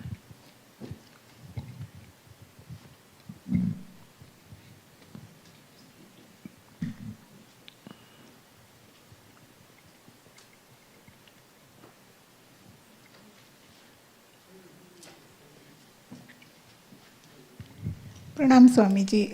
Swamiji, can you suggest any good book for Bhagavatam? Bhagavatam? Oh. If I remember, I think Kamala Subramaniam is the name of that author. She has written a volume on Bhagavatam, a volume on Ramayanam. I think that will be good reading. It's a free reading. So this is what I remember. There may be other books also, but Kamala Subramaniam, that is what I recollect. You see, maybe they in our bookstore also.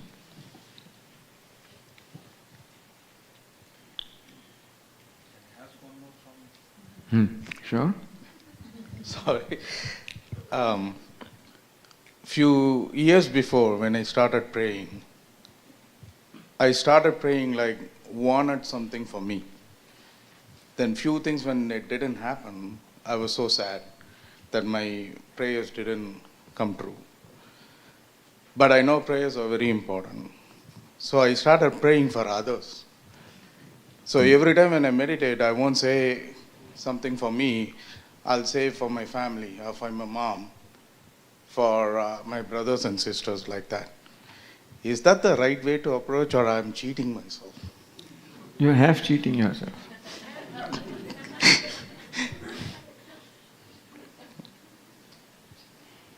Because your parents and your brother and your sister and their well-being, your well-being is involved anyway. Thank you, Swamiji.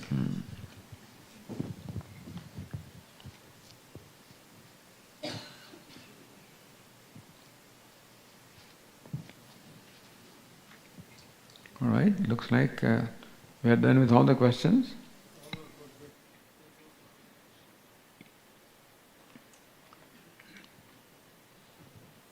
Okay. Oh, there is somebody.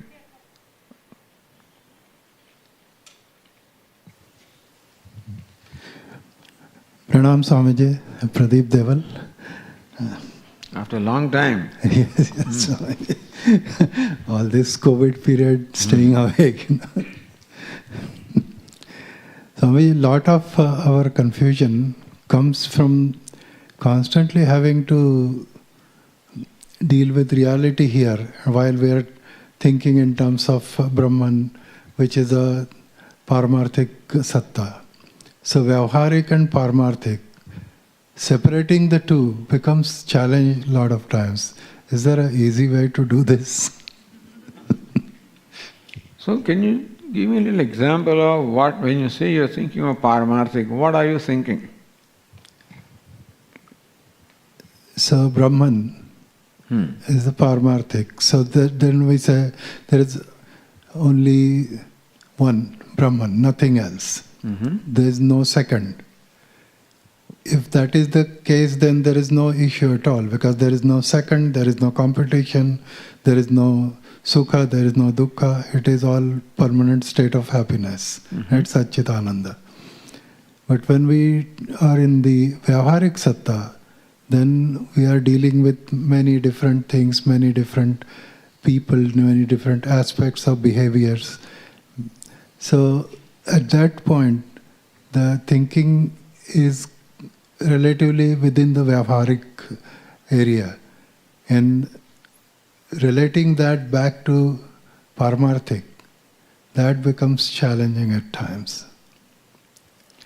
But when you say you are living with Vyavharik Satta, living with several people, etc., can you remind yourself that it is one Brahman in form of all these people?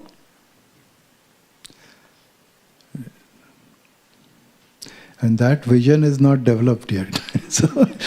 Okay, no problem. That's all right. No problem. But let us go to the next step. Suppose that was the case, still it is not a reality for me that all this is Brahman. Okay. Suppose all this was Brahman, was a reality, how would I behave? Oh, then he is Brahman. Then I will treat him in a certain way. You follow? Even if all this is Brahman has not become a reality to me, suppose all this was Brahman, then how would I conduct myself? I would conduct myself very respectfully, I would conduct myself with compassion, because that's what Brahman deserves. So those values that are based on everything being Brahman, those values is what we can practice. So when they are asking us to practice values such as non-violence or truthfulness, it is all based on this reality that everything is Brahman. Although in Vyavahara we interpret non-violence as not hurting the other person at the level of physical level or mental level, or by words or deeds or actions. But each value is based on this fact that everything is Brahman. So even if you don't think that everything is Brahman, you try to be as committed to your values in the Vyavahara. You are already committed to everything being Brahman without thinking. You follow? So really we are saying that everything in this world, that is a Sagun Brahman. That way we can look. Like in Marathi there is a saying, Jai Jai Bhaite Te Te Bhagwanta. That is true. Yeah, that's right. And how would that be? In that case, my attitude will be one of not hurting, one of helping, one of compassion, isn't it? Mm-hmm. So that is how the values come in our life. Even if we do not know that everything is Brahman, if we try to be truthful, try to be as kind as we can, then we are approaching that value of everything being Brahman. And we can at the moment practice this value only relatively. We say that we should speak truth, but then that moment you start and commitment to truth will slowly start challenging you. And more aware or more committed you become to truth, more demanding it will become. Meaning that the values, we think that we are following values. But very often it's a convenient way of, within my limits I follow a value and I let go. So be committed to your values. Thank you so much.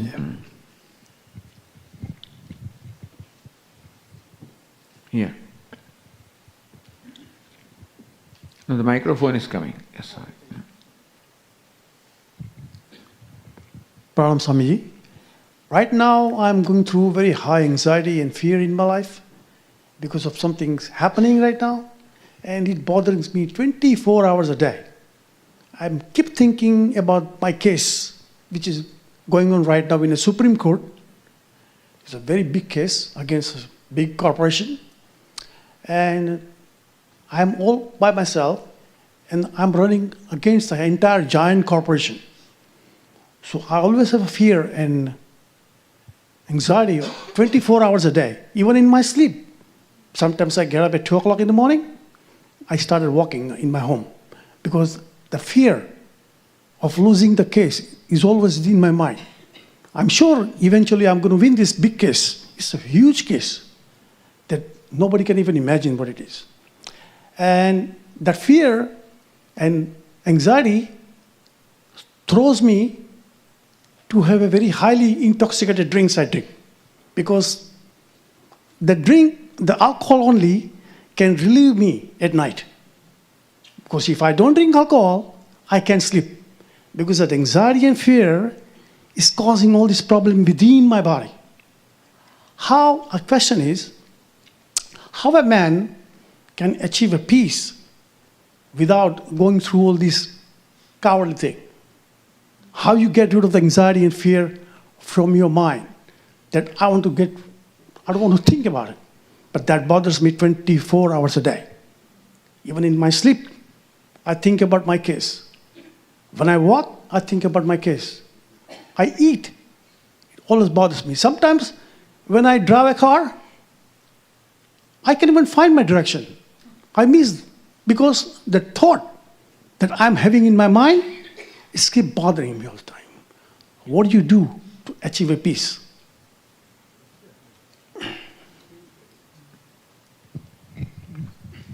Suppose you ask yourself, suppose you lose the case, what will happen? No. No, you see, what is the anxiety is because you are not sure that you may not lose. If you are sure that you are not going to lose, there will be no anxiety. The fact that there is an anxiety means that you see a possibility of losing the case. No possibility, then there should be no anxiety. No, but sir, Swami, sorry. When you're fighting against a giant corporation, there are 50 lawyers against me alone. You always have anxiety, come on. There are 50 lawyers sitting in front of me. I'm only one on this side, with no lawyers and nobody, just fighting for myself. People, do you think we are people that are that strong? That you're facing the 50 people, 4 judges in front of you, and you by yourself?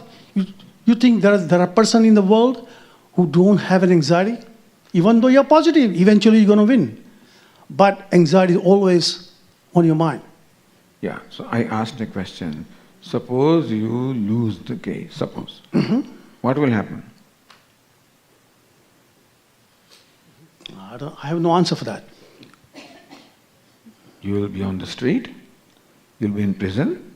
No, absolutely not. No. You'll be on the street? You'll be begging? No. No. You'll be hungry? No. Starving? No. Then what? What will happen? But anxiety, how you get rid of the anxiety right now? But I'm going imagine through. yourself that you lost the case. I lost the case. I did not win. Those 50 people won. I lost the case. And so I did not get what was right to me. But now what am I left with? I still have my house and my family. And still I can get 2 meals a day. I still can live my life. So you can. So what's the anxiety about? Swamiji, anxiety and fears are always on the people's mind. When they are going through a certain phase in their life, they always have anxiety and fear. I have not seen any one person in my life who say they have not faced any anxiety and fear in their life. No, I appreciate that. I appreciate. All I am saying is, ask yourself this question. The worst case scenario. Why worst? Just imagine. Worst case scenario in your case, what will it be? Will you be in prison? No. No. On the street? No. Begging? No. Starving? No. Then what will you be? A defeated person, what else? Okay, I'm a defeated person, still take it for granted. But what I'm thinking about the case, that's very heavy on my mind. You can think about the case. That thinking about the case is not a problem. That I will lose the case, that is a problem. The fear is not because of case, fear is because of the possibility of losing the case. That's the fear. The fear, what I'm having, I'm one person on side, there are 50 people on the side. Doesn't it's always matter. Fear. I understand that. But the fear is not that you are alone, fear is only because you think that you may lose the case. As I said, suppose you lose the case, worst case scenario, what will happen? What will happen? Nothing will happen. I'm not saying, but right now it's that bothering. Your mind is going through. If nothing's going to happen, why are you bothered? No, I mean, I'm serious. I am not joking. This is the way to deal with everything. We are just afraid of some imaginary things, but then we don't confront. Confront the situation that already you lost the case. So what will happen? Oh, I'll have to sell my house. Suppose you have to. I'll have to sell my car. Suppose you have to do that. Can you still survive? You can survive. Then what is the problem? You will survive. You live your life. What's the problem? My question is, what do you do? What's the remedies you have that you don't keep this anxiety and fear on your mind? This is the remedy. I'm just telling you the remedy. I am telling you the remedy that you confront. That suppose you lose.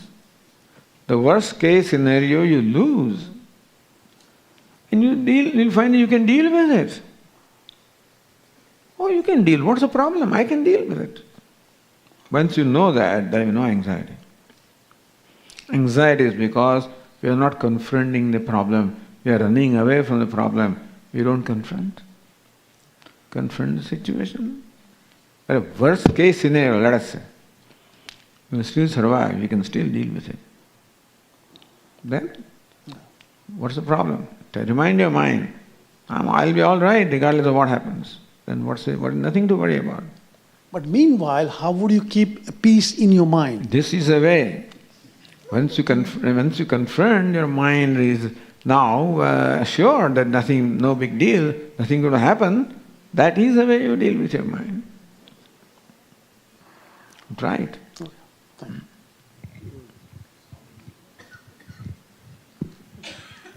Small follow-up on that. So, follow, where is that?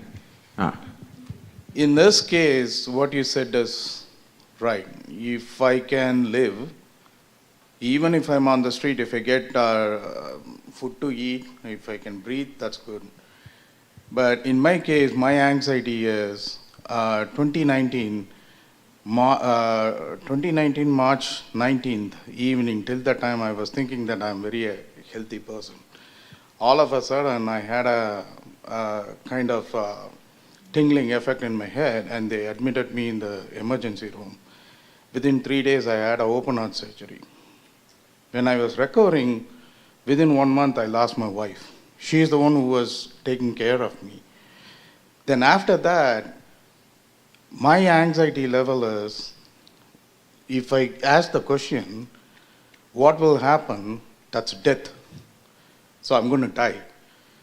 So when I think about it, my anxiety attack becomes more because I feel like I didn't achieve much. I wasted my 50 years of my life. I want to do more and more and more. So that anxiety, how you will deal with it? So let us get some clarity. Is there anxiety because of death, or anxiety because you did not do enough in your life? Enough in my life. Death you are not worried? No, if I achieve what I want, one day I'm going to die. So what do you want to achieve? I have a whole bucket list, Swamiji. But good. That's nice. I'm glad that you have that kind just of for ambition. an example, I thought I'm coming to America, I'm going to make a lot of money, and then I'm going to retire soon.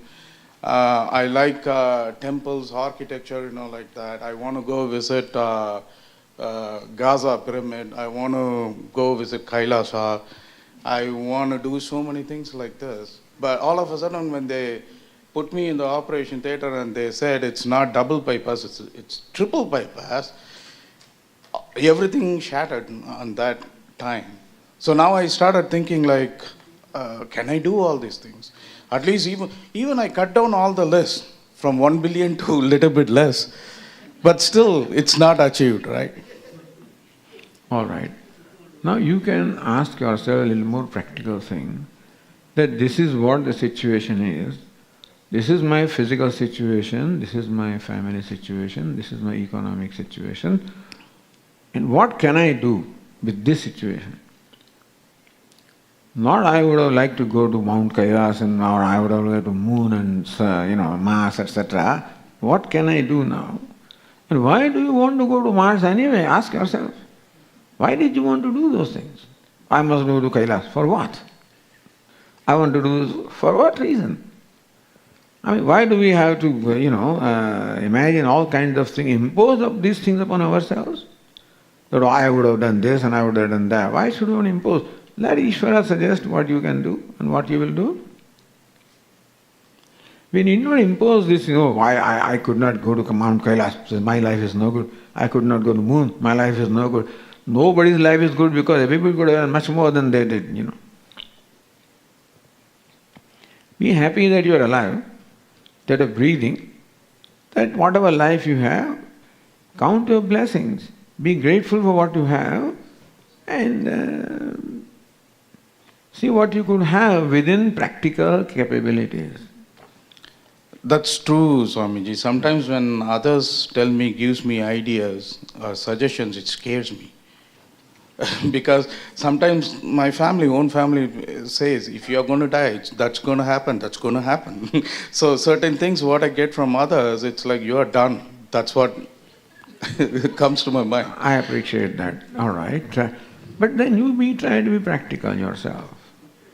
So if death is a concern, which is a very genuine concern, ask yourself in consultation with some physicians, how do you take care of the health and whatever life you have with you, how to take care of it, and whatever time you have, how to best live and how best to utilize. Not that you want to be a billionaire and then, you are what you are, in that limit, how you can make your life meaningful to yourself. Everybody has their own thing, I cannot be like somebody else. So we are what we are. And with that, how can I be happy with what I do? I mean, there are people who do all kinds of things. There is one person who started planting a tree, one at a time. In so many years, he has planted 3 million trees or something like that. It looks like an impossible thing. Not that we have that. What I'm saying is that one little thing at a time is what we can do. And do that. Thank you so much.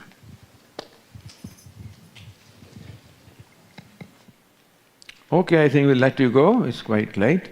And we'll see you next year, I guess. Because there are some people tell us, Swamiji, I come to the Gurukulam regularly. Really? I come every anniversary. I said, very good. So hopefully we'll see you maybe next anniversary. Om Purnamadah Purnamidam Purnat Purnamudachyate Purnasya Purnamadaya Purnameva Vasishyate. Om Shanti Shanti Shanti. Hari Om Shri Gurubhyo Namaha. Hari Om.